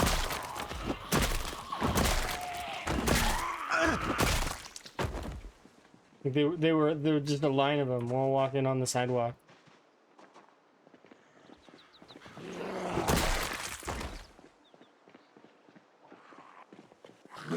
Kids on your duffel bag.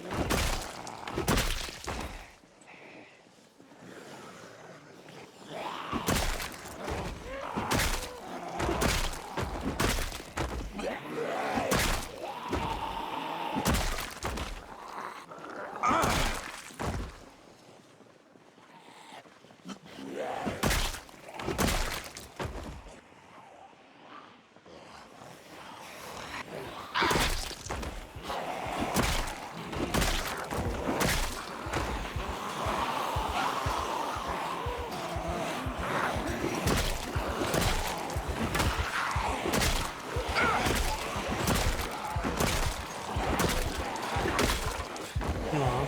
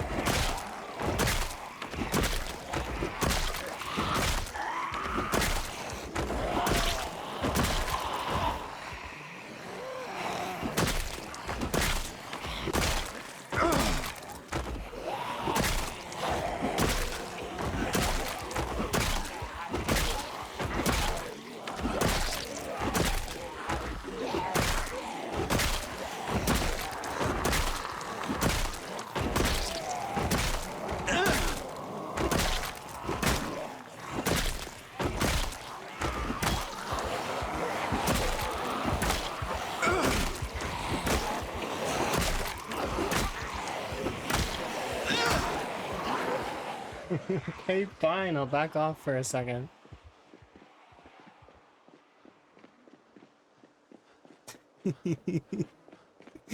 Gabe's like, come on, my arms, they hurt.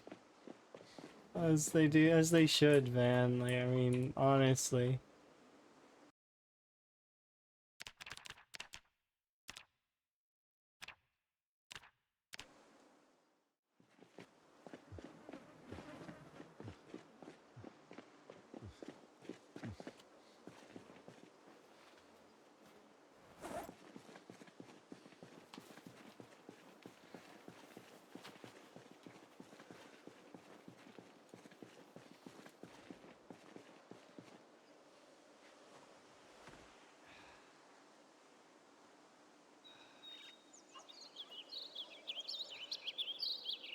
Favorite weapons were the fire axe and the knives? Yeah. Hunting knife. I agree. That is a good choice. Also, short blades level 10. Concur. Hunting knives are great.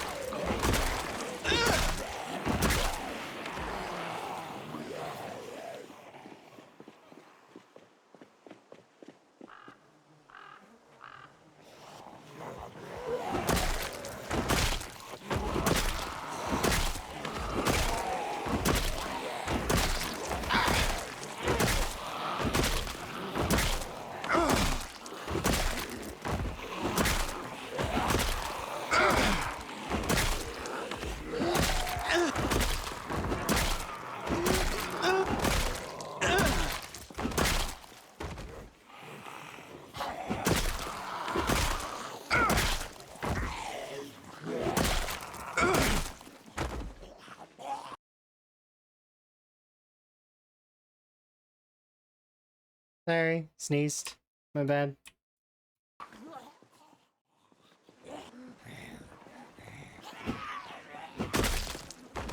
Had time to sneeze.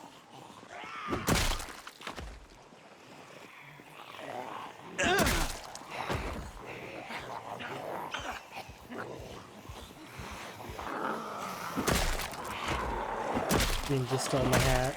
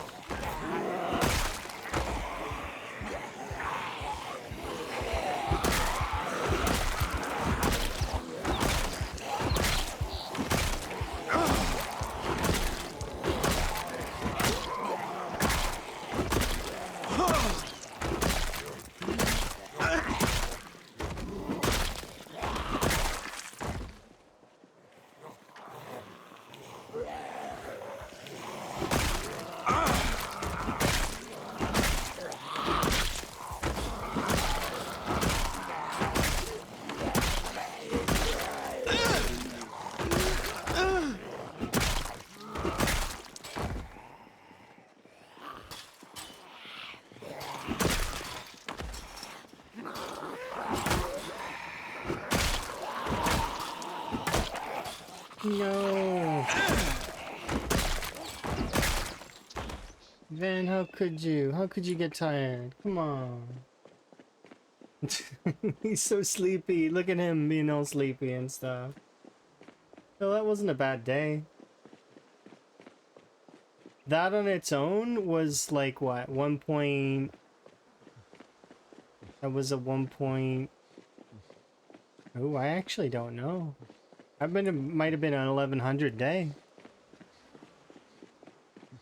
Maybe? Or was that 2 days? I don't know.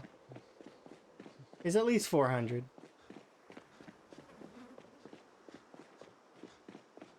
Solid day.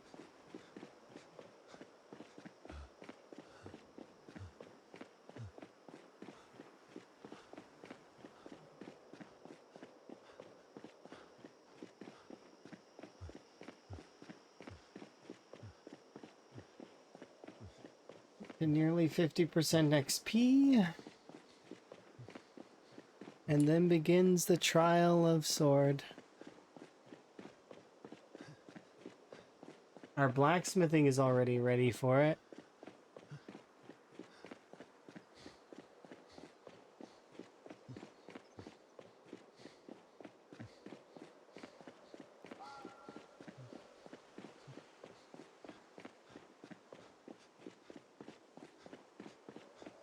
Reminds me, I gotta go grab that other katana, I think, right?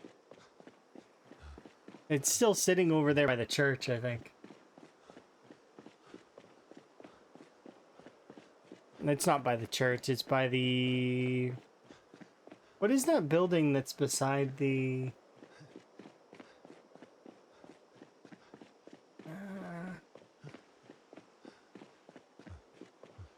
I don't remember what that building is right now.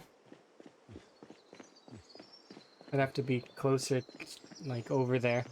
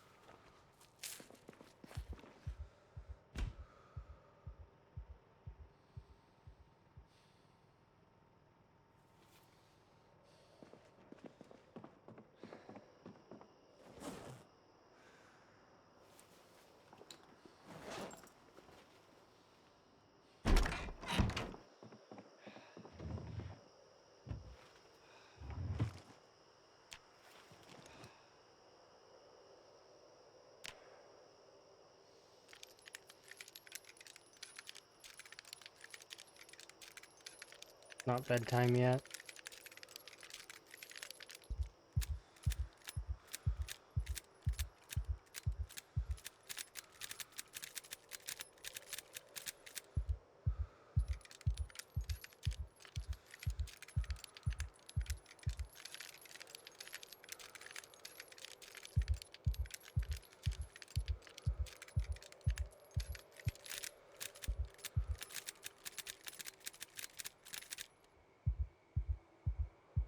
One more round.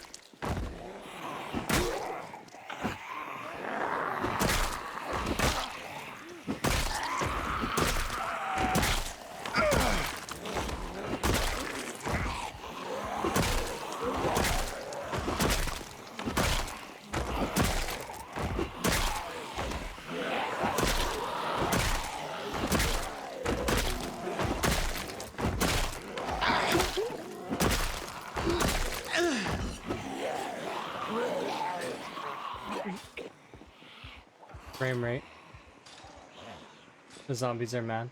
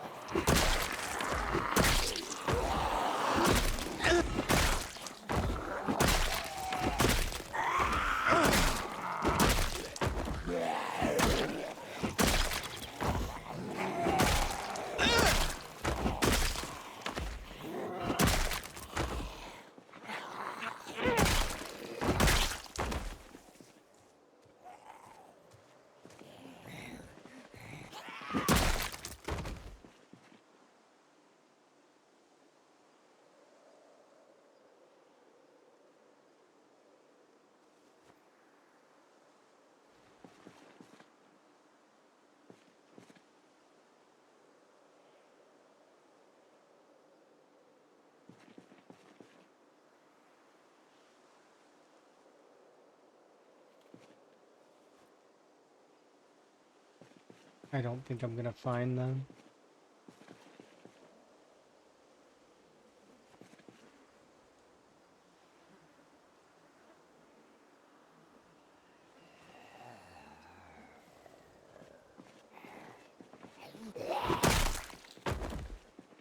Is it here?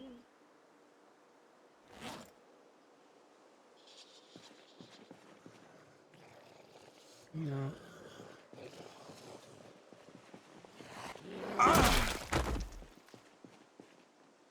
They fell into the pile. That's not. It's not gonna. Finding them is not gonna be. Oh wait, maybe. That might be them. Which means that they didn't have anything good on them. But I don't think they fell at that angle.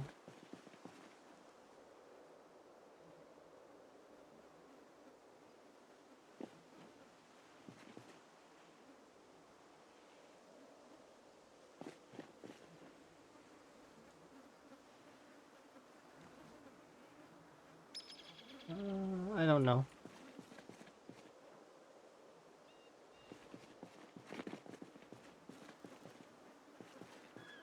So they are in there somewhere, but it's fine. We'll just move on.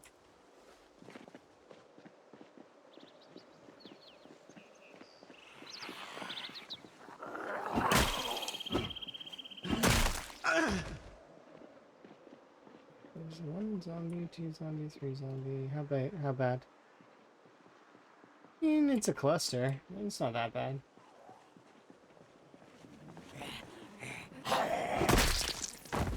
How much of them am I moving? None. Okay.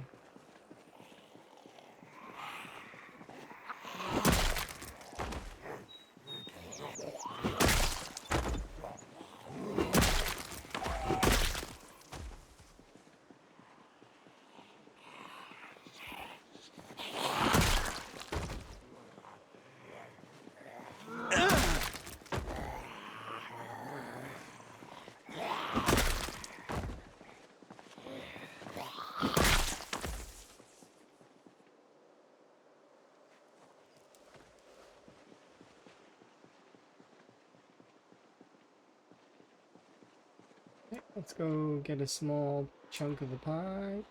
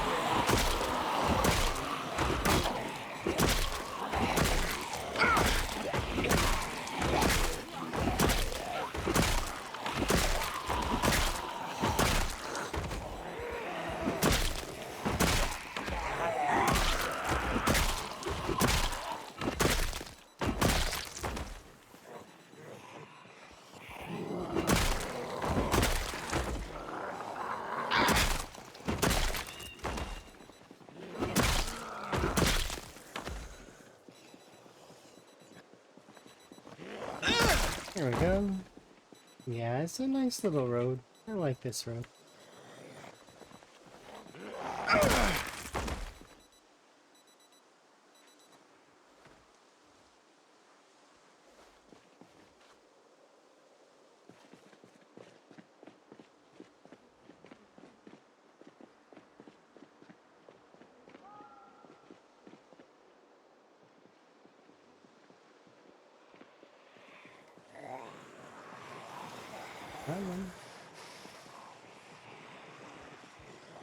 That should be a nice little chunk.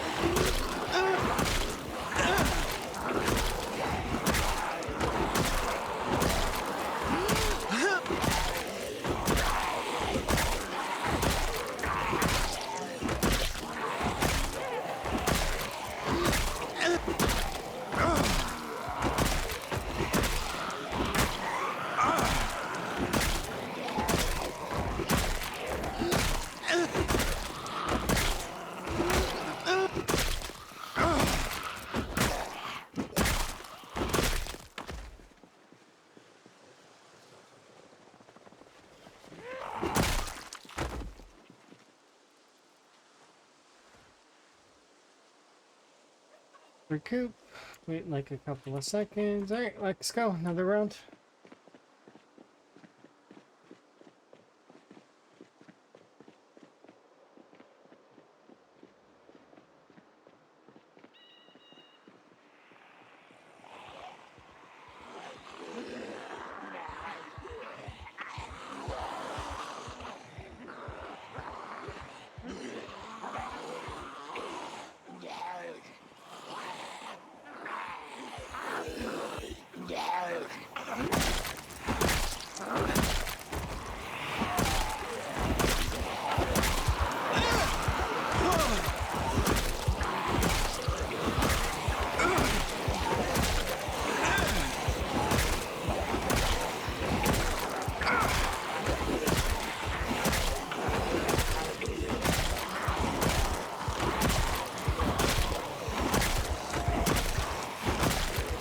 Hey, fire poker.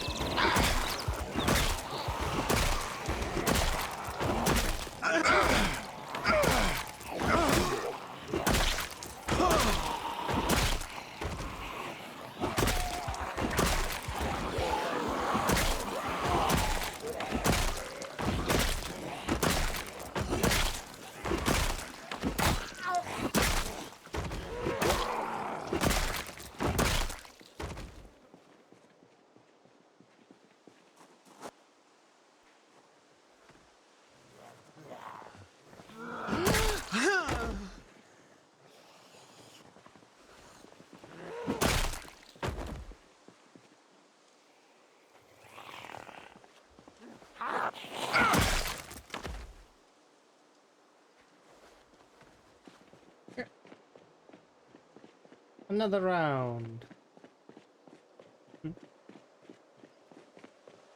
Oh, hello. Are you guys on the move? What's up? Why are you over here?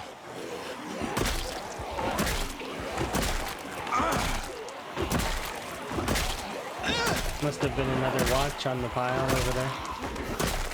You should see my hat back. It was stolen by Ninja. They were borrowing it.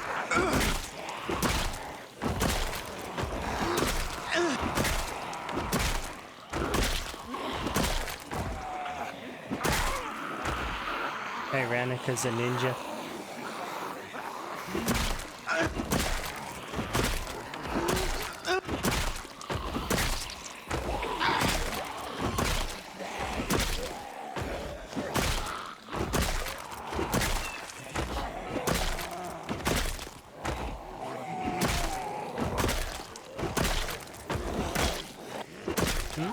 A little bit easier for control purposes, yes.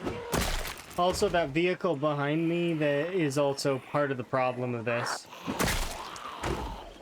But it's a self-inflicted problem. I did it on purpose.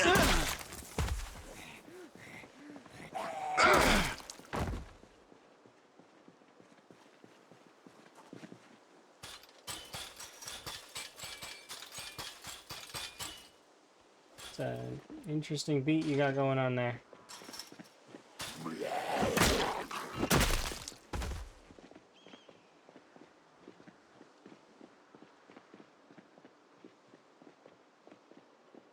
Aw, that whole group is done already?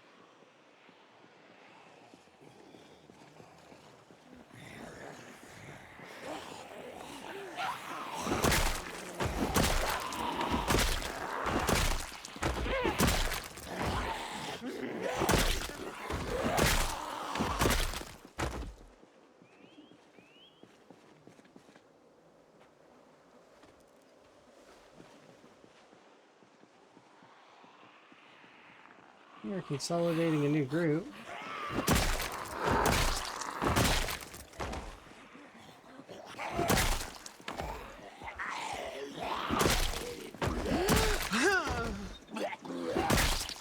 I hate to interrupt the consolidation of this new group, but dibs.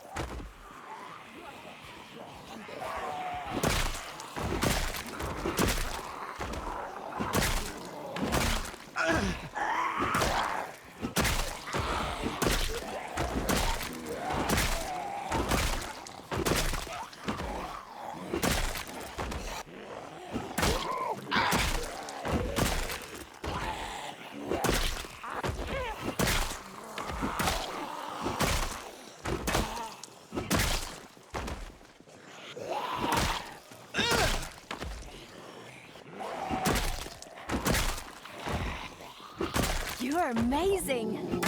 Well, thank you very much for the follow. I do very much appreciate. I do anonymous follows so folks can enjoy their lurk.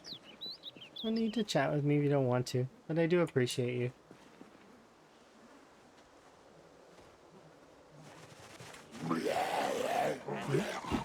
No. Don't attack me from behind, that's not nice.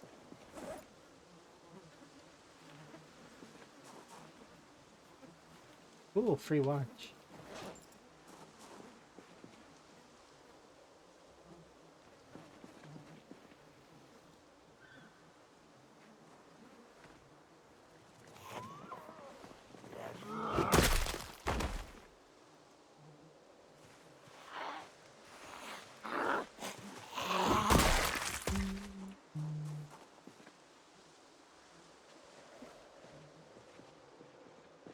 Let's go for another pull.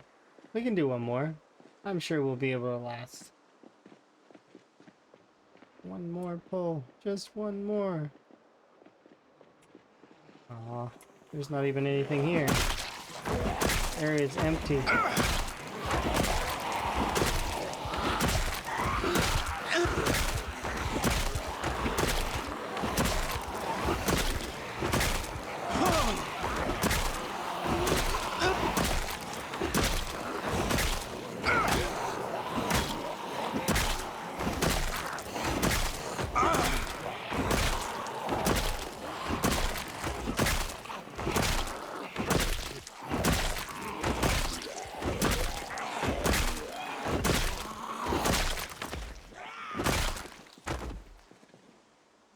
You have a gun?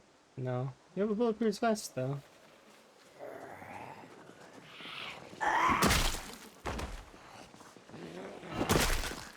That wasn't a real pull.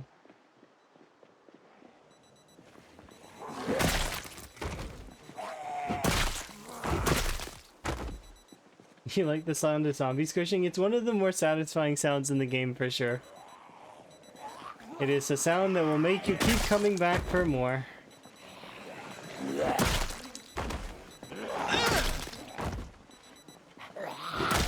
It's the full thing, the full part of it though. It's not just the squish. It's the full package. The movement, the hearing the foot like actually like connect with the ground, the weapon fully connecting with the zombie and them reacting to it. It's like the full package is there.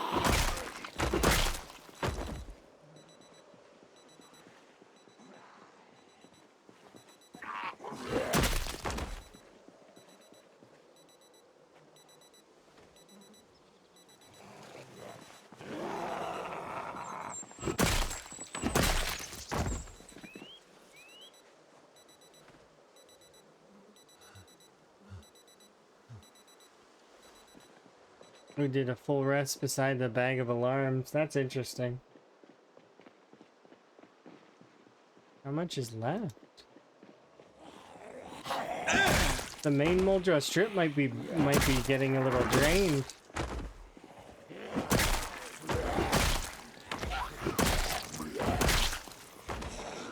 Let's find out.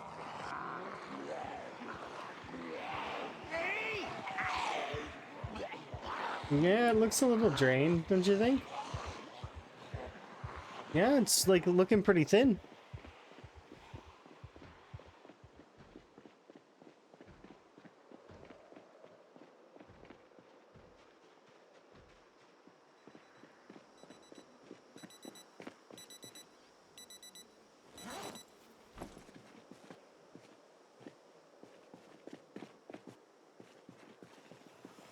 you there. Enjoy, zombies. I'm gonna bail and go and have a nap. Bye. Meanwhile, this whole big old pile is gonna start to thin. We could watch the whole thing disappear in a couple of days. All of it's gone.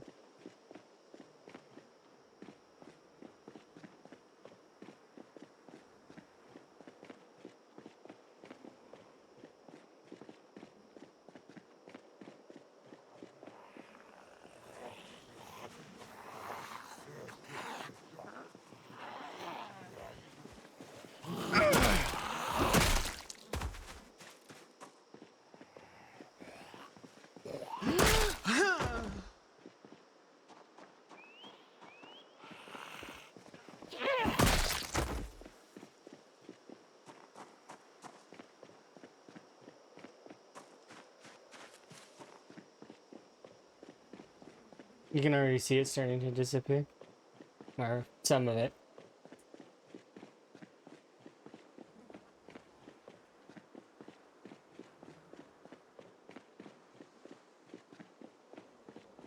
The level up noise is another one that's very much solid.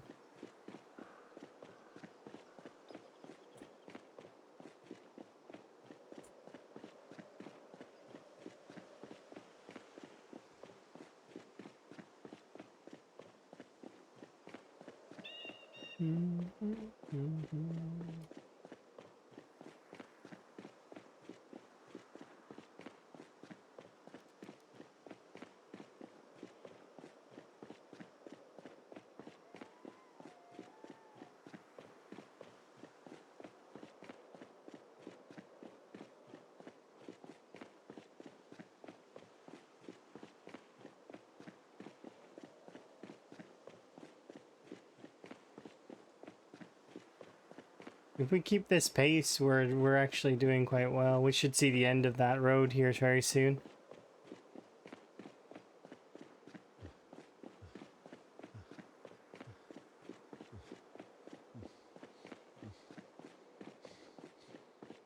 We've already pushed past Pizza Whirl, and then after Pizza Whirl is... I need to actually look.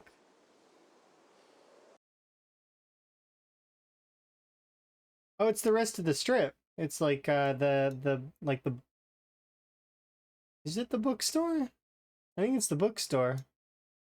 Down here. Then the gas station way over here. Yeah.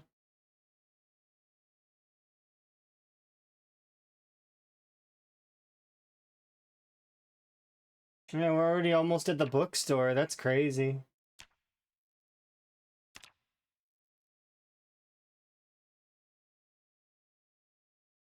We should be pulling this crew, which is why I'm being a little bit cautious. Is this group of zombies will come over. That said, though, it should only be a few thousand.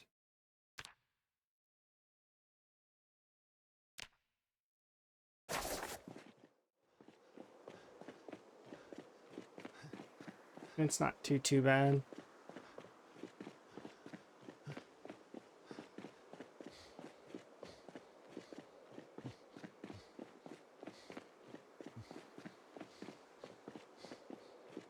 Yeah, it's really starting to thin out. I can see us pushing into the other side of the area. Yeah. I'm thinking total for all the cells over there. There's a couple of them though. It's not just one cell. I think that's 4 cells. And they all net around there. It's like 1200, 700, 400, I think, one of them. Something like that. I could be wrong. I'm pretty sure it's 4 cells though, isn't it?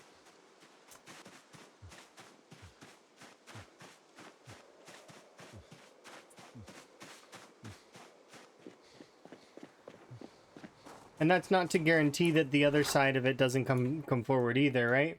Because there's this section here. Although there is fencing in the way, so this section might struggle to get out. Most of McCoy is clear. That's it. You earned yourself a Discord DM. No, no, no. You don't spoil. Also, you don't have my seed in or my map, so you don't know. Just saying, you don't know because you don't have my map. My map may be different than your map.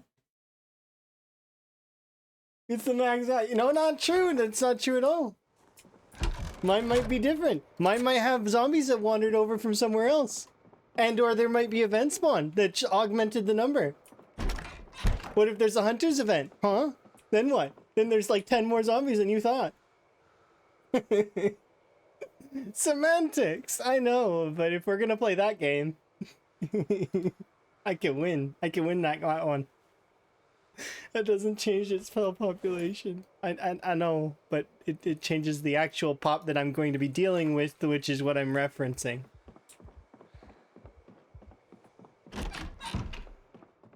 And what if I reset certain cells? Nah, I wouldn't do that. That's too much work. Going in and having to like delete a cell. Nah, can't be bothered. Too much work.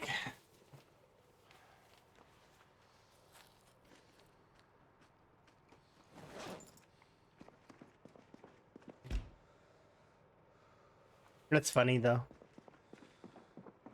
I'm at 5 millions and they just keep coming over and over. Yeah, exactly.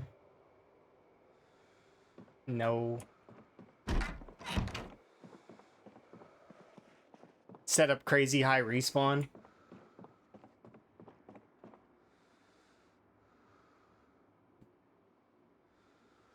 Yeah, it would. Oh, you could just change the respawn settings, although that's dangerous, right? And once again, I wouldn't do it because that's against the rules. But yeah, respawn settings, you could adjust them, and then I could set it up so that every 3 days, like, or it would be... Essentially, I could set it to my killing quota that I'm capable of defeating. So we've already seen it now, but I can confidently with long blunts take on around between 400 to 800 zombies at a time in a day, right? I probably with the full level 10 long blunts right now would be able to do like 1,000, right? Yeah, but you just change the number to be slightly less because of the times 16, right? So instead of doing 10% of the pop, you'd do like 1% or some nonsense. Make it a little bit more manageable. Of course, that's if you were just going for a really high kill number. But that's not Rat Race. That's a different game mode entirely.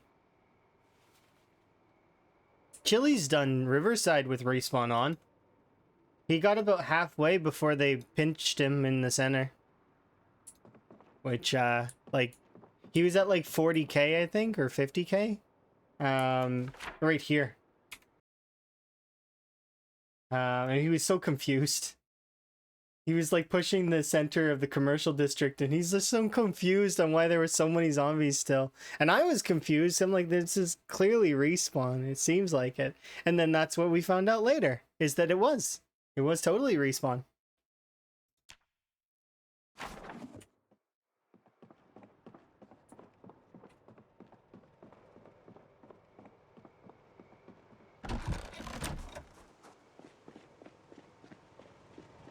That stuff is fun. It's fun little memories.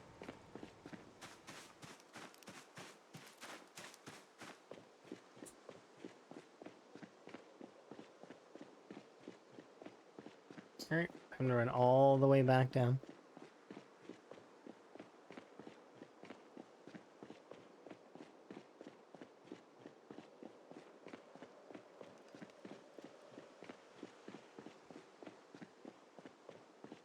If you did DM me a picture though, do delete it because I don't want to see. I don't want to know. I like it better to be a mystery.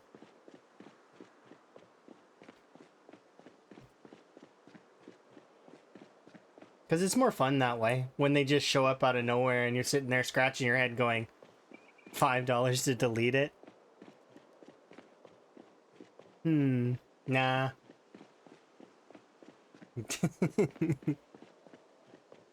That's expensive. That's a whole tea. Like a box of tea. If you ever get the really cheap stuff.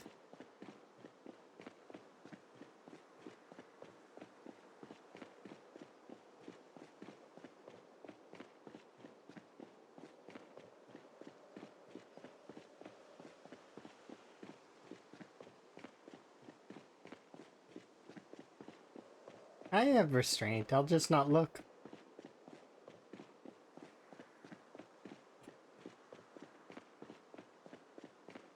You don't know how big a box of tea I get? Depends. They vary in size and sometimes they vary in amount. So sometimes they're the 50 bag kind, sometimes they're the 100 ones. But I haven't been buying them lately. I've been kind of just getting my tea gradually. Like, cause buy like the box, like one box at a time kind of deal. Cause I'm gonna be moving, or at least I hope. It takes you back. It takes me back too. Takes me back to that all of the songs on my playlist are nostalgic in some way, and or they have some story linked behind them.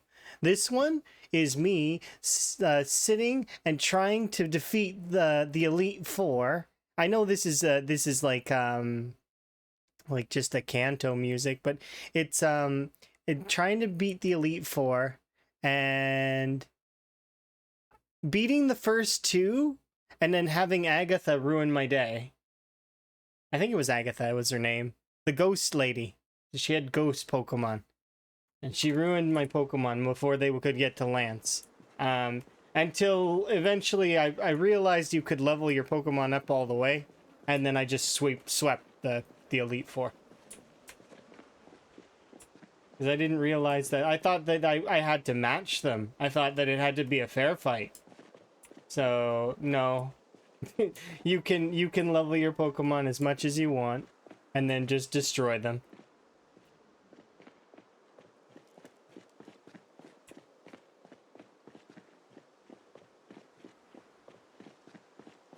But yeah, her ghost Pokemon were mean. Oh, you got back up. Nice. Good job. Now return to the pile.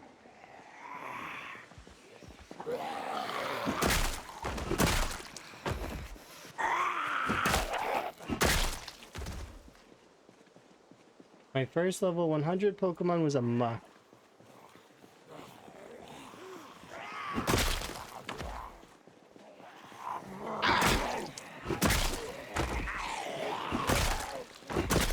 I was literally to take her out. Like, that was the reason that I made it my level 100. Yeah, it was a lot of grinding. I play Zomboid too, you know? That's a lot of grinding. Lots of other games. Everything's a grind.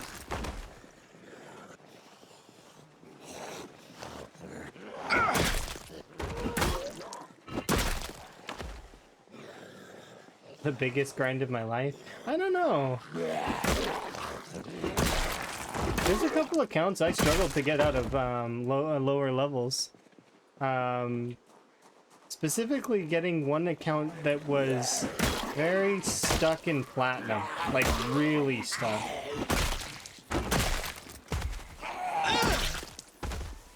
I remember that one being particularly hard. You get out of it eventually.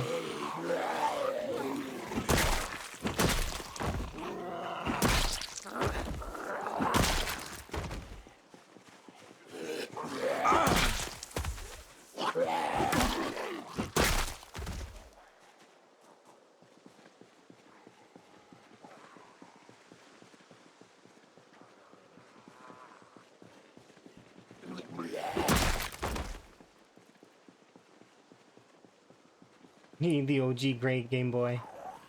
Grinding the Pokemon games. Or the first time you realize that when you're playing like Pokemon Red or any of those old ones, right? And then you're playing it on a Game Boy Color, if you press the directional keys and then a button, you could change the color. it was so fun learning little things like that about your console. It's like, oh, I can change it to blue. I can have black and white today. Oh, I'm gonna change it to like bright colors. It's just like little things, right? That make you happy. Cause it's like, it's not really, is it required? No. But is it cool? Yeah. I like those sorts of things. They're fun. This is a big mess. Imagine being like the person who has to like take one of those like snow plow kind of things and clean the road. That would be awful.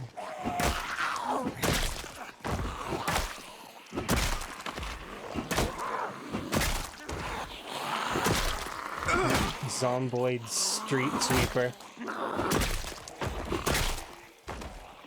Good thing the Nox virus makes their bodies disappear.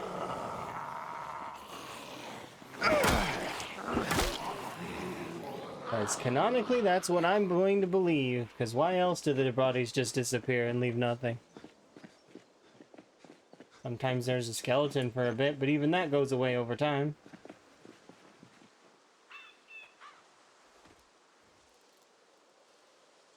Oh, good times playing those games. There's quite a lot of my nostalgic stories are like that, though. It's just remembering playing an old game. Or maybe remembering watching somebody play a game. Maggots can't eat things like that. They're not that fast. Hyper-accelerated maggots?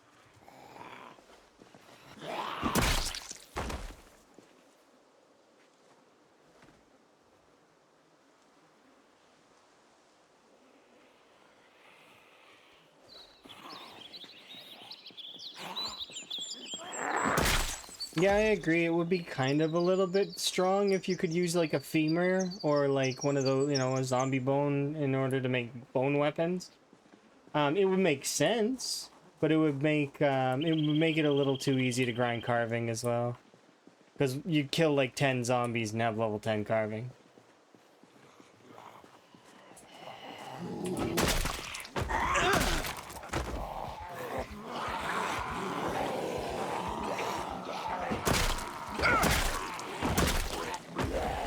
Either that or balance sake, they'd make it worthless for XP. So nobody would do it. Right? Outside of the really, really early game where you have nothing.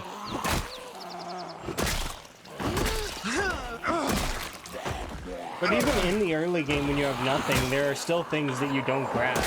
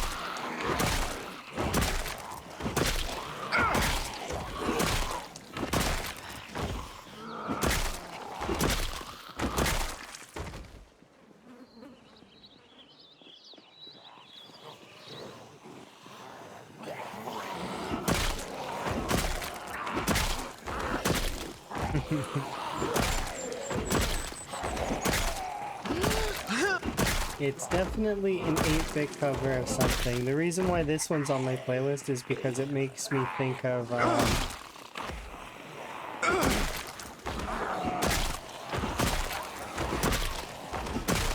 quite a lot of things, actually.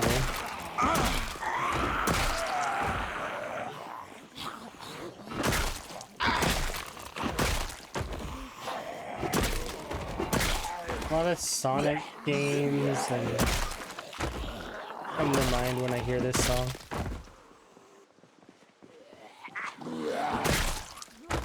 And then there's this part of the song right now that makes me think of Grand Theft Auto San Andreas. And then it's got a solid beat.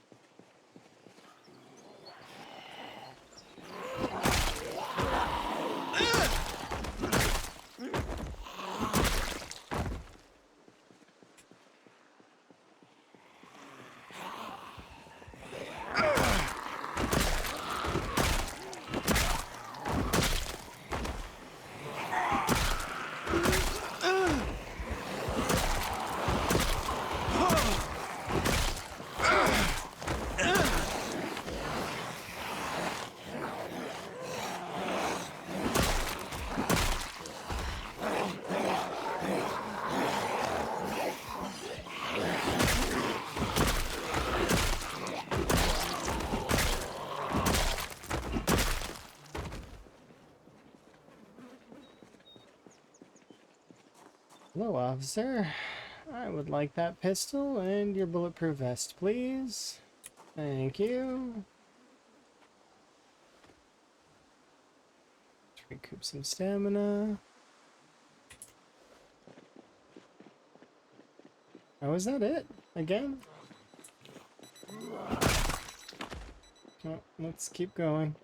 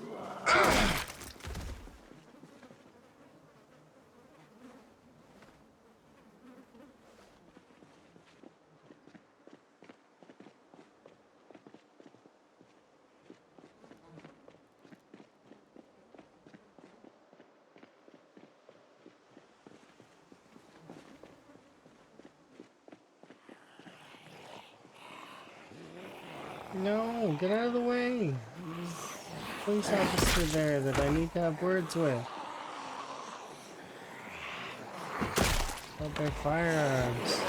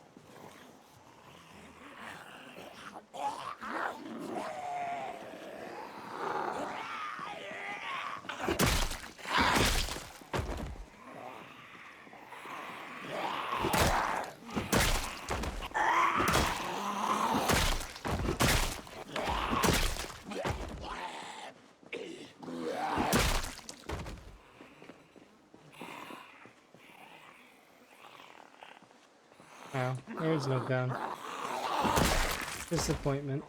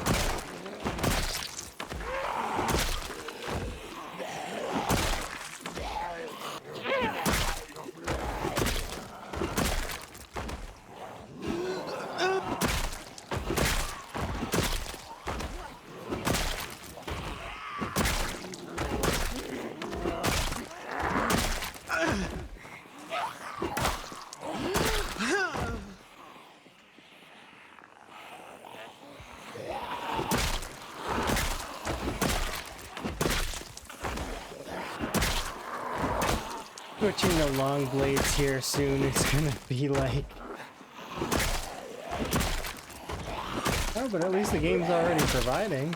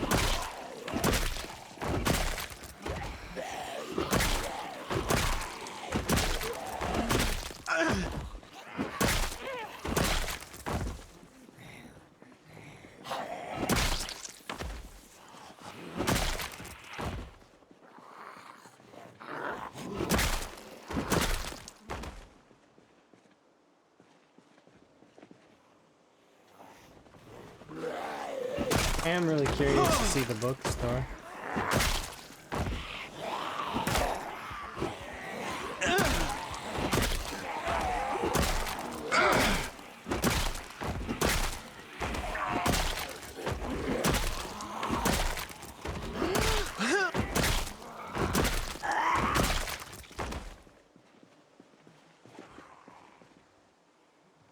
Nothing inside, right? There's always a small chance that they can spawn with books inside them.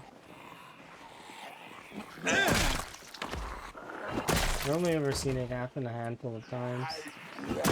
I haven't seen it happen in a while though. Usually it's comic books, but sometimes it's regular books too. I don't know if I've seen them with skill books in them. I'm not sure.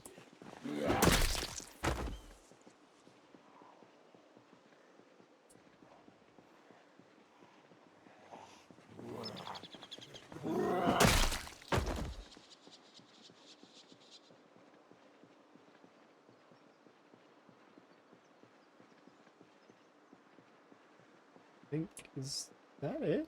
That can't be it.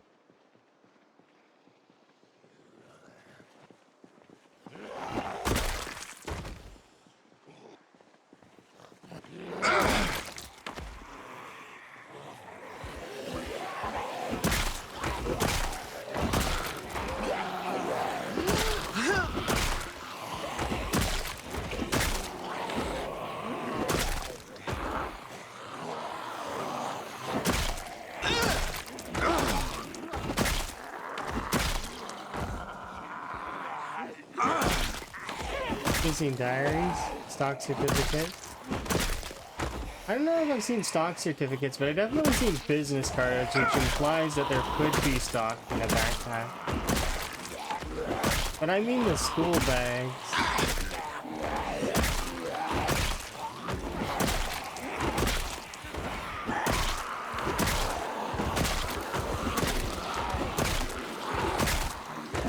I think we might actually be finished with most of the Muldrow strip. Like, yeah, there's this group, but it's very light.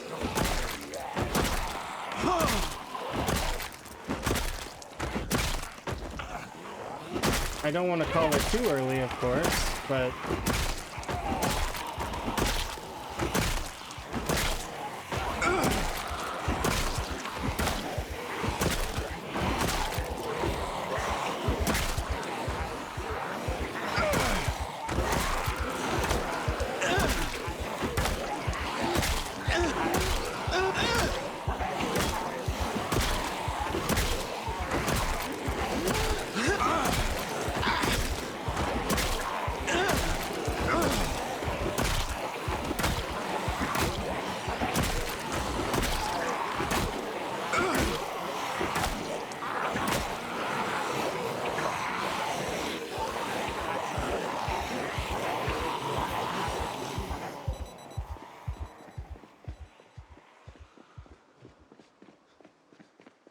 deposit them on there, so I gotta have a little bit of a break.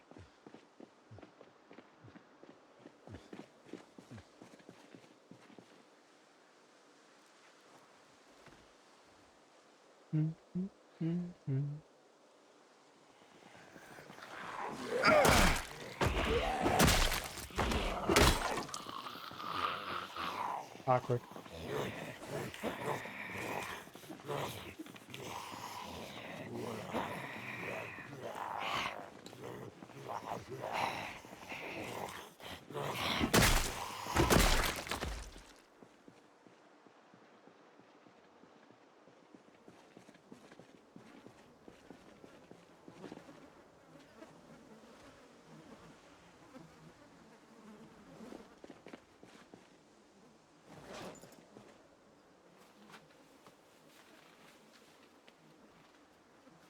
What are the odds that I put the same baseball bat in the same person that I put the other one?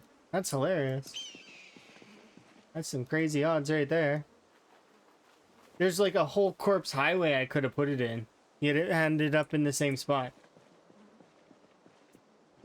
Shows you the distance that I go is relatively the same each time.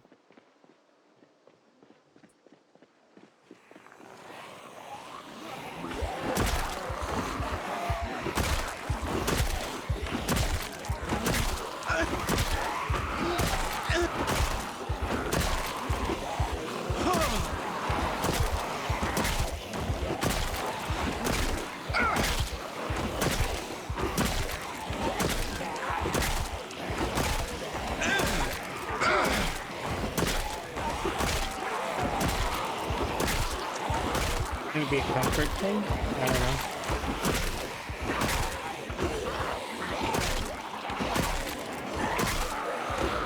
Does having extra weight in your inventory? Yes, but only when it causes you to be over encumbered. It gives you chest strain, which can cause pain, which causes fatigue. That said,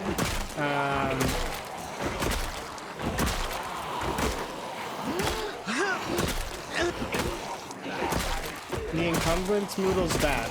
Like, just bad to have. You don't want it. The only time you'll see me running with the encumbrance moodle is if I overlooted. And usually I try to get rid of it. And I don't try to fight while encumbered very often. Because it's a recipe for disaster. It breaks one of the golden rules. Do not fight zombies while encumbered, fatigued, or exerted. Is one of the golden rules. Now obviously I'm gonna break that golden rule sometimes because I want to push for extra numbers, and I'm pushing my limits while staying within them. But that said, it's when I do so, it's meant to be sort of a tactical reason usually, and sometimes it's bad. Rude. I was talking.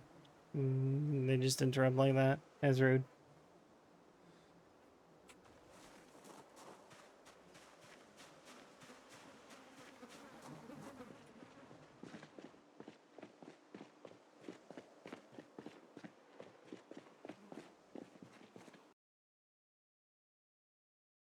It's the same as being bare naked. What do you mean? Bare naked? You mean 0 out of 8? What do you mean?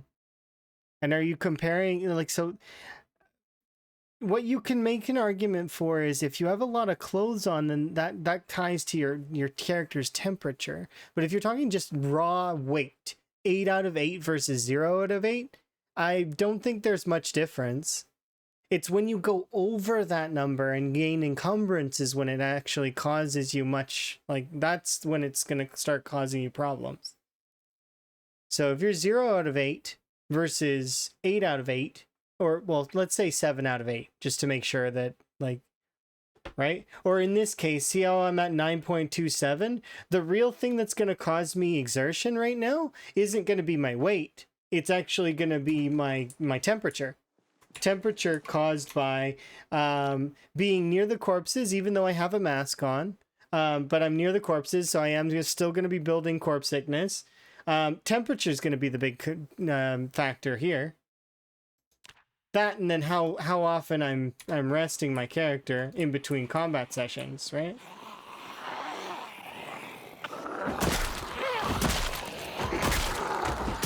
But weight itself, like encumbrance, is not going to be a problem unless I go over. If I go over, like, start getting too much weight, 16, 17 out of, and then you see the little weight moodle come up here on the side, that's when it starts to matter. And yes, it will affect your character. But I don't think it's not worth it always to go over that. There are some special cases to be made where it can benefit you. Like, it can be strength training. But all in all, not worth. Because if you need to do strength training that badly, it's better to just do the strength training separate. Don't risk your character with extra weight pointlessly.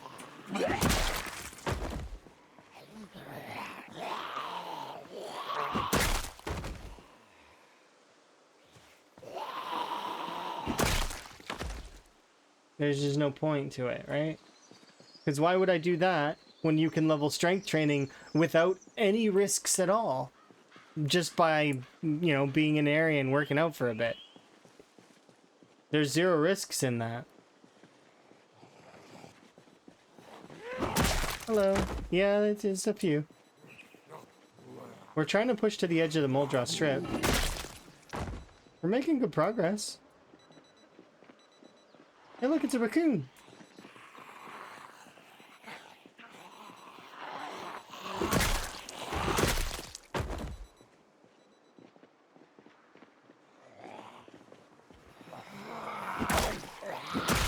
We're tired. This is what I mean about being tired. See how now we're too tired to continue? Like, you can actually notice that I was one-tapping them before, but now it's now three-tapping, right? That's immediately not worth. Have you tried Vein? What is Vein? I'll write it down. What is Vein? Is it a game that I would like? Are there frogs?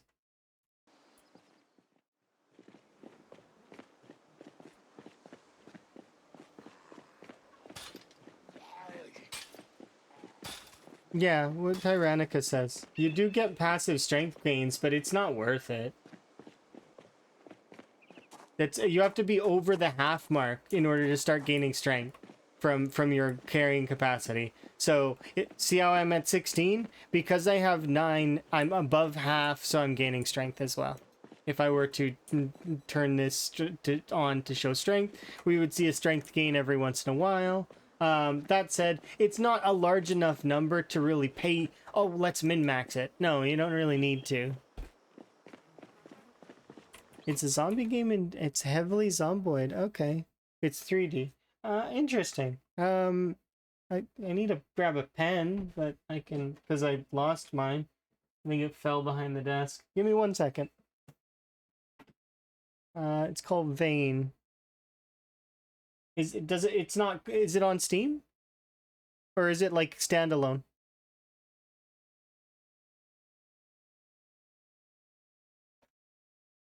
Yes, it's on Steam. Okay, nifty.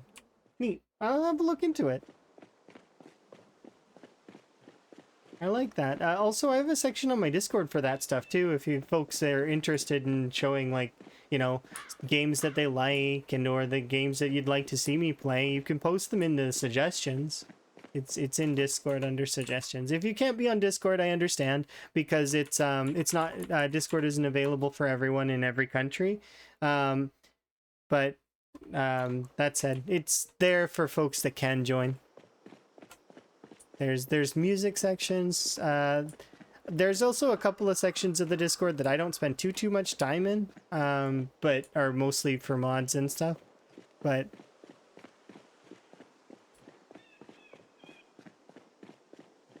imagine you're already max character and skills and stat. You're going for the million. I will be over the million by the time I max my skills, but I can understand why, what you mean.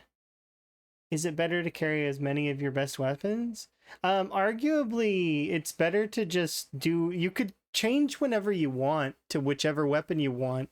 So long as you're maintaining the kill counts that you can do, like, to the best of your ability, you could do the first 500,000 zombies with one weapon without having leveled any other weapons, and you would still have easily enough zombies to level other weapons with. Let's say you dedicate 100k zombies to each weapon type. You wouldn't have to, but let's say that you did. And let's argue for sake you took no skills and you took Reluctant Fighter and Slow Learner. They're both of those reducing the XP gains by a little bit, right? So those two things, as well as you would have the... The rat race is is already at 0.8 or 0.75 or whatever, right? You'd be at roughly 100k kills per. It'd be actually closer to 60k kills per, maybe even 80 if you really wanted to push it, in terms of napkin math. But by the time you level each of these, 1, 2, 3, 4, 5, 6, right? 600k. And then let's argue another 100, right? So that's... You're looking at right there, 700k. That's not even a million, right? It's most of a million, but yeah. Yep, see right there. Even though. Yeah. Fun fact as well, everybody's favorite perk, prone to illness, which everybody will say is free points, actually causes corpse sickness to build up faster. Resilience, which is the opposite of prone to illness, which slows down sickness, also slows down corpse sickness. So you're able to fight for longer without getting overheated faster. So it ends up being that those moments where you are running away from the corpses because your character's maxed out queasy and you need to take a bit of a breather, a person with resilience can keep going. So resilience ends up being a min-max trait without us really even paying very much mind to it. It's the same as cowardly being a bad trait for a person who's trying to kill lots because, well, like Tyrannica just said, any panic or anxiety will cause your character to do less damage. But at the end of the day, in terms of raw killing power, you can focus just one weapon. You don't need to really split off unless you're going to be going for all of the weapons. To which then, you could do that after 500k, but I prefer doing it a little bit earlier, which is why I only have 52 like k point kills, right? But I've almost got 2 of my weapon skills maxed, right? And yeah, it's taken me a long time in game to do this, especially because I spent a lot of my time, you know, doing crafting skills. But we're about to crest into the next, like, we're almost the next level of strength, which will be strength maxed out. To which then I get to update my mastery, because I'll have 1, 2, 3, 4, 5, 6. And possibly 7, maybe, soon. Which means I'll be up to 6 mastered levels. And then I can get 2 of these really easily. Without even trying, I can get light-footed and sneaking up. So that's another 2, that'll be 9, right? I can get my animal care up very quickly, 10, right? Napping and masonry are both close, that's 12, right? Carpentry's almost there, 13, right? Okay, so then what's next after that? First aid's an easy one, 14, right?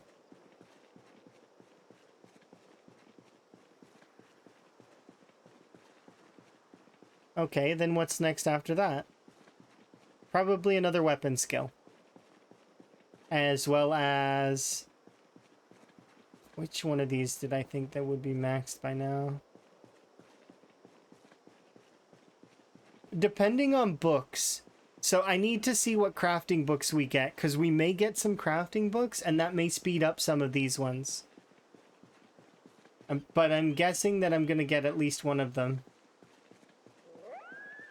And then if we can get fitness up as well, that'll be 16, which will be the number that I'm guesstimated that by the time I finished all of Muldraw and started to work towards West Point, which is probably going to be my next target, we'll be at 16 skills mastered.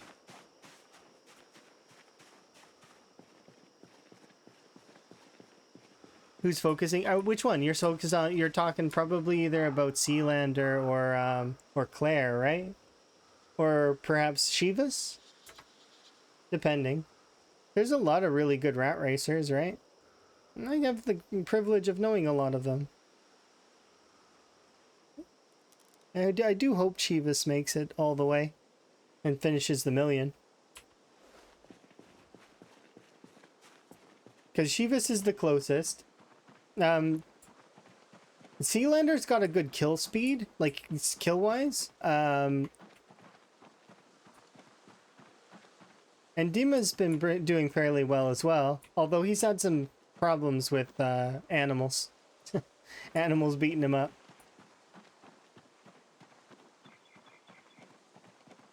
There's a lot of folks that are doing fairly well, though. Lots of folks broke 100k. But everybody has their preference, right? And I could be rushing along, and if I did just stream Zomboid every single day, I probably could get up there as well, but I'm not really worried about that.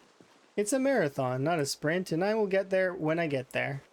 Or the game will brick and we'll start over. Either with a Rat Race 2.0 or perhaps we'll do something else. I don't know.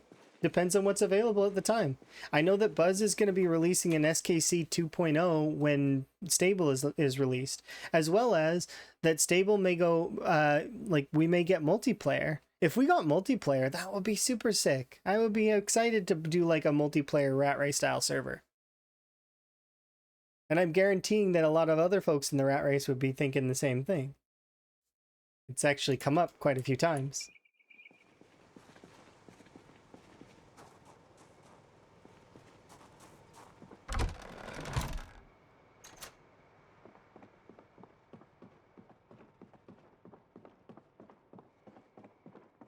Yeah, everybody has their focal, right? Something that they really enjoy. There are some folks that are really focused on, I've been even seeing some folks in the Rat Race using fire to clear out areas so that they can get into the outpost a little bit quicker.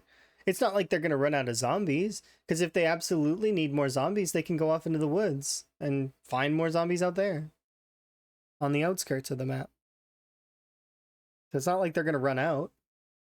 Because if you haven't seen this, I'm going to show you something that will blow your mind if you haven't seen it, which is this right here. So the largest map icon I can create is this triangle, right? Kind of. It's similar size to this house, right? Okay. And if we go over here, you can see that I've marked a triangle on this side of the map here, right? It's the largest thing that I can make. And it's fair size. It's about the size of this entire section of the map, right? Like this, all of Smokies within a triangle, right? Okay. So watch this. See this right here? There's another triangle here. And another one here. And another one there. And another one here. And do you see now why I think that they can't run out of zombies? Because these woods out here have zombies. Lots of zombies. All of these woods. As they keep going and going and going and going. And there's the end. That's cells upon cells upon cells. Like, and then it's not just there, it's also over here. Like, so if you were to look, look here, see Ekron? I can't zoom out anymore, but look. This is me like grabbing and pulling, like, it's sizable. It's like the entire map stamped down like another 3 times out this way. Right?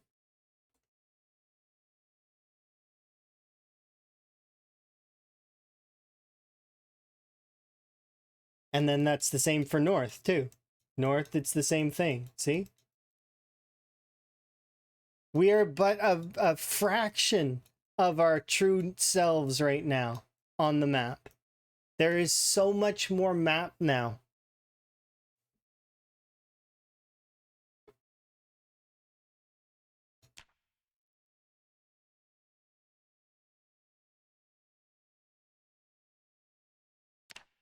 So even if they manage to like burn away all the zombies on the interior of the map, there's still quite a lot left.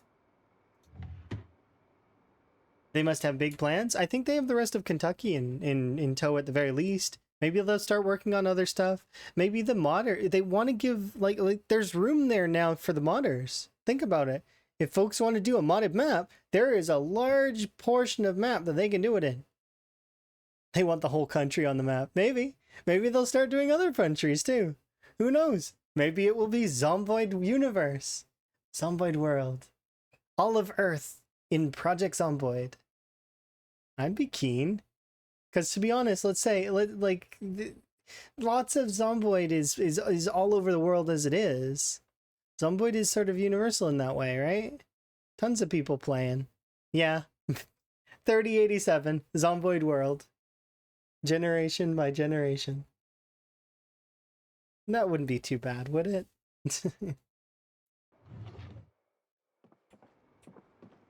Let's get some food and have a nap. Higgins be tired.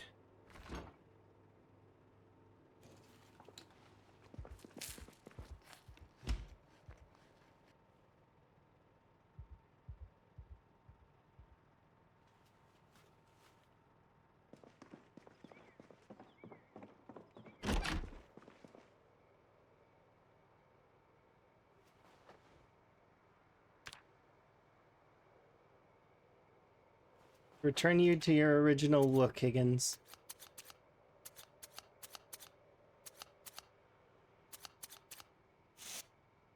There you go.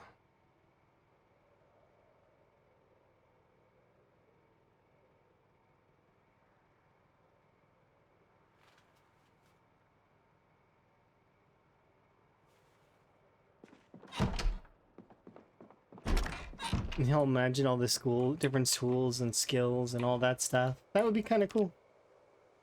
I'd be keen. It'll be cool to see all that stuff when the game's evolved into its full release form.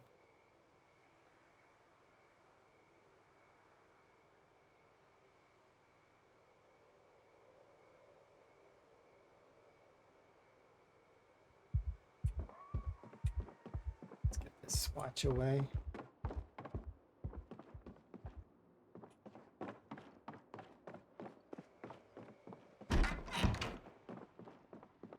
Right now I'm holding out hope that I get the electrical books.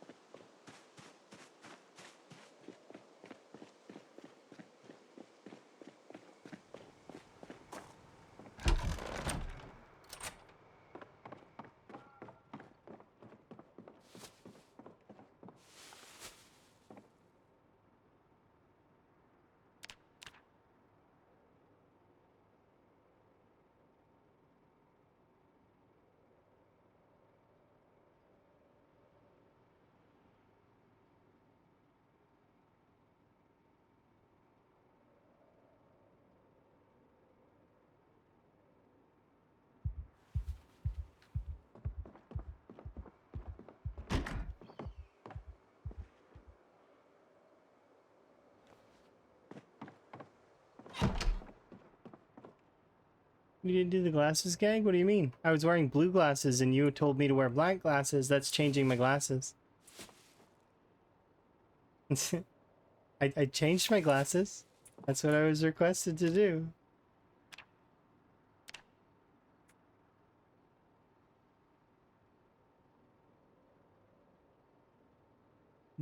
We'll see so there is kind of uneven terrain. You thought they were black? Oh, unfortunate. No. There is kind of uneven terrain, and that is in what's it called? It's in March Ridge, the back of the bunker, and actually the train station has a bit of it as well, doesn't it? In the sides of the like it is. I don't think you can climb up it. I think it's just angled and looks angled.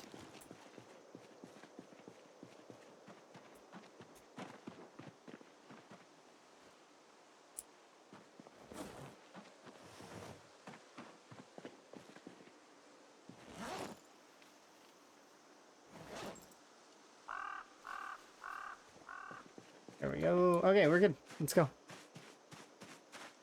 Yeah, it's just, I don't think, like I said, I don't think you can climb up it. I think it's just angled, and it's like, it's to give it that camo kind of look, right? But I definitely would love to see some hills and stuff like that. They'll maybe consider doing that sort of stuff. And if not, modders will get on it, I'm sure. There was one mod that we seen yesterday, that was you could like climb on the top of a car. That mod's cool. It makes sense too. Apparently you take fall damage though when you jump down, which is kind of neat. So, you know, climb up and down cars on your own peril kind of thing. But it is a cool idea, right?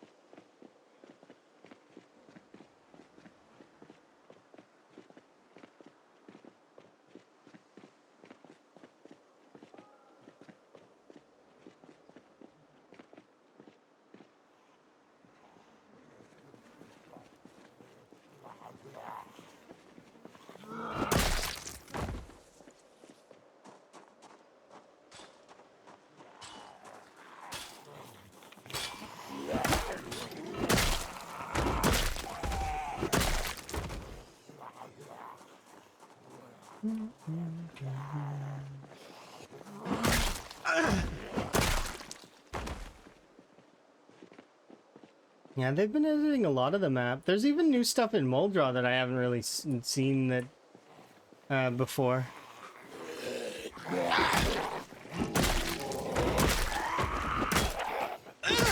I do feel like Moldraw gets the most attention out of all of the towns. But I mean, you can make an argument that Louisville does, but that's not fair because Louisville's a monster. When you compare this to the other towns, though.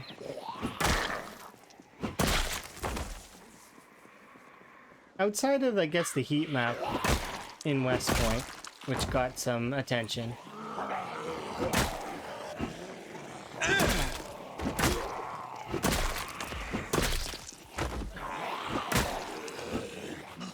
Because West Point was a little bit aggressive.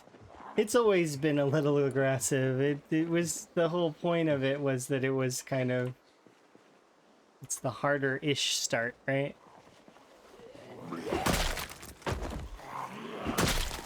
Now I feel like Moldraw's the hardest out of all of the towns to start in.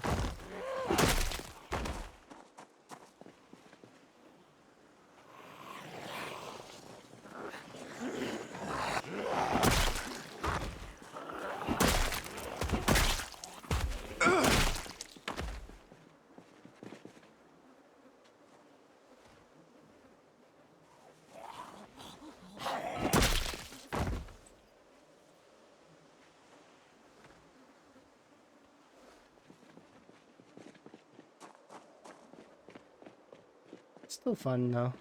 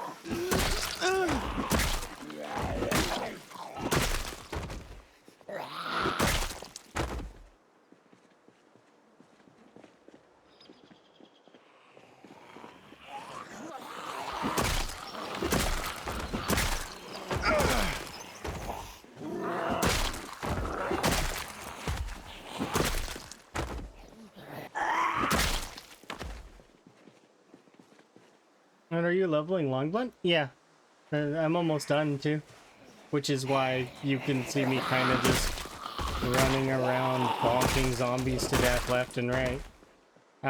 It's the back end of long blunt. Long blunt basically turns the spiked bat into a katana. A batana, if you will.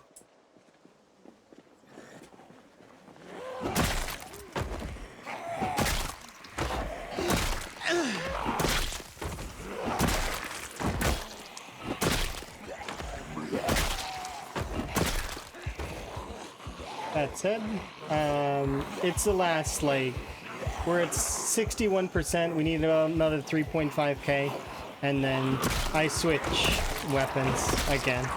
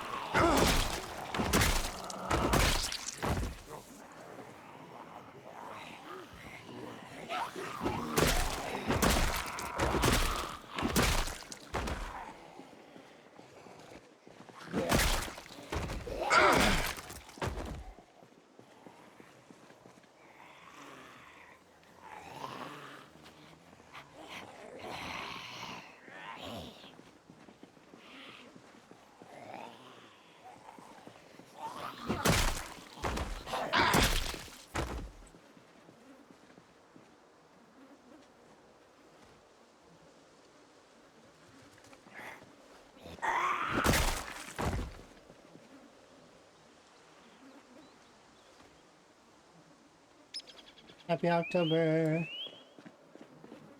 1996.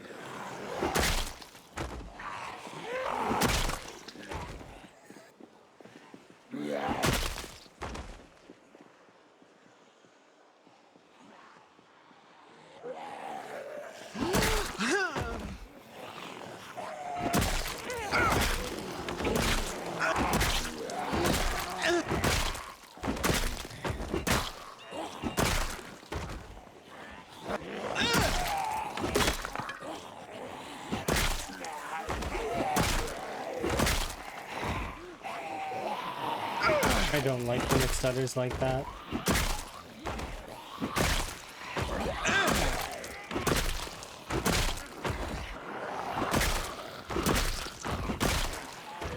The reason why it stuttered is because it made an extra loud noise and several zombies turned their heads.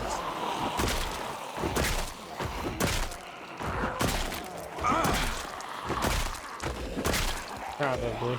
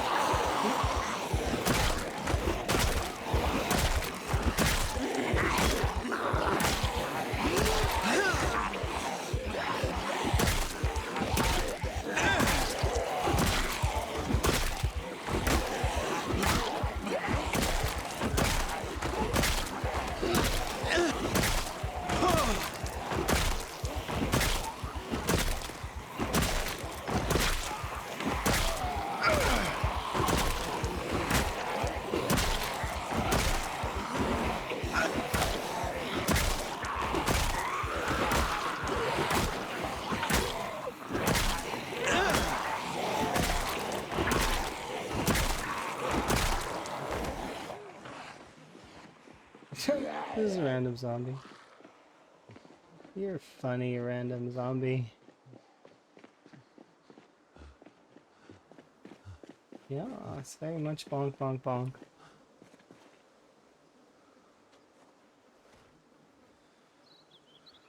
Get a little rest in.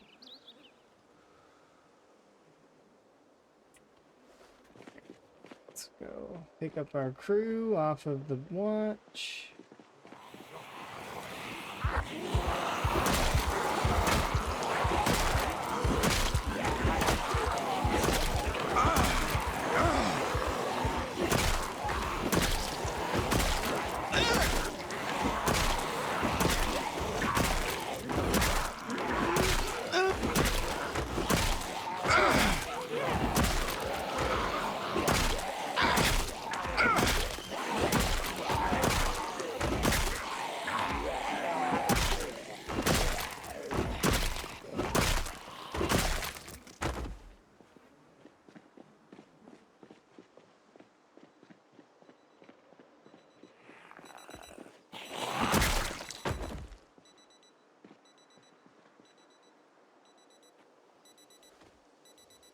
You're amazing. It's no problem.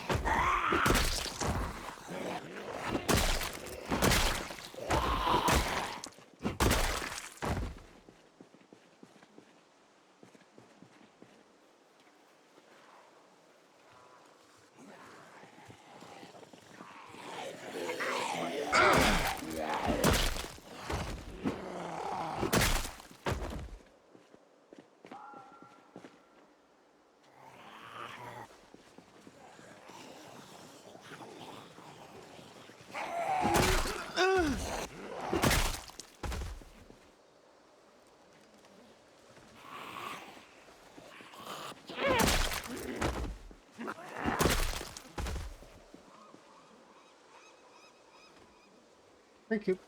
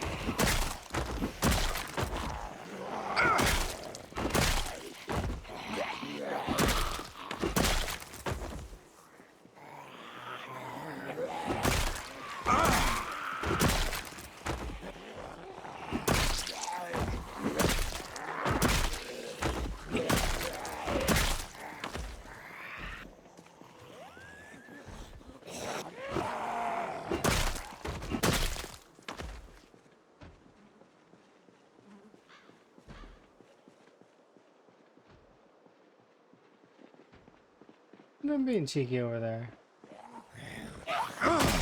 Look at that. Quit flanking me. Rude.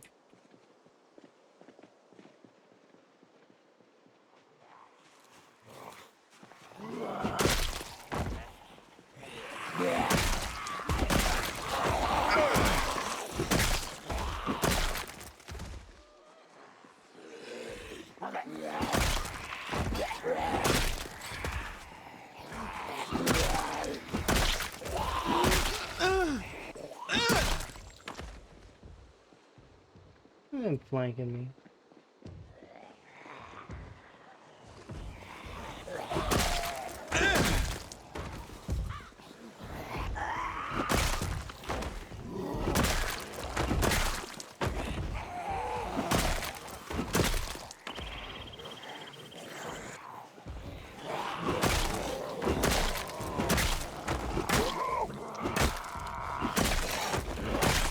Oh geez, yeah, I'm tired. I'm leaving.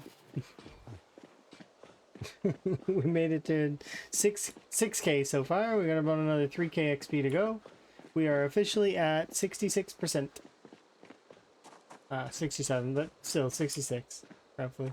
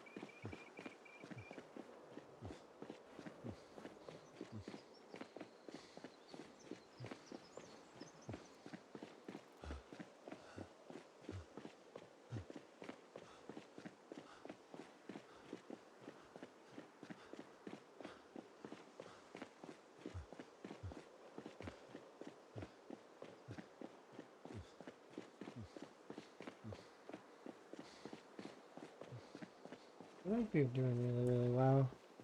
Which level do I have left on? 23,000. Nice. It's like over 5K strength XP in the last few days.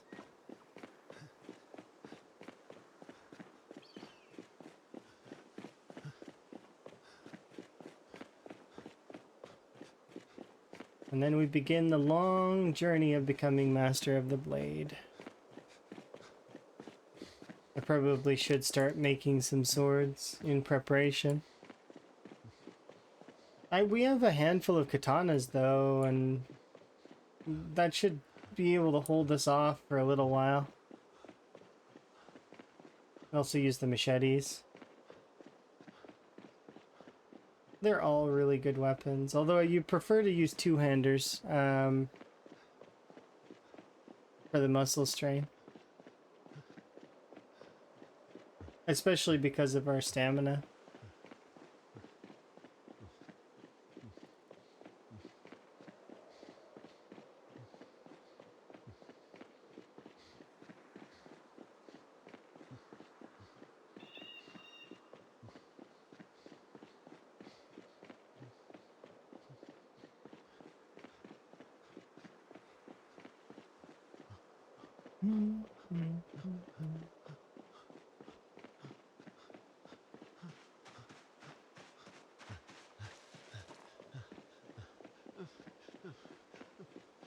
Okay, what time is it? It is...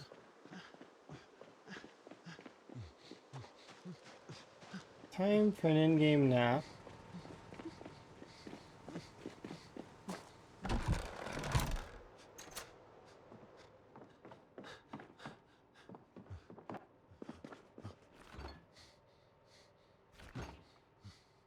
You.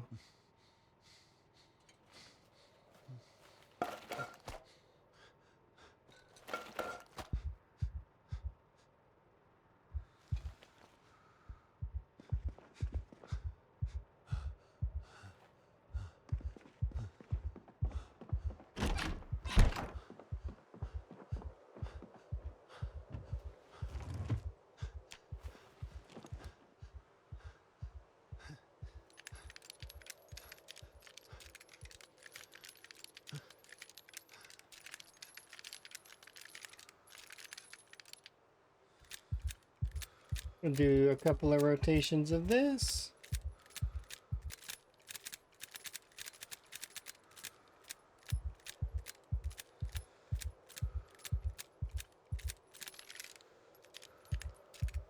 Oops.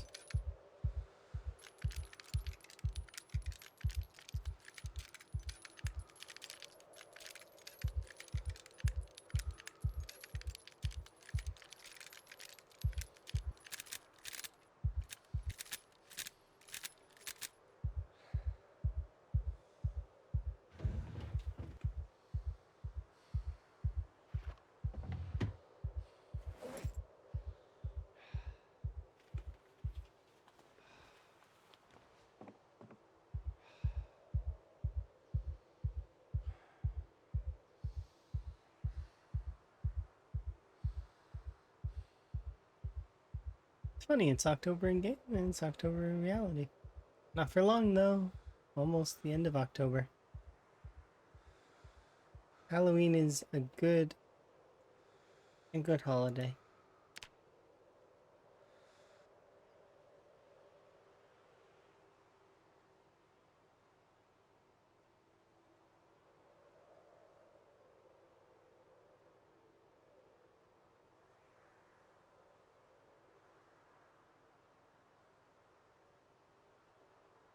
Come on, Higgins, wake up. Alrighty. Okay. Well, that's a good stopping point in my opinion. We did a good job. I'm gonna wrap it up there for the time being, because it's a good, good time to stop. And so we'll raid out. And that is the plan. So later on today, I will be playing RimWorld. So we'll be continuing the, I think it's the Confederation of the Pond is the RimWorld that I've got planned. And then tomorrow we've got Tale of Night Vale, which is Vintage Story. So I'm really keen. Yeah, do very much appreciate you guys coming and hanging out with me. Let's make somebody else's day a little bit brighter though. Let's see who's on.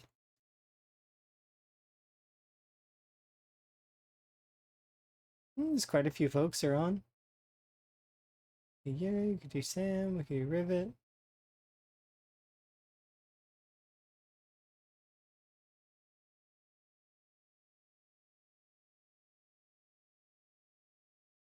Let's see.